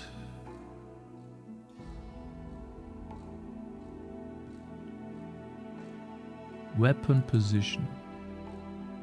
Center. Attack direction. Weapon distance. Aha. So, I guess we can add some noise to the weapon position always. So basically plus equals noise. So what I want to do here, by the way, guys, is make this effect look a little bit cooler.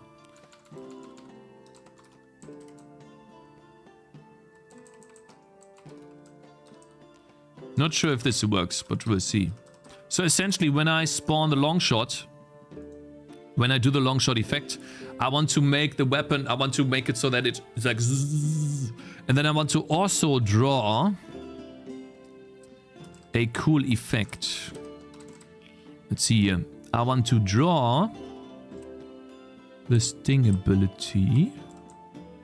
Where's this? Taunt. Let's get rid of taunt here. We don't want that. Yeah, sting. So for example here, sorry, the sting effect. I think this is the red one, right? Sprite ID. Bloom strength activations. Scale per second. Yeah, that one here. It will be a different effect, but I just want to see how that looks. Push, push, push. You know what I want to make? He will know, because he played it. You know what I want to make?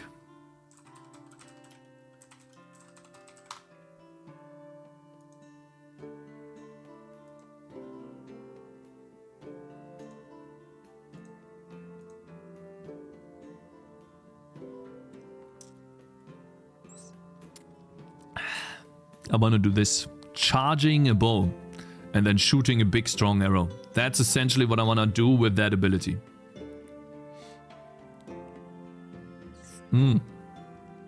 Hello, Christopher. Good morning. Hello, sir. Yeah, hello, sir. You too, bro? Let's see. And for that, we need to basically create a render quad. Quad is sprite ID. Center, that would be the position. Previous position.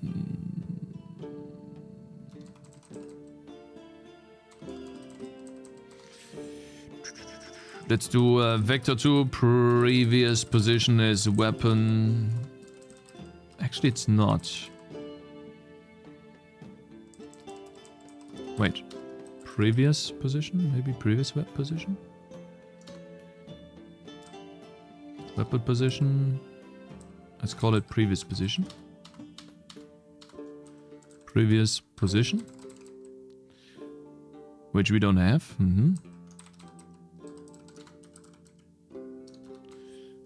Which means we need to store that before we change it.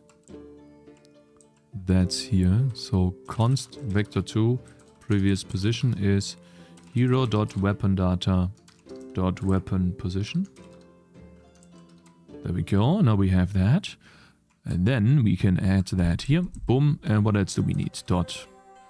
Draw data size. We don't need... Actually, we do need a size. Actually, we don't. I just want to keep that. And then draw data.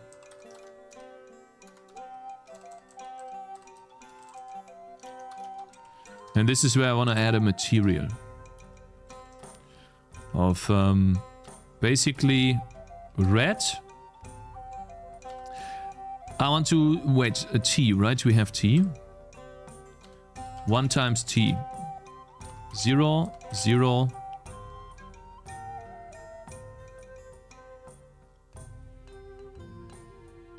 One for now. Let's see what that looks. Oh yeah, and then also the angle, of course, I forgot. Dot angle. Whoops. Angle is hero.weapon-data. Gotcha, bitch. Or weapon angle. And I think that's it. And then we do game state. Quads. Dot add. Quad. Right? Oh yeah, I forgot to do a semicolon here. Ah, thank you guys for following. Gravo, Dev, and Otakumaru. Hello there. Welcome, you guys. Thank you very much for following. Okay, so we are now doing an effect when we are charging this.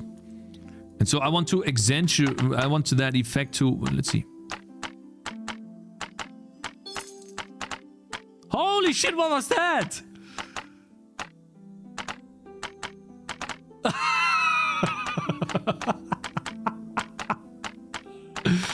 No, bro. Okay. Yeah. That's crazy, brother. What is this 100? Is that the noise amplification or something? Noise speed, okay. Shouldn't that be times T here too?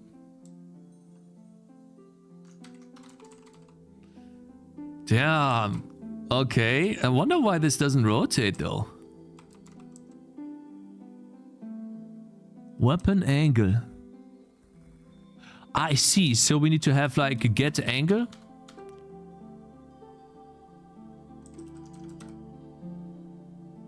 Wait, the arrow has the angle. Let's see. Arrow angle. Ah, yeah, we can do arrow angle. Yeah. Oh, yeah. Cool. It actually looks good, I think. Okay. There's no tiny projectile that pierces the entire map. I'm working on it. I'm working on it right now.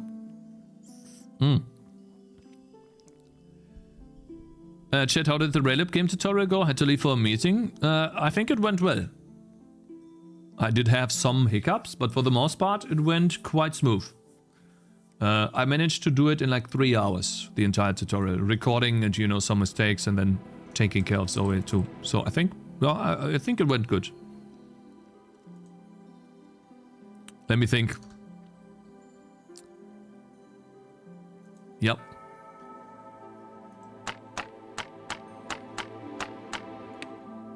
There we go. Look at this, guys.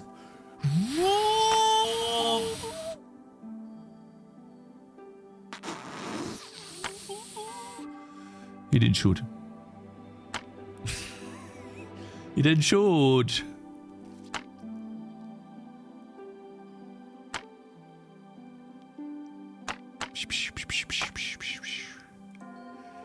God.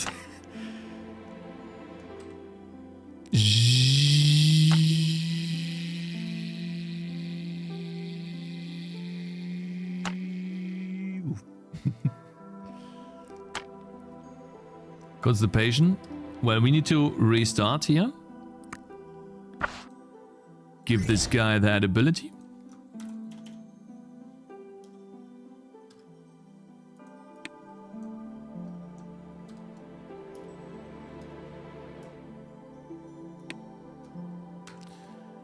There we go. Okay, so we're going to save.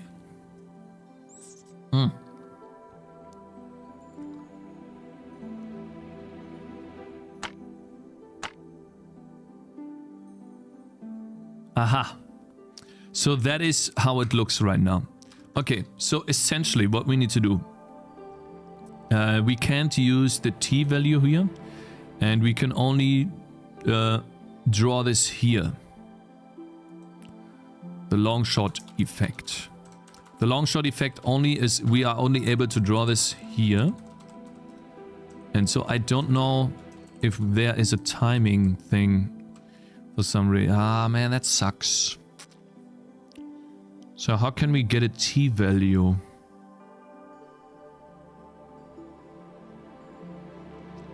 How do I generate the arrow position?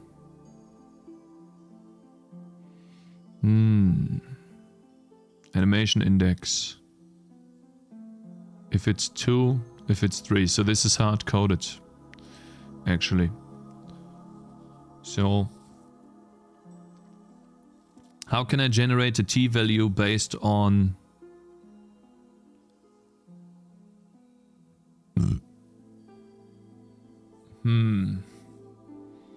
we have a duration. So guys, I have a question for you. This is where we pick out paint again. I'm pretty sure we can do this very easily. So here is my time. So this is my, what I call swing duration. Okay. Sorry, that would look really bad. Okay, and let's say here's 0 and here's 1 second. And over this swing duration, I have what I call animation index. Animation index. Okay, and you could say that we start on 0. Let's move this down a bit. Say we start on 0. Let's say we have 6 frames. 1, 2. Shit. 1, 2, 3, 4. Let's say this is 5. Makes it easier. So on 4, You know what, guys? It's bothering me. I want to have 6. So 1, 2, 3, 4. 1, 2, 3, 4, 5, 6. Okay, so now that this is evenly spaced. Okay, let me check on YouTube really quickly if you guys said something. Okay, you didn't. Good. On 4, I want to shoot the arrow. So over 1 second. I guess I know how long each frame takes. And I can say that over this duration, I want to generate a t value that is between 0 and 1. I guess. Not perfectly, but somewhere in this ballpark, because then I can use this t value to animate something until the arrow shoots, essentially. That makes sense.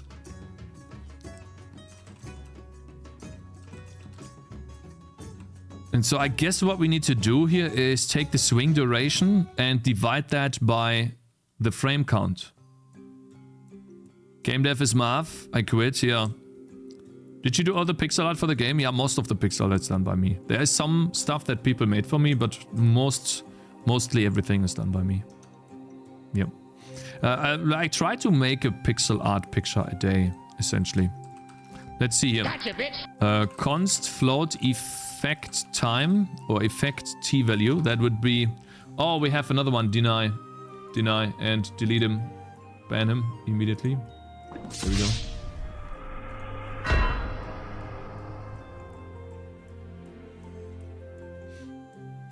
Okay, we got him done. Okay, so effect t would be swing duration divided by frame count.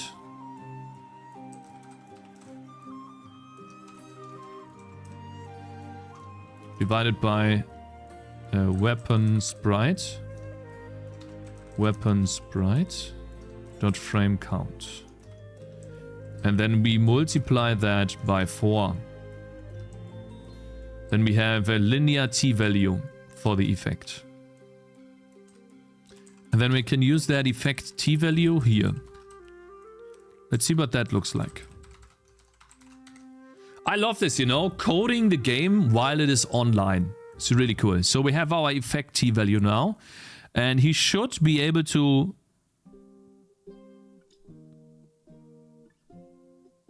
Yeah, so the effect ends, but the color is... Let's draw the effect t.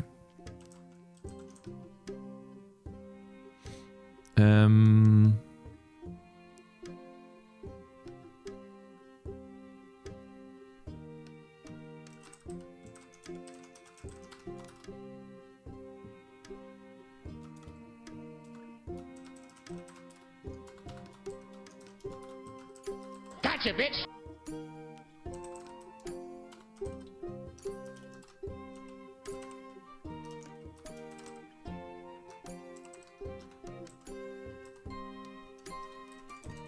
Outline.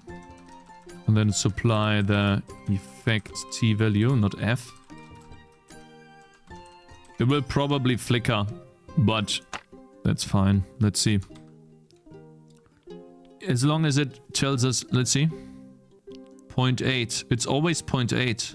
Of course, wait a minute. Now that we have the duration, that's actually the duration. There's a const float duration.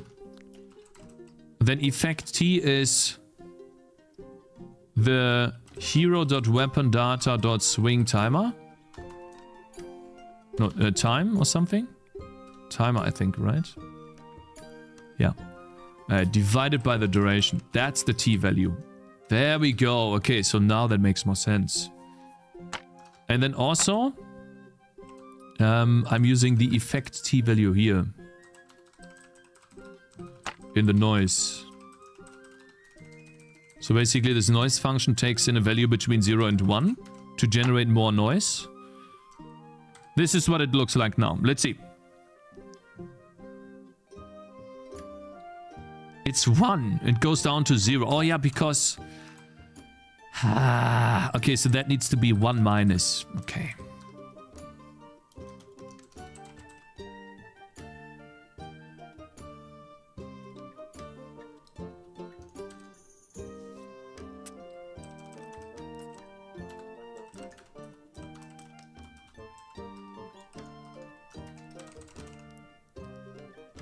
Oh, shit.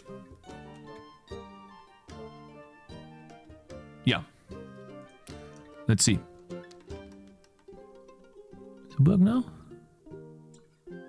It's always 0. Hey, it only goes down to 0.2. I don't understand why. Hey, are you stupid? Hey, hey? Oh, because I see. Oh, that's so annoying. Ah, that's so annoying. The timer is greater than the duration here.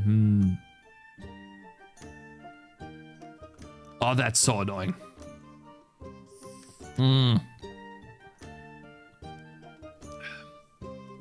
Might be lucky and this clown might not do a react today. Setting target FPS 6 to 60 allows you to use frame counters. You mean in Raylib? Hello, Toasty Stamp. Good morning.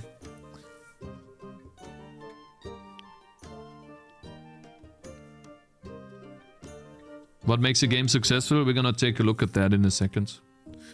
Actually gonna do something else, but you know... I have an idea, but it sucks. Essentially what we would need to do is... Oh god.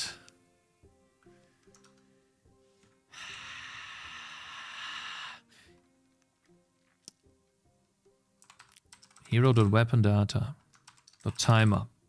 We need to remove.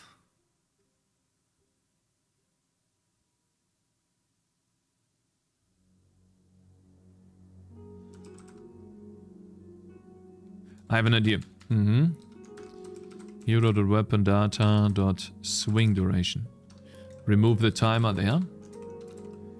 Then that gives us const float TMP. I'm gonna change this off stream. Basically what's happening, what's fucking me up right now is that the timer counts down. Instead of counting up to a certain value, we count down. And therefore it's not easy for me to generate like a sub T value, because ultimately it's not going down from 0 to 1 second, but it's not going up from 0 to 1 second, it's going down. And so while I'm taking a look at this slice, the timer is actually counting down this way, which interferes with my T value that I build, not generate here, Mr. Collector of Stuff. And so I'm just removing it. Basically, I'm basically now inverting this here so that it counts up. And then we can take that TMP value and remove that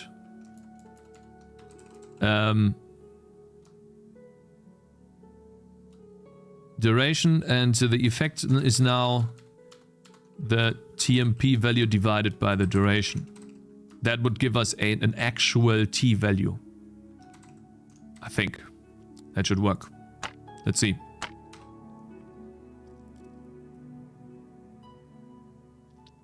Point 1, point 2, point 3, point 4. It only goes to point 4. Why?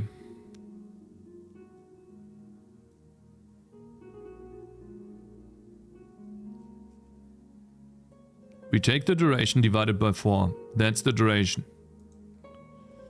Then no, divided by the frame count. And then we multiply that by 4.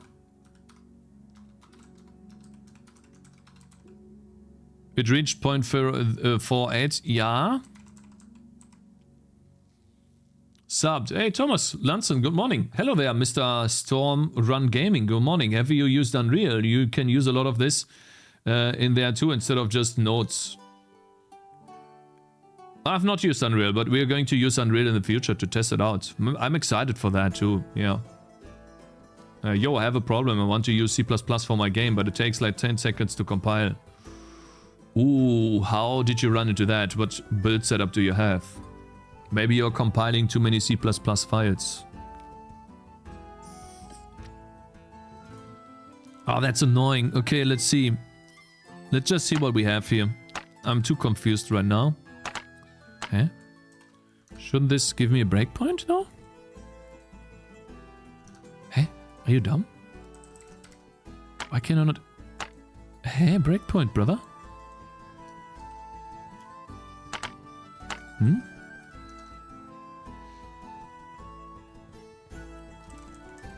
Okay, fine. We're gonna do this. TMP, percentage point to F, duration, percentage point to F. Let's just add this here.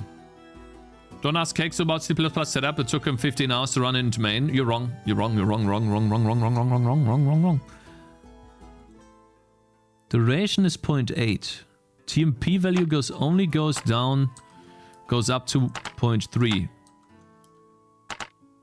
Yeah, TMP value only goes up to 0.3. So this is wrong. Of course, we need to do duration minus the time, I think.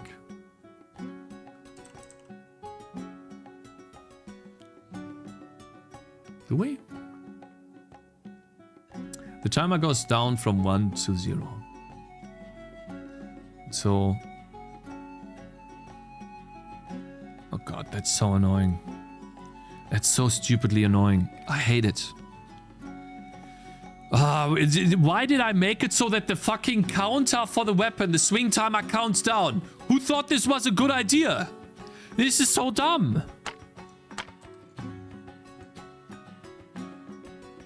Minus now? Oh!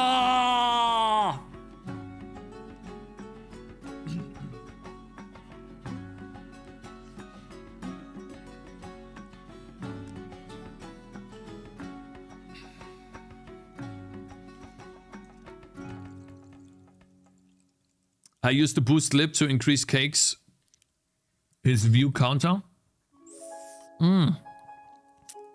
My brothers, I'm being defeated by a simple math problem. I just can't believe it. It is a simple math problem. So you know what we're gonna do now? I'm tired. No, I don't want to do this. I have to do it. I have to do it. I have to rework this. If the animation index is 0.0, it will always be the same time, 0.4 seconds. No, because the time it takes to swing this could be longer than 1 second. So, for example, if I have a very strong strong ability, I want to charge it for longer to make it look cooler. So it would be like boom, right? And so that charge could be arbitrary. It's not going to be 1 second all the time. So that's why I have a generic duration. What's fucking me up right now is that this timer counts down from the duration. You know? So what I need to do is invert that right now for it to work right now. But I actually have to change this. Because when I programmed this, I think I was high or something. I was dumb. Fix the time const though. When the event... Well...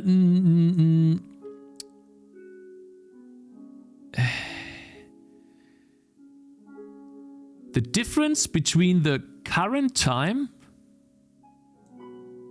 Yeah, I mean, like, listen, so basically the difference between the duration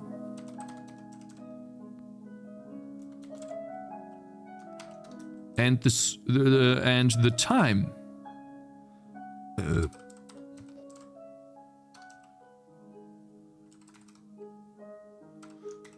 that should be a value that goes from 0 up.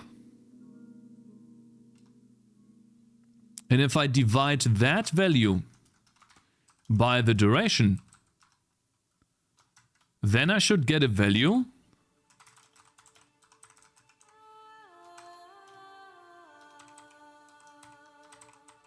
that is a t-value. I feel like it's that simple. Oh, whoops, I forgot an equal sign. Hmm? Yeah.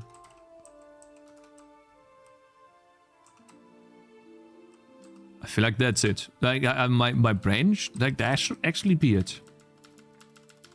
Correct?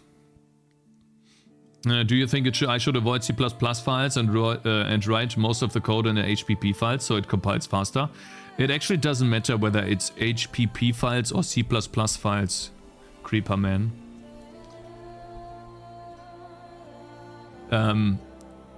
What matters is how many files, how many individual files you compile every time you compile. So let's say you change 10 files in your update and you compile again, it needs to compile these 10 files and that can take a long time. It's only going to 0.4. It's only going to 0.5. I'm actually losing my mind here. I'm losing my mind.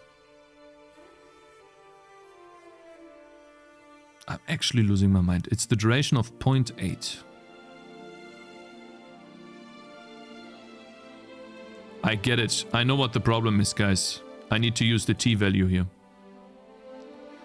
I actually need to use the t value. Instead of the timer, we need to use t. Because t is east.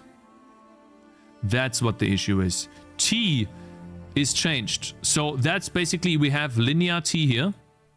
Then I'm changing t to an easing function, which changes the curve. It's not a linear curve anymore.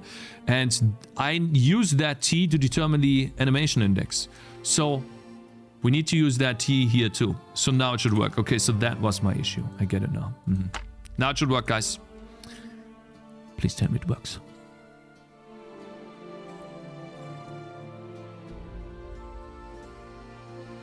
Why is it counting?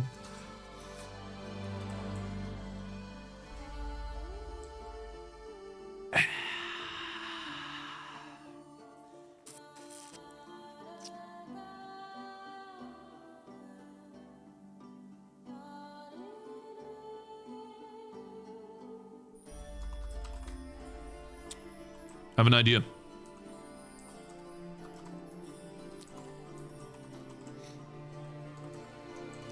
Now it should work. 100%. It works. 100% it works. Why are you starting a 1? Are you stupid? Oh, because it's a value from 0 to 1, right. So then the effect t is just t divided by the duration, because it's east. Right, because that's inverted, right? So now, and then we do like a mid. But east arrow. That. Tell me that works, brother. That would be so glorious. It's working now, 100%.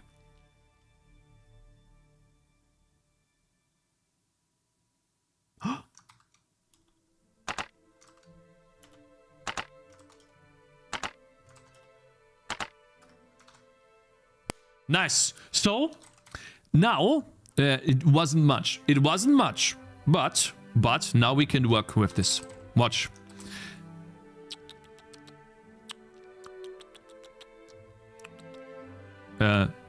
Long shot. What we can do here is cast time.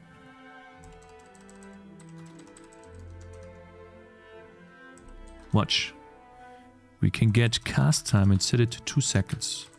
Now it's going to charge this longer. Watch.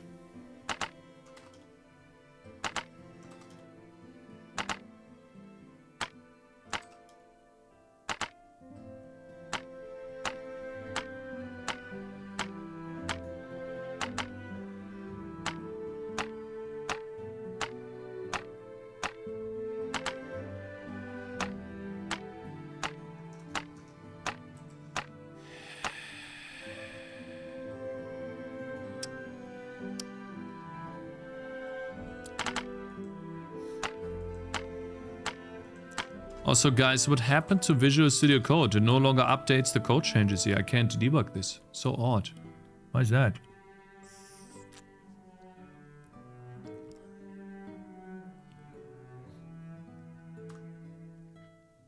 Is there a way to compile half the files? So there isn't a way to compile half the files? Well, there is. You could just copy paste one file into another. But maybe you need a dynamic or an incremental build system. That's what you're looking for. I have kind of a very special build system where I only compile one file. I think that's a bit advanced for you, too advanced. Maybe you want to look into something like CMake. I don't know if that's normal. 10 seconds, guys. For those of you who use CMake a lot, 10 seconds compile time. Is that normal, guys? How much compile time do you guys have?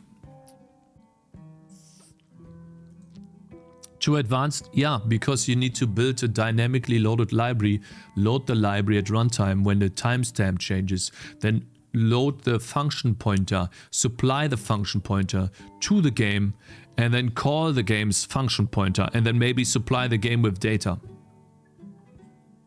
Like the game state or the input state. You think that's not advanced? Are you coping, guys? Are you actually coping? 10 seconds seems long. It's a debug build or release one. Without incremental, it's like 3 to 4 hours. Incremental build. So that's why I suggested him an incremental build and not what I do. Can you hot reload if you have altered the structure of the game state? Potentially I could. But it's too much work and that doesn't happen too often. So no, I just don't do that. If you want to, yes, you can, but it's not worth the effort.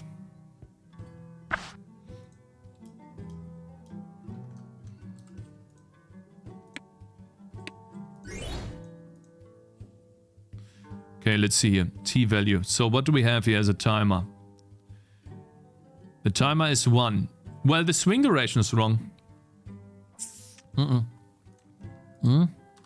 Or maybe it is not.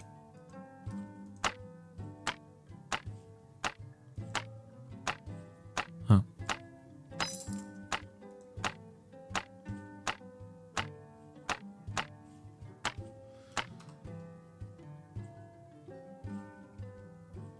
Yeah, it's 0 for too long. Gotcha, Let's see here what the problem is. First and foremost, I want to see if the swing duration works. So let's see here. Hero.weapon data.swing duration. Let's see that. Did I misspell that? Weapon data.swing duration weapon data. So that's 2 seconds, okay. And hero.weapon data. Oh, it's 1. No, actually that's fine here. Dot timer. Why can I not spell that? 2 seconds. So 2 divided by 2, 1. That's 1. 1, okay. Is it actually? Yeah, okay. So it starts here. And then it divides that swing duration by the frame count.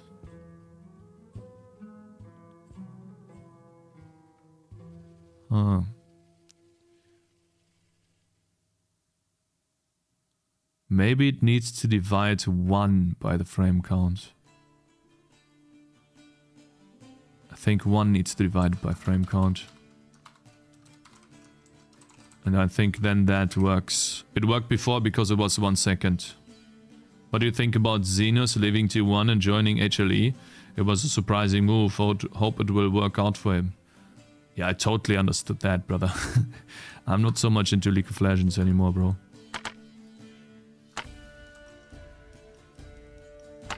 It works.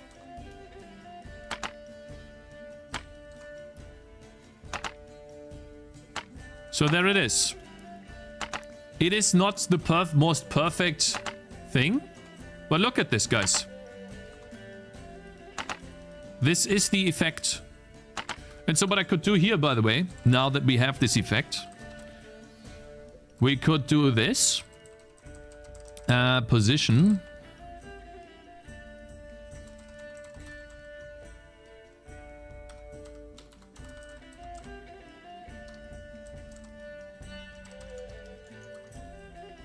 Let's see. Hero dot attack direction times effect T times 5 or something.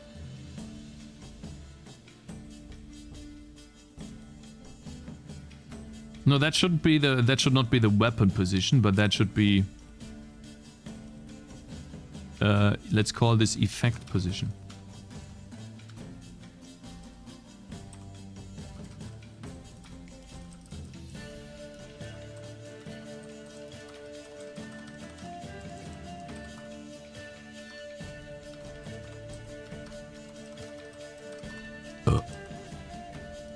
Not plus equals, but should just be plus, and then we do effect position.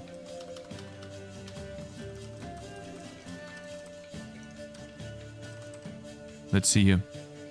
And then we set the previous position to the effect position.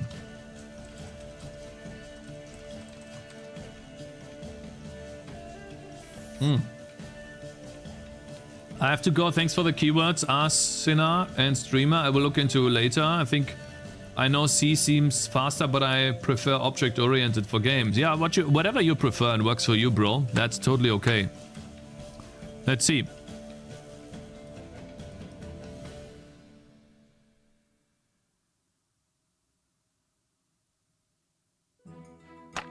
So I think it should also...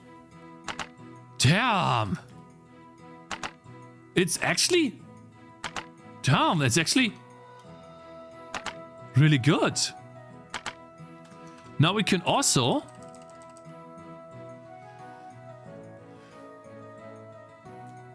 Wait a minute. My headphones are almost bursting. Because I don't have any juice. We need more juice.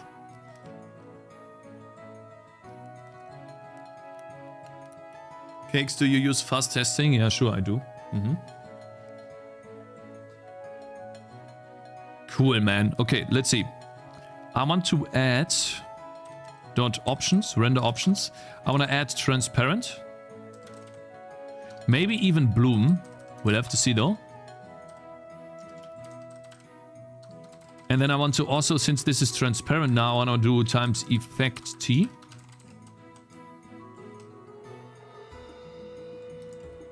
So essentially just effect T.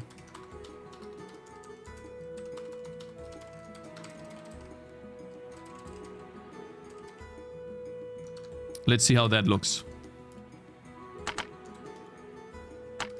Okay, let's try a minimum of 0.5 F and effect T. So that we start at least at 0.5.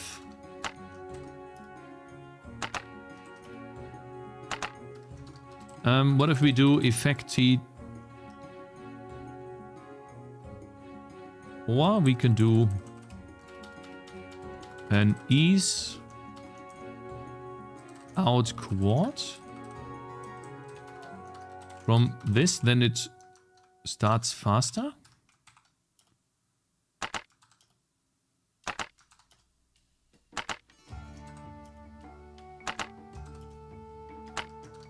I think it needs to have at least a minimum of 0.2. Maybe that.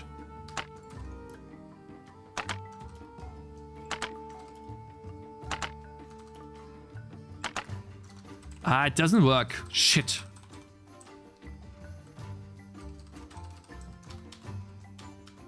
But maybe we can just say, okay, well, the noise, let's not start as quickly. No, maybe that's fine, but maybe... So what I'm doing right now is polishing, by the way. Then that would be 50 though. I feel like the effect starts too late. That's the point. That's a problem. So I can't really ease out here. Unless I do multiply that by 2. Maybe this.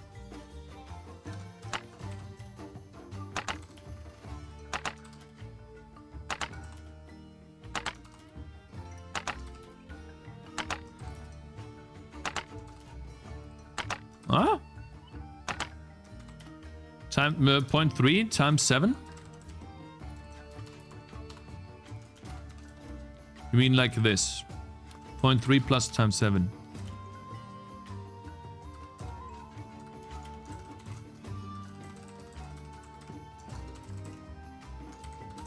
Like this. Sick? Yeah, this is... Let's see.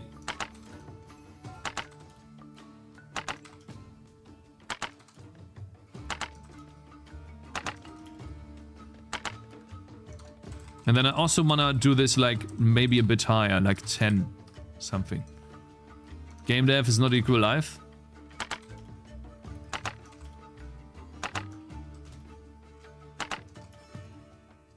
Ah, not bad. Give me a second.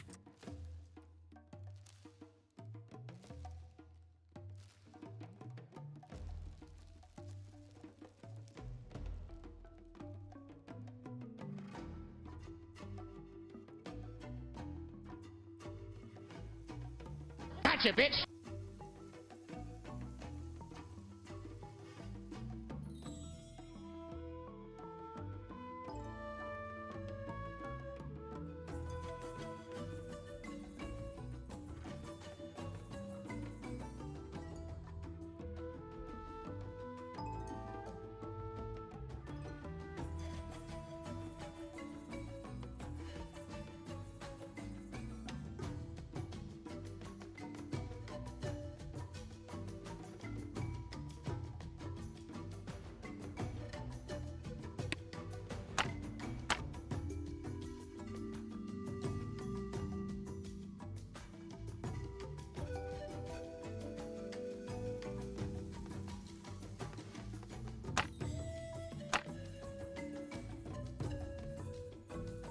Oh, sorry, I'm muted. Sorry about this. We have a visitor. I said we have a visitor. I think I want to do like a... Let's do a...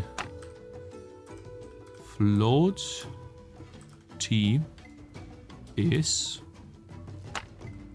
Let's copy this. What are you doing? What are you doing? Huh? Huh?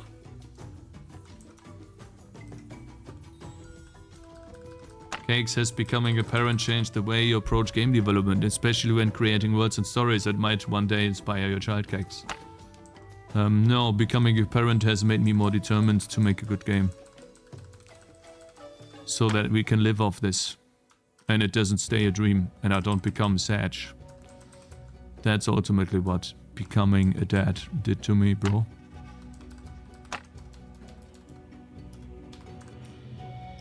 That's the important part, bruv. I just want to make sure that I can do this and then teach my kid. You know, yeah, you can make games. Even when you're stupid, you know, you can still make games, brother. You can still do it. You know. Alt B. Let's see what that looks like. See, like I optimized my keybinds in a way so that I can code with one hand. Because I knew... Oh wow, I like that a lot. Wow. I like that feedback. Yeah, this is what we're gonna go with. Wow, that feels really good. What do you guys think? Now all we need to do is change the color here. So for example... Vec 4 color is... Not a color palette. I think it's to 15. 15. And then what we do here is dot color dot alpha. Gotcha, bitch. Is whoops is bro, are you stupid? Is T. Then we just set the color here.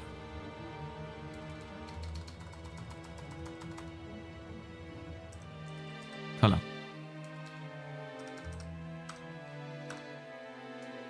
Alt B. Schweinchen, hast du gehört?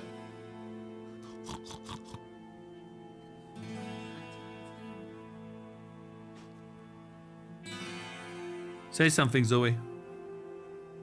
No? No? Yeah.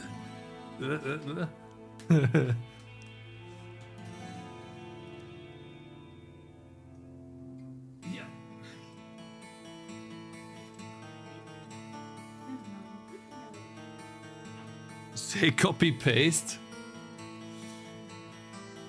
The first words will be Bloons TD. Let's see how that looks. Oh my god! Damn! I can't believe this! Huh? Boom! Poof! This isn't it. What are you talking about? What do you think about C#? C#'s great, bro. Use it to make games. If you like C#, bro, use Unity to make games. Make the arrow white and magical. Yeah, so that's what we're gonna do next. It's either a sprite or an effect on an arrow, but I have to think about that first. So there's multiple ways to do this. Number one, the easiest thing would be to change the sprite of the projectile that we fire. So let's see here. Long shot. Not here, sorry. Not here. Here we can determine which projectile we spawn, and we can also, as far as I remember, you can also give it rendering options. So I could potentially make this projectile use bloom, additive blending, multiple things. I think we can do that. I don't have a sprite for this now though. So I would have to first draw a sprite, and we're already quite deep into the stream. So I'll probably have to draw the sprite tomorrow, guys. And I'm talking about like an arrow sprite here. Something like this, but maybe a bit bigger and stronger. You know, something like this, you know? Like a big one. With like a... Maybe even particles. Maybe. You know? I don't know how I would do that. Random trailing particles might look good, yeah. So this is something heavier sound effect. Yeah, a sound effect too.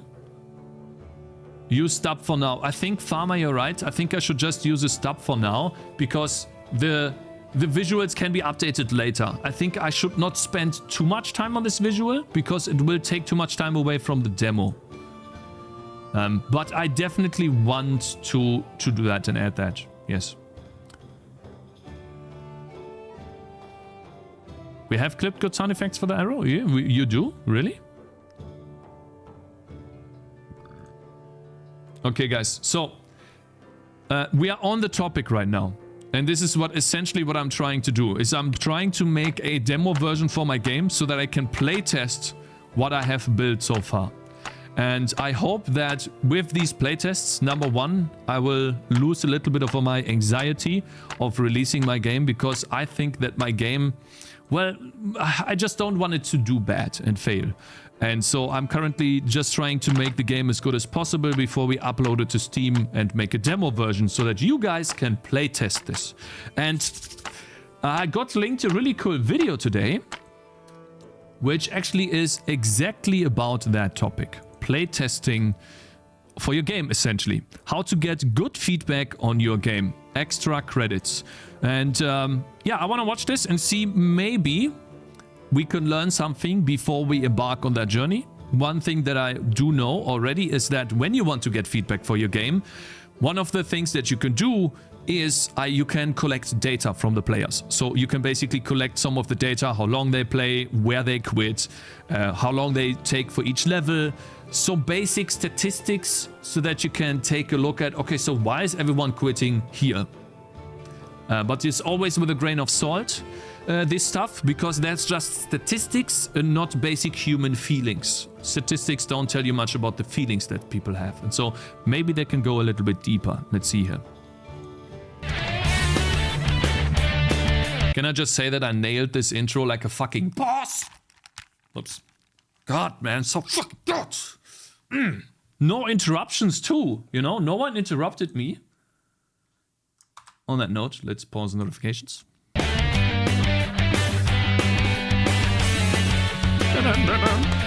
Playtesting. Okay. The playtest is one of the most important parts of game design. Yes. But it's also one of It helps you iterate. We learned that. the hardest things to do well. There's Really? a lot more to getting useful data out of your players than simply sitting them down in front of your game. So today we're going to talk about playtesting. Though I think that the best type of feedback I've gotten on a playtest is someone making a video of my game and playing it. And he was so frustrated with my game that he quit, I think, like 2, 3, 5 minutes in.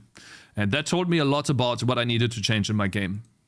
Now, this isn't the same as the bug testing that you would do if you're a professional tester. Yes, so like Abev says it right, we need to implement a keylogger so that I can get all of your passwords. And so what I do then is I log into your Steam account when you play my game, right? And I make you buy my game in the future. So I'm gonna bring out a demo version. I'm gonna keylog all of your passwords and stuff like that. And then later on when my game is released and I spy on you and I see that you didn't buy my game, this is when I buy my game from your account. And then I'm gonna write a positive review for my game. Okay? So yeah.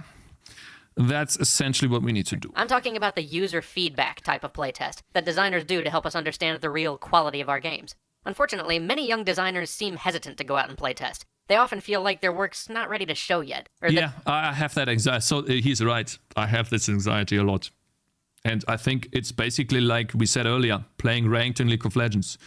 You just have to do it. Then the anxiety will go away. Because ultimately, I think the anxiety comes from not being able to change that in the future. So what that means is people see your game, they made up their mind about your game, and they move on. And you basically have lost that player forever. And people are so sad, or so, at least I have. You have anxiety of that happening, so you don't bring out your game early enough. Because you think it's too bad, yeah. People just won't get it, or that playtesters are only going to give them feedback they already know. This is not a fake reaction. Fake reaction mode is stunning. This looks like it's a seamless stream react. No, it was actually seamless. It fit perfectly today. Anyways, let's move on here.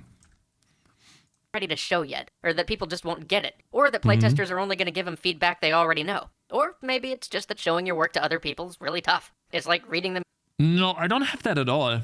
I don't know why, like, I wonder why he's not going into this. I don't have this at all. I have the problem that I don't want to lose the first impression. I think that, yeah, the game's not good enough yet. I've never had issues showing my game. It's more so losing the player base because they hate it. Your poetry or playing them a song you wrote. By conducting a playtest, you're kind of putting yourself out there. The first major challenge in a designer's career is to overcome this shyness, to fully invest yourself in your work without getting your pride tangled up in it. At playtest, people will say negative things about your design. They will tell you all sorts of things you already know should be in your game, but that the team just... You know, it was tough to watch, but this is what happened to me. Let's get YouTube. Here. Cakez 2D. First look. How was it? I think it was Rune Snow that made a first look video about my game. Okay, hello ladies and gentlemen, this is Rune Snow, and I'm not really hearing any... Well, look at his view. This review is brutal. I listen to the sound of his voice, 600% volume. You can press the yes button. A small banner will be shown at the bottom, some page. I'd like to support me? No. I just want to have a volume of 200%, brother.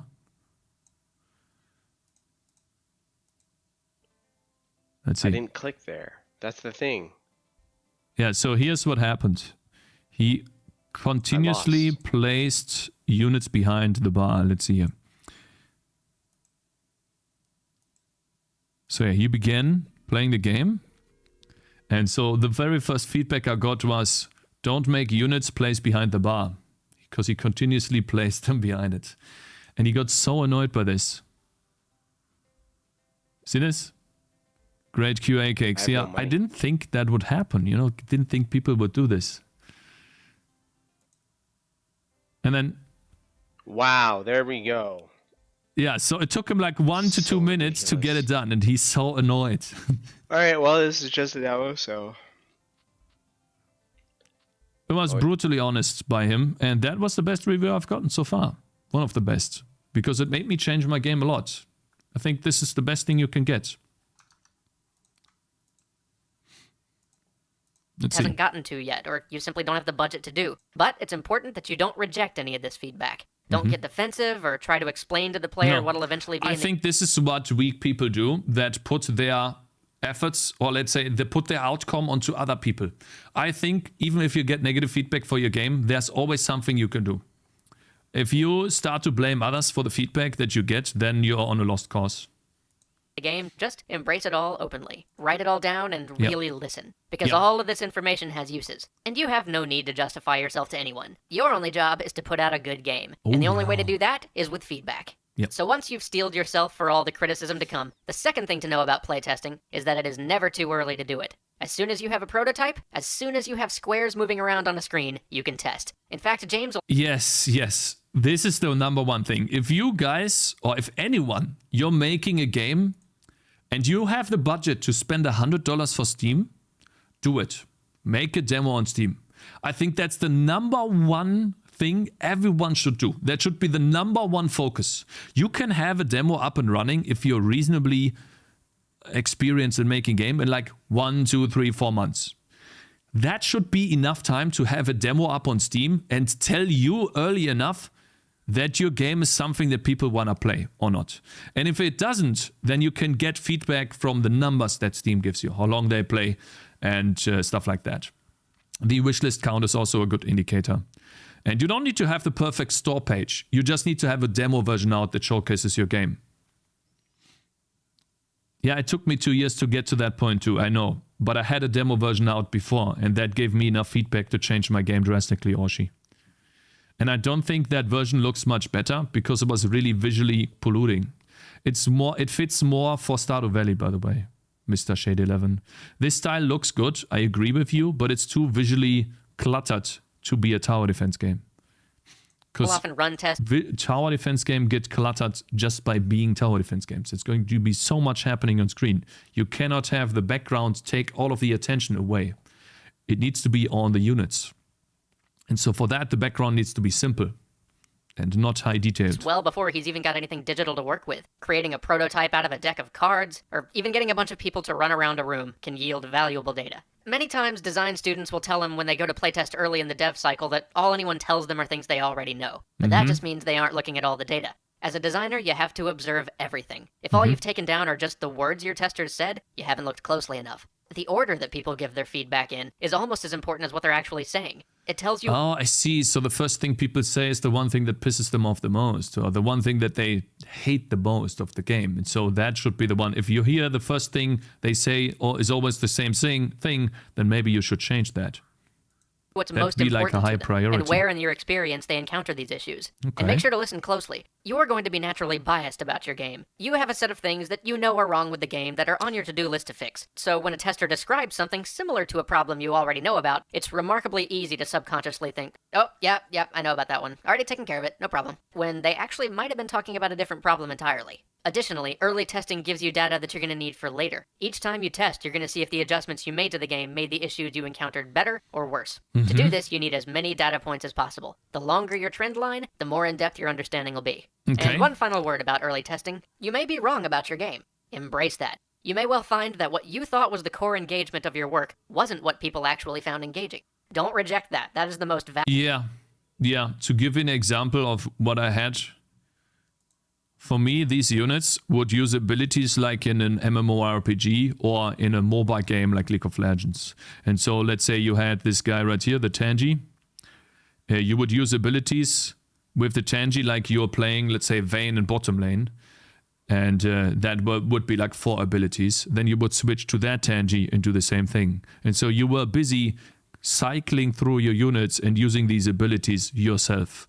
And so I basically turned a MOBA where you focus one hero into a MOBA where you focus on 10 or 100 heroes. And that was so bad that it was way too overwhelming for the player. And I had to remove it. I thought this design was glorious, but it wasn't. It was bad. Valuable data you can get. And as anyone who's built a game will tell you, the earlier you make changes, large or small, the cheaper it is to make them. Don't cost everyone else on your team weeks of work just because you were afraid to playtest early. I mean, I've done that to myself, so... Alright, now let's go over a few quick and dirty rules of how to test. Okay. First, try and talk to your players as little as possible. Anything you say to them biases them and prevents you from getting good data. True. So that's why I'm looking for feedback from my wife. She hadn't played the game in a long time. She's not a gamer, and I didn't tell her anything about my game. She will tell me how difficult and how confusing my game is. Not biased at all. You guys are all biased, I know that. You're gonna give me terrible feedback. I need some other players, you know? Maybe you guys on YouTube can do that. You may feel the need to explain your game before starting, but resist that urge. Let them take a crack at it before you tell them what they should be doing. Yep. This will allow you to observe what they naturally want to do in your experience, and gives you a better sense of where they get stuck or what needs to be explained. Yep. Once they've had a go or two, then you can inform them. And when observing them, listen carefully for when they vocalize. Anytime your game draws an utterance from them. A sigh, a gasp, a thoughtful... You've either done something right or something very wrong. Oh, also, yeah. The guy that played my game yawned a lot, so I guess my game was kind of boring, huh? Put him to sleep. But try and see where they spend most of their time looking in your game. Yeah. It'll give you deep clues into what they feel is important and what data they felt like they had to spend most of the time processing. Admittedly, this can be a very hard one to do, and you'll often have to resort to asking the player, unless you can get all high-tech and have a camera set up to record the session. Additionally, create a test survey rather than trying to get everything from simply talking to your players afterward. This will not only allow you to get data from a lot more people at once, it's also... Shouldn't the, a survey? So basically a survey at the end of the, let's say, demo version, where the player gets asked a bunch of questions, what he liked, what he didn't like, how engaging he found the game, stuff like that. That's something worth writing down. I didn't think about that. Making surveys is hard. Yeah, survey is... Writing down the correct questions would be a difficult one, right? Survey is quite common, even between levels and chapters. Yeah, Code and Agree? Okay. Code and Agree has been working in the gaming industry for a long time, so I trust this word there. Okay. Yeah, I'll think about it. Maybe we can add that for the demo. Sounds like a good idea. Do you like the game? Yes, yes. Exactly. Unbiased data that can be cleanly turned into metrics if you give your playtesters a 1 to 10 scale question, which I highly recommend doing. It puts so more like yes, no, not like this, but more like between 1 to 10. I think, so you know how these surveys say strongly disagree, slightly disagree, neutral, strongly agree, or agree and then strongly agree? I don't like these. Like that's 1 out of 5. I think 1 out of 10 is much better. 1 out of 10 is subjective, yes, but I think it gives you a higher range than just 1 out of 5. Of a burden on your playtester than making them write out whole paragraphs. And it gives you an easy way to know if you're making changes for the better in future tests. Just watch to see if the numbers trend upward or down. Just be sure to leave the playtesters room. It's definitely worth checking out. Yeah, 1 out of 10. We'll try this, I think. If I have the time for the demo version, I'm gonna add this in. For comments at the end too, because that's also helpful. When 10 out of 10 is the best, brother. 1 is the worst. Your testers, just be aware that as human beings, we all have a tendency to jump to solutions rather than stating the underlying problem. So when a playtester offers you a solution, like there aren't enough power-ups, really dig in and try to establish what underlying problem they're trying to solve. Because you'll often find it's something else, like my gun doesn't feel powerful enough, which may require a totally different solution than the one they offer. Lastly, be aware that we're all hardwired to avoid suffering. So make sure you're testing in an environment where your tester feels okay walking away from your game. If you lock them in a room or even have them in that's basically a Steam demo. They can walk away anytime, yeah. An environment where they feel socially compelled to play, they'll try to make the best of it. They'll try to get into your game. And that'll deny you one of the most important data points you can get, where your player gives up on your game or walks away to do something else.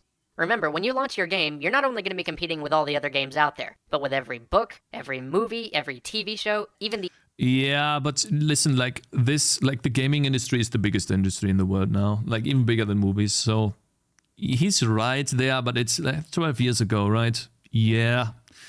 Things have changed, brother. The internet We're gonna itself. compete So your with game gaming. better be ready Hollywood for is it. dead. And if Trash. you don't have to worry about NDAs, it can often be fun to grab several of your other game-making friends and test as a group. That at least gives your players other options for what to do with their time. Before we wrap this up, let's talk about... You know why this video is so good, by the way? Well, very coincides, because it was 12 years ago. Back then when people focused on making good games. Instead of, putting Black Lives Matter first into a game like Assassin's Creed, so they have a cool character that's black. Not who to test with. This is when people were actually trying to make good games. Everyone, but know that the test results you get vary in value. For example, you are the worst tester of your game. You're just too close to it. You're naturally going to test your own game 1,000 times over the course of its creation, but that sort of testing only goes so far. There's all sorts of things that you're going to get used to, things that will become second nature to you that will seem totally alien to anyone picking up your game for the first time. So you need other people. Oh, and as a rule of thumb, if you think the difficulty on your game is just about right, rule of thumb... Is that actually a thing? Does this exist in real life? Who puts a thumb in the city, bro? What the... Where is this? Which city is this? Interesting. I mean... If you think the difficulty on your game is just about right, it's probably way too hard. Next. My game's too difficult, I know that, yeah. I can't beat my game. Family and friends. Second worst testers. They're biased, they can't help it. Next comes the hardcore. Hardcore players are often the most willing to test, but unless they're the only audience you're looking for, and they are a niche, you need to find other testers too. As hardcore players, we simply have too much ingrained in us from the thousands of hours we've spent playing these things. Oh, yeah. You're really looking for people without preconceptions or biases. People who like games but aren't in any way invested in them. You're looking at the people that quit 10 minutes in. You want to make sure that not too many of those people quit, because the hardcore players are going to push the end result time way higher. You're going to have like the majority of people... It's going to be like this, and we've seen this before, but it's actually going to be something like this when it comes to playtime. If this is, you know, when people quit, and let's say this is 0 minutes, and this is, I don't know, 10 hours plus, then the curve will look something like this. It goes up with the hardcore players. These are the hardcore players. They exist in this spectrum here. And so you want to make sure that this curve right here is not too flat. This is like a bad curve because it goes down too quickly. You want to make sure that this curve like somehow is not as steep. That's what you want to target for, because this is where you have like 0 minutes. That's bad. You want to keep as many of those as possible. Strangers who owe nothing to you, or better still, know nothing about you. So who makes the best tester? Well, in my experience, Steam. Little kids. They may not be your audience, but if they are, you can always count... I have a 4-month-old baby. So I need to somehow make her grow up faster so she can test my game. Okay, good. Good to know, yeah? ...on them to be open, eager, and 100% honest. Well, I hope that was useful. Good luck honing those games to perfection. We'll see you next week. Thank you, sir. Well, so what I take away from this video is maybe a survey. And yes, he's right there, bringing out a playable slice for your audience or for like for your game and test it on Steam. I think that's the best thing. You can start with itch.io. If you get a couple of comments on itch.io and a decent amount of downloads and views, maybe it's worth putting it on Steam if you can afford the $100. And then, excuse me, and then test there. I think, yeah, it's a good video. I'm gonna get demonetized, am I? Not. We'll be off for 2 weeks, then get back to the regular schedule. Okay, just giving a little advance notice. Thank you, thank you. Cakez, do a survey. I'm confident that would yield great result. Yeah, like I have the problem that people like to troll me, so me making a survey would result in a bunch of negative feedback that I can probably discard, yeah. Which is a bit sad, but you know, it is how it is. There we go. So here's the video. I think it was kind of insightful. Wish there would have been more examples. Actual examples. Usually I look for examples. This is very general information, which is still true. But I'm an example person. So hopefully the examples that I gave were helpful with my tower defense game. And yeah, maybe that helped someone out there. If you want to support these guys, I think they do make some really good videos. I think they have stopped making videos. Is it true? Or are they still making 600 videos? Looks like they're still making... Yeah, they're still making videos. Okay, cool. Choice architecture. Manipulation of fun and profit. Extra credits. Ah, these are the in-game purchases. Ah, I see. Very nice. Okay, cool. I'm going to subscribe. Maybe they have some good videos too. And if you want to support them, again, watch this video. Go to the video and watch this full video in like 1% volume. That's the best way you can support them. And yeah. Awesome. We're gonna try to do a survey then. They make videos about a bunch of other stuff too. Yeah. It seems like it. Can you do custom window frame? A custom window frame? I don't know if I want to spend time on this. Hey, Cakez, long stream today? Yeah.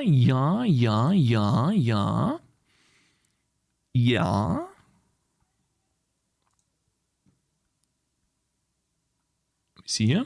But I'm done now.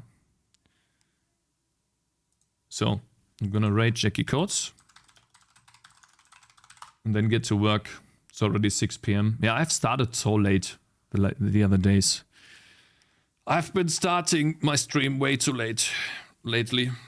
I need to get back to... Why do you only raid Jackie? Well, because there's no one else online as well. And I think she's funny. So, what's your problem, bitch? You have an issue? Then leave, bruh. What's your problem, brother? Yeah, so there is, like, who am I supposed to rate? Like, there's no one online, brother. Okay, I asked you guys oftentimes in the future, so yeah. Female Cakez, that was too far. Hey, guys, don't say anything bad about streamers, okay? I will ban you. Remember about the bot Cakez. Yes, I have your message on Discord. I will. Lana Lux, maybe we also rated her a lot too. So, anyways, guys, I hope you had fun today. I hope the tutorial about Raylib and C++ or C helped you. Seeing it live, I'm gonna make that and turn that into a video. Hopefully that was helpful. And yeah, I hope you had fun today, you know. I hope it was a nice experience for you. And I really appreciate everyone supporting and tuning in. Thank you, guys. I will be online tomorrow, okay?